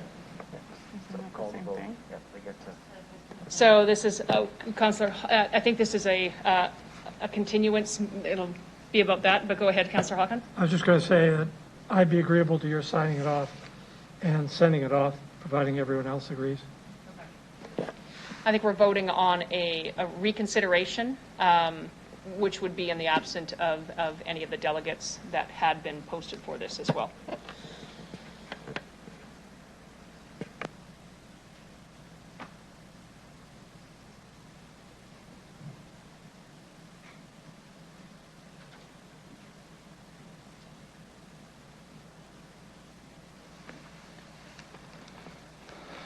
reconsideration, Mayor Masters, passes 7-3.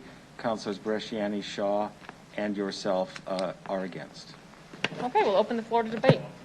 Councillor Zakidniak, you'll open up debate.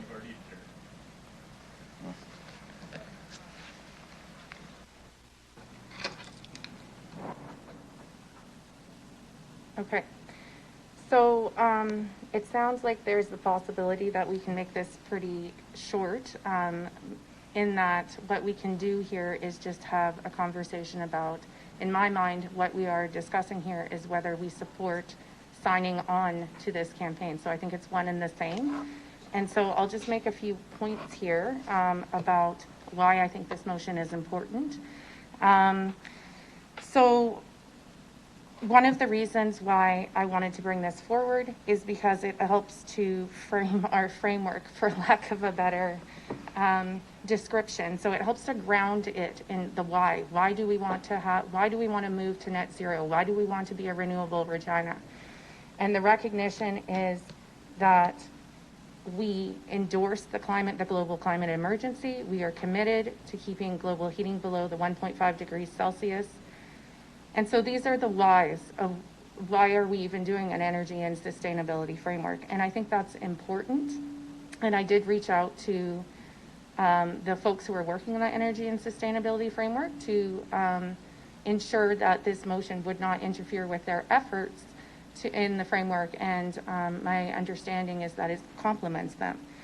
So I also think that I would also like to note that I have seen council follow the advice of experts and place a lot of weight on what are experts telling us in terms of making public policy. We relied as a council on the expertise of folks who are experts in their field in relation to fluoride, in relation to COVID restrictions, and I'm asking for us to do the same thing when it comes to climate. There is a scientific consensus. Of course, global warming is real. There's a scientific consensus that it is a climate emergency and we need to act accordingly. So I'm asking for us to follow, once again, what experts are telling us needs to be done. I think also, this motion enables us, why I wanted to talk about this today is because this Race to Zero campaign, there are hundreds of cities involved globally. Part of the goal with this campaign is to build momentum for ambitious climate action at COP26. This is imperative for us having success with our goals in relation to climate here in Regina. We need the support of other levels of government, and that is embedded in this motion. I think the last point I think I'd like to make is also embedded in there is an invitation for other partners, so that's other levels of government, CEOs, unions, investors, and civil society to join us in recognizing the climate crisis and take action to overcome it, which I also think is crucial to us achieving our goals. I think that's all I have for now. Councillor Stadnicek. Thank you, Mayor Masters. I strongly support this, and I think what is really important to emphasize is the fact that we cannot wait to act, and that's what this motion calls on. That it is an emergency. The mayor of Lytton, BC, where their entire town was burnt after they reached record temperatures of 49.6 Celsius. He said, "I'm 60 years old. I thought climate change was a risk for future generations. Now I'm the mayor of a town that doesn't exist." And I think that we've seen a lot of signs that climate change is real and that it is an emergency. Saskatchewan had 608 wildfires in 2021, which is more than double the 5-year average of 298. This year's drought was considered one of the worst the prairies have ever recorded. And if this drought continues, it'll have devastating impact on our food production, farmers' livelihood, and our economy. Storms and heavy rainfalls, like the event we experienced in June of this year, could become more frequent. That's going to tax our infrastructure, cause millions of dollars in damage to property. And we know that glaciers are melting much faster than previously believed. And it's important for us to know that these glaciers in the Rocky Mountains are our source of water. So we are in a climate emergency, there's no doubt about it. And we need to act as quickly as possible to limit the effects of climate change. There's no time left. Thank you. Thank you, Councillor Shaw. I have to take off my mask because I can't see while my glasses on. I'm sorry. I just have a question. Actually, I have a lot of questions, and it's very overwhelming. I wrote them down. I said, what does putting climate action at the center of urban decision making mean? What exactly does that mean, through the chair? Yeah, you wrote the motion forward.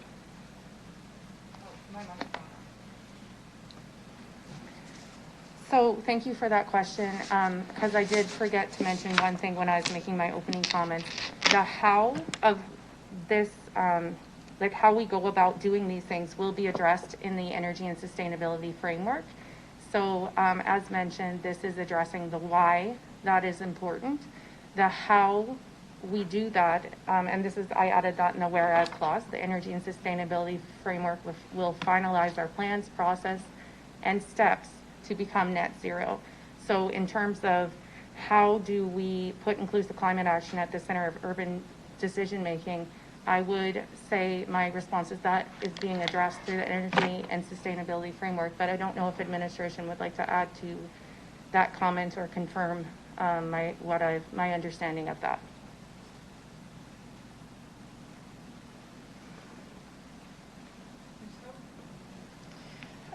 Through you, Mayor Masters, that is correct. Earlier in the year, when this was brought forward, we were not enough along in building out our framework and action plan. And there are a number of requirements once you have that action plan and framework in place in terms of metrics. Now we're further along in completing that work, and it is consistent with the science-based approach within the sign-on.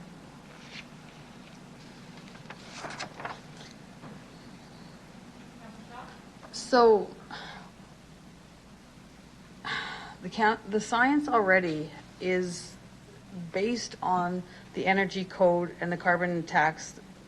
And so what I'm trying to say, what more science is needed? Like what, and where is the science coming from, through the chair? Me again. Through you, Mayor Masters, this is a symbolic movement across the world to rally leadership and support from businesses, cities, regions, every partner within the organization to take action to limit carbon dioxide, in essence, in terms of greenhouse gas emissions. So right now there are 517 councils in Canada that have passed motions declaring a climate emergency, 403 in Quebec, and 114 throughout the rest of Canada. There are 11 cities currently in Canada that are part of the city's race to zero, including Victoria, Vancouver, North Vancouver, Hamilton, Toronto, Guelph, Burlington, Ottawa, Oka, Montreal, and Halifax.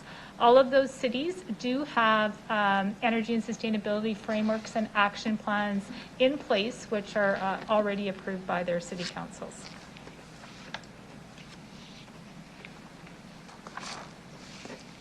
I'm having a hard time with this because it just came through to us about the sound barriers and the $750,000 feasibility study for the noises around the city. Not once did we discuss trees being put up to help with the noise. So I'm having a hard time. How can we, if we're not going to go that far and we're going to go this far, through the chair, can you help me understand what this will mean? Ms. Folk?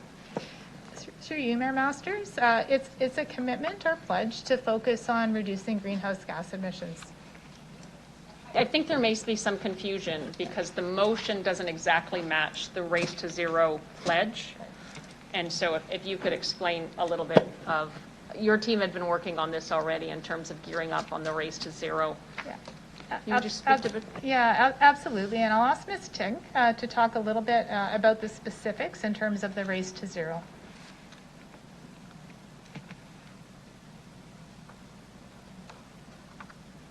Hi, I'm through the chair. I'm having some technical difficulties. Can Greg Kuntz answer this question, please? Absolutely. Just 1 minute. I jumped off and I had to jump back on when I saw this was reintroduced. So,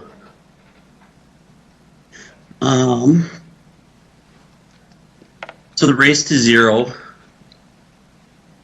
is, as Ms. Folk identified, a campaign to rally leadership from businesses and cities and whatnot to get to zero. It's largely rooted in science-based methodologies that we're using that are consistent with our ESF that we're building right now. And 1 second, I had to run up the stairs.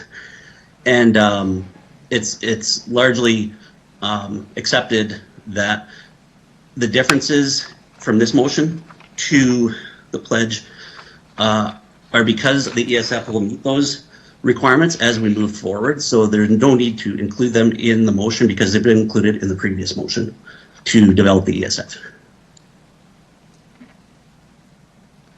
Just a further question. Do we have a rough idea how much this is going to cost us, money-wise, tax-paying-wise, to the chair? Through you, Mayor Masters, at the time it will take to write the letter to support it. To put all this in place, okay. So I'm talking about the cost of what this is going to put in place and to move forward with this, through the chair. At this point, the cost is simply a commitment to pledge to work towards achieving the goal to be 100% renewable by 2050 in terms of net zero. So that cost will come forward to council when the energy and sustainability framework is presented later this year or early in 2022. Thank you.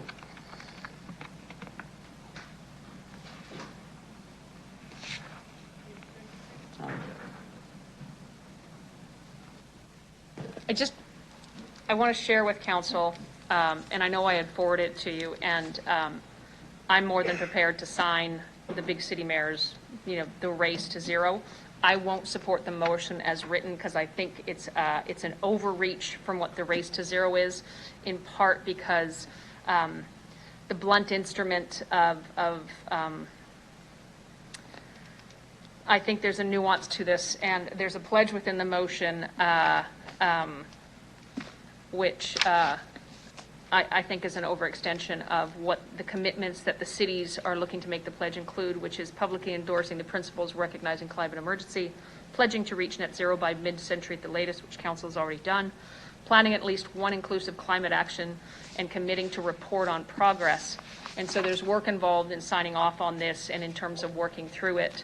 The idea behind this from the big city mayors was to continue to push up, scale up federal investment in local pathways to net zero, investments in deep energy retrofits, community energy generation, zero emission vehicles, active transportation, wastewater management, natural climate solutions, and net zero land use planning.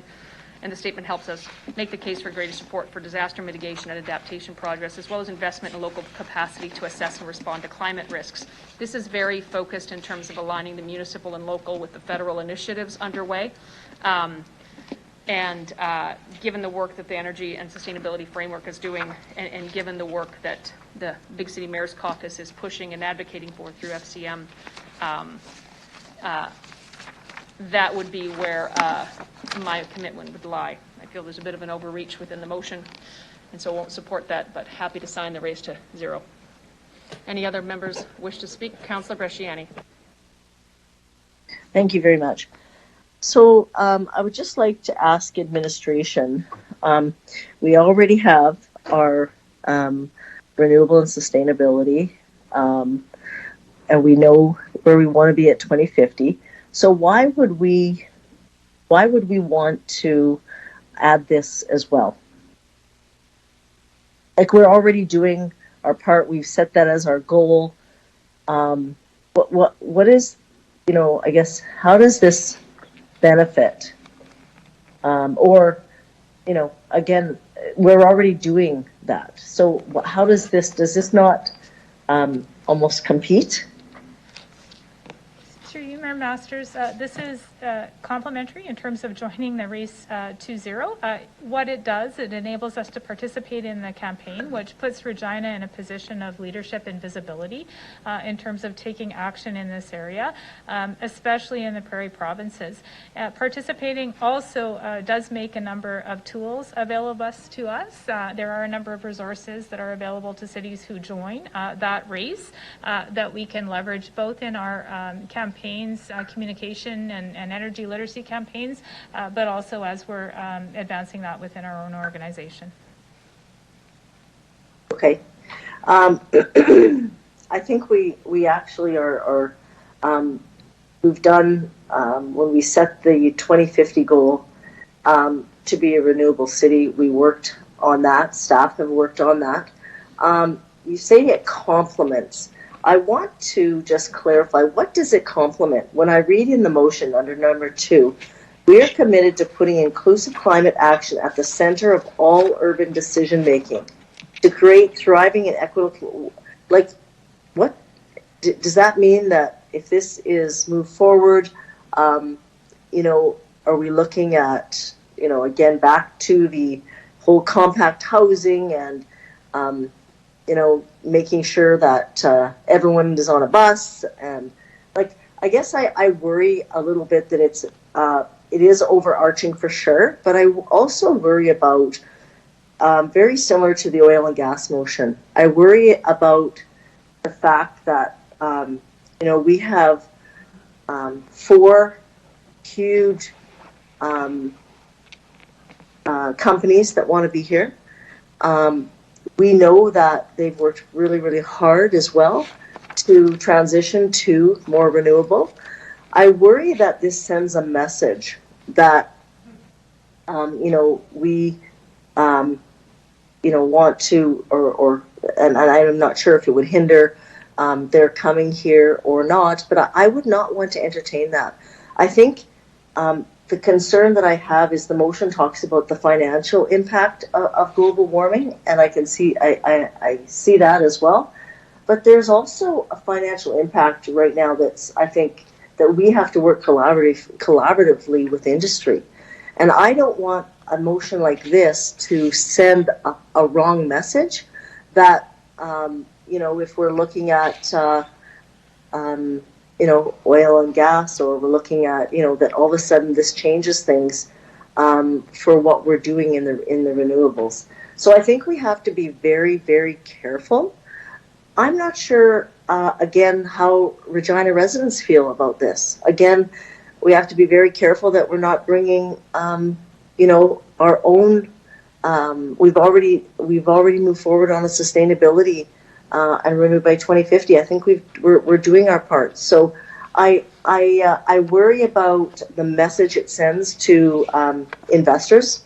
I also worry about the fact that, you know, when we're looking at, when I kind of researched, you know, there's, it goes into looking at the plate. Like, I mean, what kind of food are you eating? Are you going to just eat vegetable? Like, there's a whole nother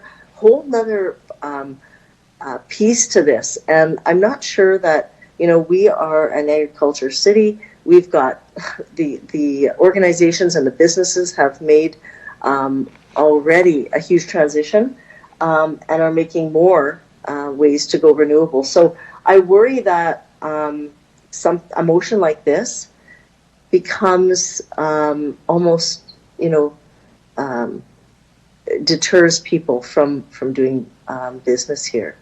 And so I don't know. I can't support it as is because I do worry about that. We are committed to putting inclusive and urban decision making. And what does that mean? And when I went on, there's lots of ways you can do that. But our city of Regina, we're a different city than India and China and all these other countries that are there. They're the polluters. So again, I really struggle with this because, number one, I probably don't have enough information. And if there would have been a report to say, hey, come back and here's some of the reasons why, I can't support it in this way. Thank you, Councillor Bresciani. Councillor Mancinelli. Thank you. I certainly didn't read any of that into the report or even think of our recent faux pas with oil and gas. That wasn't any part of this in my decision when I was reading this. I was quite, I was happy to see something moving forward on an issue that's important to many people across the world right now, including many people within Regina. It wasn't a cost behind this, it was an information. It looks like a form of benchmarking to make sure we're moving forward on problems that we have to address. I've noticed that a lot of the interest in investing in our region comes because the change in energies and the change in use of crops and the new sciences and technologies that are coming on stream. And I think this was an open statement to investors that we're wanting to do business and we're wanting to get in that investment. I certainly didn't think this would have any political implications other than trying to do the right thing for the world itself. So I really am a little bit scared of this now. I know that hearing from a whole lobby organization, multiple lobby organizations, when this was brought up last time with those contexts was very ugly, so I hope that doesn't happen again. I will support this because I think it's important still. That's all I have to say. Thank you, Councillor Mancinelli. Councillor Zakidniak, close off debate. Okay, I've been making notes as folks have been talking, so I have a few things I want to touch on. So first, I'd like to state that in the environmental impact section that we have in reports, this already seeks to put climate environment at the center of our decision making. So I would say we're already taking steps along that process, and as we continue to improve that environmental impact section, like that's already embedded in our process. I also wanted to note that this motion was drafted from the Federation of Canadian Municipalities motion that was circulated to folks within the Climate Caucus. So in terms of like the claims that it's overreaching, this is the motion that folks have been asked to sign on for the Race to Zero campaign. All I did was take out parts that I added a whereas clause about the work that we're already doing. So I took out parts that were repetitive because we're already doing this work for the energy and sustainability framework. I also wanted to note that residents are being engaged throughout the entire process of developing the sustainability framework, which will address the how of how we do these things. So in terms of resident feedback, we are getting that feedback as the sustainability framework is being developed. Additionally, in terms of this motion, we had 3 delegations who were coming to speak. They were all in favor of this motion. I've received some, I think we've all received a little bit of feedback by email. Everything that I've seen so far from residents is in support of this motion. Additionally, in terms of the claims that we're already doing this work, that is not accurate. We are not doing any of this work yet. We have a framework that we are still in the process of being developed. We haven't made any commitments. We haven't done anything. So this is step 1, is sort of framing why do we need to take this action. In December, the framework will be finished, and then that will give us the opportunity to either sign on or not sign on. But we as a council haven't signed on to any of this yet. I did want to note that the resources and tools that will be available for those who sign on to the Race to Zero motion, to me, really just gives an even stronger case for why we would want to support this. We need resources and tools in order to implement our sustainability framework. I think this is a low stakes motion for council to support. And if we're serious about the environment, then I think it's important to support this motion. If council is not willing to support this, then I really worry about the upcoming energy and sustainability framework. And just, I think, lastly, in relation to emissions, our city has among the highest per capita emissions in our country and our province in the entire world. So it is not accurate to say that like this is not a problem for us. This is absolutely an area that we need to improve upon. And this is just a minor step 1 in that process. I ask for your support for this motion. Thank you. So 2-part motion. She's already spoken. Two-part motion. One is to support the city's race to zero and pledge to follow the following commitments. The motion before you. City Clerk, please call the vote.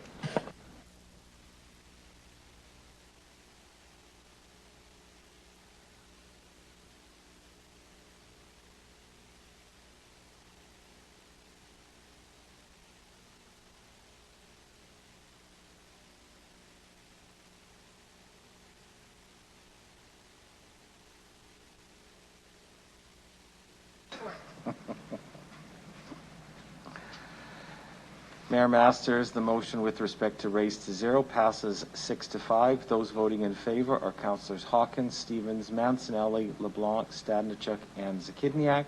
Those against being Councillors Bresciani, Shaw, Findura, yourself, and Mole.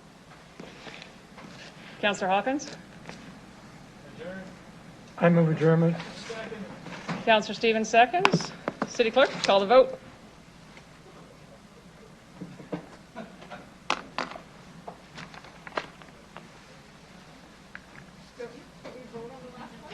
All right, I'm just horsing around. Never mind.